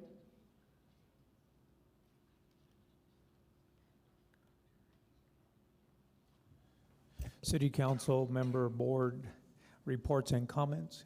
Councilor McClure. None, thank you. Matisse. Not with us. Councilor Graham. Just two quick things. Thanks to those who turned out for last Thursday's GRT community input session, which was District 3's, but yes, we do technically borrow a facility right over the border in District 1. So many thanks to those who came out and participated. And just a reminder, tomorrow starts early voting. So I know it's time. And as always, I give the recommendation, download your sample ballot so you don't have any surprises when you get to the polls. I'm looking at mine right now. Mine will be different from yours perhaps, but I get to vote for my next city councilor, for City of Las Cruces Municipal Judge, for a school board member, Soil and Water Supervisor at Large, County GO bonds, Las Cruces Public School GO bond, and a tax question, a buildings tax question. So if your ballot looks like my ballot and you're shrugging your shoulders at any of those things, go download your sample and make sure you know what you're looking at when you get there. Thank you. Thank you. Councilor Corinne. Thank you. I just want to quickly encourage folks to visit the District 5 Infrastructure Priorities meeting, which is Wednesday, October 8th at 6 p.m. We don't have a public space right now. Maybe after borrow Cassie's. We're borrowing it from LCPS at Monte Vista Elementary, 6 p.m. on Wednesday, October 8th. So please come out. Councilor Flores. I have no comments, thank you. Mayor Pro Tem. Thanks, Mayor. Just a couple of things. One, the most important, is that tomorrow, October 7th, is District 4's community meeting at MacArthur Elementary, which is a community school, and I love using that space for my district meetings, so I hope District 4 residents come out to that. It does feel like forever ago from now, but I did want to thank LCPD for inviting us to the graduation. It was really beautiful, and really large number of women graduating, which was very cool, and a lot of LCPD families, which I thought was really great as well. So thank you for inviting us. And then just a couple things I wanted to say, because I found it a little bit funny, that a community member came here, to talk about having more respectful dialogue, more dialogue that we should listen and respectful and et cetera. Literally a couple folks later, the person that was about then talked about my personal job that I do outside of this job. I do want to remind people, which I felt was incredibly disrespectful. Yeah. I do want to remind people that this job on this side of the mayor is paid part-time, and I say paid part-time because most of us work this job more than part-time, but it is paid part-time. So most of us have other jobs outside of this responsibility. And frankly, if there is ever a vote that any of us need to recuse ourselves from because there's a conflict of interest, we do that. Otherwise, you don't pay my bills, and so you don't get to have a say in what I do outside of this job. And so I just found that deeply disrespectful. And then also, for anyone who wants to better understand the immigrant legal system from someone who has done it personally, more than more than happy to help educate you on the fact that getting to citizenship is not linear. I always giggle when people say you should have done it the right way, because it's like, oh, why didn't we think of that before? Of course I should have done it the right way. I'm someone who came here with a 3-month visa that we overstayed. I became undocumented for 8 years and then would later get my citizenship when my dad became a citizen. The first time my dad came to the United States, he was 18 years old and he crossed the desert walking. Many years later, he'd be working in Gallup for a Native American man during the last time there was an actual pathway to citizenship, which was the late 80s. There was an actual amnesty program, and he was working for a Native American man in Gallup who petitioned for him and a bunch of the men that he was working with. And that's how my dad became a legal permanent resident, leading to many years later taking his citizenship exam. My brother and I were under 18, so we automatically, plus several $1,000s, became citizens. My mom would then have to wait 3 years in her legal permanent residency status before she could take her citizenship test that she actually took in her oath she took here in Las Cruces. So it is not linear. My story of immigration looks very different than Councilor McClure's story of immigration. It looks very different than a lot of other people's story of immigration. This nonsense of legal versus illegal it's just that. It is nonsense, and I would be happy to talk to you about that process from someone who has done it herself. Thanks, Mayor. Okay, thank you. Yeah, it has been a while since we've been up here. Just want to say a special thank you to George Pearson and his group that assisted and coordinated the mayor's bike ride a few weeks back. And Councilor McClure, thank you for joining in on that with your family and the Redas Unidas event that took place. Thank you, Community Engagement, for doing that. As far as the board report, I just want to mention the recognition of Mesilla Valley Economic Development.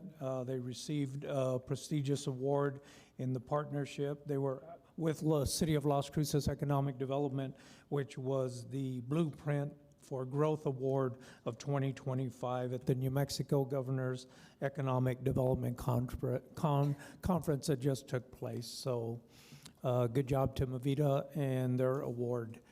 Also, this past weekend was the Whole Enchilada softball tournament, brought in 257 teams from 7 different states. 20 of those teams were local, and on the economic value brings in 1.5 million of GRT just in a weekend.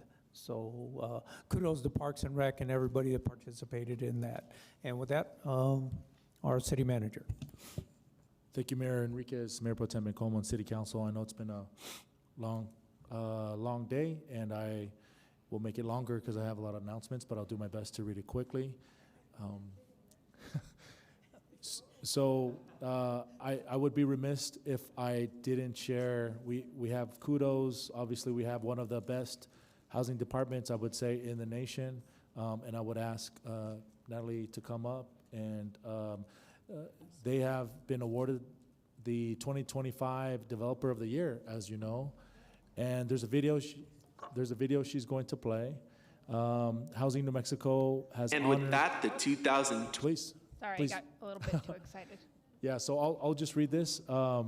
Housing New Mexico has honored the city of Las Cruces, Natalie, Jan, and their awesome team for its leadership in developing Amador Crossing Apartments, a supportive housing project for individuals experiencing at risk of homelessness. Las Cruces was recognized as one of the first local governments, I repeat, Las Cruces was recognized as one of the first local governments to take on the challenge of directly building housing. So with no further ado, round of applause is please for Natalie, Jan, and our awesome housing team. And Natalie, if you have any words before you like to play the video. Yeah, I of course want to thank my incredible staff. They really are the backbone of our little group and the work that we do. So they are incredible. They are small but mighty. And of course, we want to thank council for trusting us, and more importantly, the voters who voted for the GO Bond and helped us achieve this. So with that, we are going to play our award video, which will also be shared on social media later. And with that, the 2025 season comes to an end. Good night.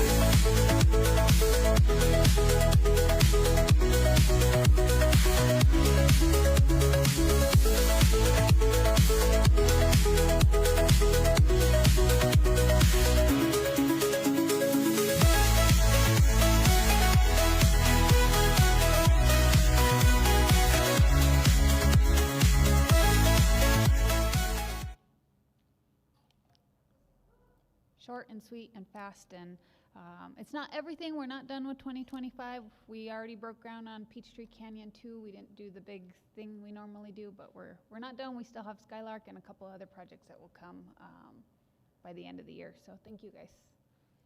Thank you, Natalie. Great job. Yes, round of applause, Natalie.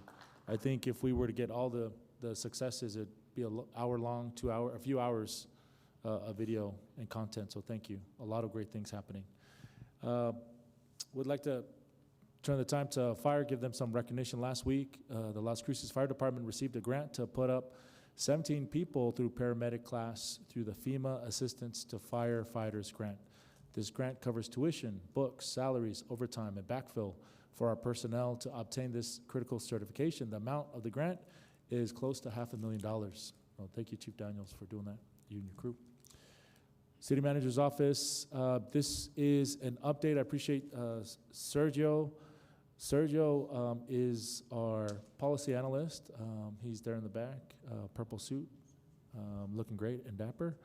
But he is tracking Legislative Federal Funding Stabilization Subcommittee. This is a new committee we have tasked him with to really bring to our eyes here in Las Cruces and our council eyes if there's anything happening at the state or federal level. Federal impacts. This subcommittee was just created in April 2025 and will be in Las Cruces to discuss an inventory of federal funds flowing into New Mexico.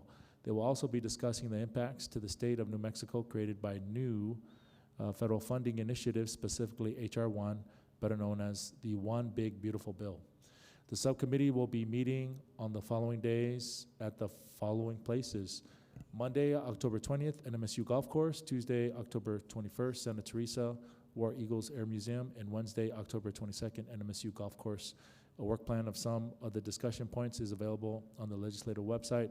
And this is something that we'll have Sergio attend, and he will come back and present this to our internal committee that we've created because of you as council have asked us to as staff, and we'll present it to you all in an email after that. Okay, just wanted to keep you apprised.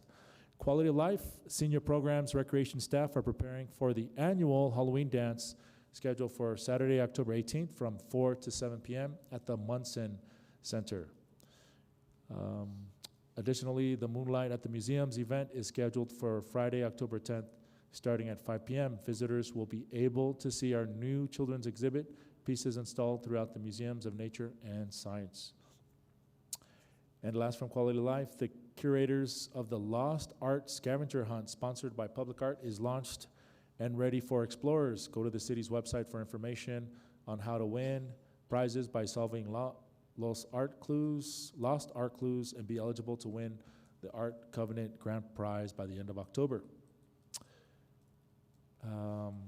We appreciate those that have attended our GRT public comment and community town halls for public infrastructure, to allocate GRT funds for capital infrastructure and maintenance. We appreciate Sarah Gonzalez, Cynthia Alamio, community engagement, Katrina, and our communications team, and all departments who have been there to support this. We have 3 public meetings left, District 4, 5, and 6. District 4 will be held October 7th, tomorrow. MacArthur Elementary School, 6 to 7. All the meetings are at 6 to 7, so just 1 hour. District 5, October 8th, Monte Vista Elementary School, 6 to 7 p.m. And District 6 on October 9th at the Doña Ana Community College East Mesa campus, 6 to 7 p.m. Well, thank you on that. And we have just an update to council. You may have seen believe it's Dr. Morin. It was a public comment asking about how to improve the quality of our sidewalks. I appreciate David Cedillo connecting with him outside. Just want to let you know that he did give that to our Public Works Department to see what they can do with that. So just wanted to give you as a FYI. And I promise just a few more from some departments. We have Parks and Rec. Friday, October 10th will be the family-friendly planting day for the hands-on planting activity. Plant seeds for a winter garden and learn about small gardening projects. Join us at the Pioneer Women's Park from 1 through 6 p.m., again on Friday, October 10th. Again, from Parks and Rec, Thursday, October 16th, will be the Graffiti Hurts Awareness Information event at the WIA building. Learn about what the city does to eradicate graffiti throughout the city and how you can help by reporting to our community's Ask Las Cruces app. And last from Parks and Rec, Saturday, October 18th, the KLCB will once again host a monthly neighborhood dumpster day from 8 a.m. to noon or until containers are full. Bring your trash, junk, and yard waste to any of the following locations free of charge: Apodaca Park, Young Park, Frank O'Brien Papin Community Center, and East Mesa Recreation Center. For community development, excited to share that Realize Las Cruces will be featured as at one of the breakout sessions at this year's New Mexico chapter of the American Planning Association annual conference in Taos. This session is titled, Yes, in My Backyard, Las Cruces Path to a More Inclusive Code, and will be 11 a.m. Friday, November 14th. Also, second to last, City Hall is lit up in pink from October 1st through 15th for breast cancer awareness, and lit up purple from October 16th through 30th for domestic violence awareness. And last, the microsurfacing project will be done on 14 streets with total cost of $1.3 million as part of the annual pavement management program under PCI improvements. Work started today and is estimated to be completed by mid-November. Mayor Enriquez, thank you. That is all. Thank you, City Manager. Look for a motion to adjourn. Move to adjourn. Second by Flor. This is on the motion to adjourn the meeting. Councilor McClure? Yes. Councilor Matisse is absent.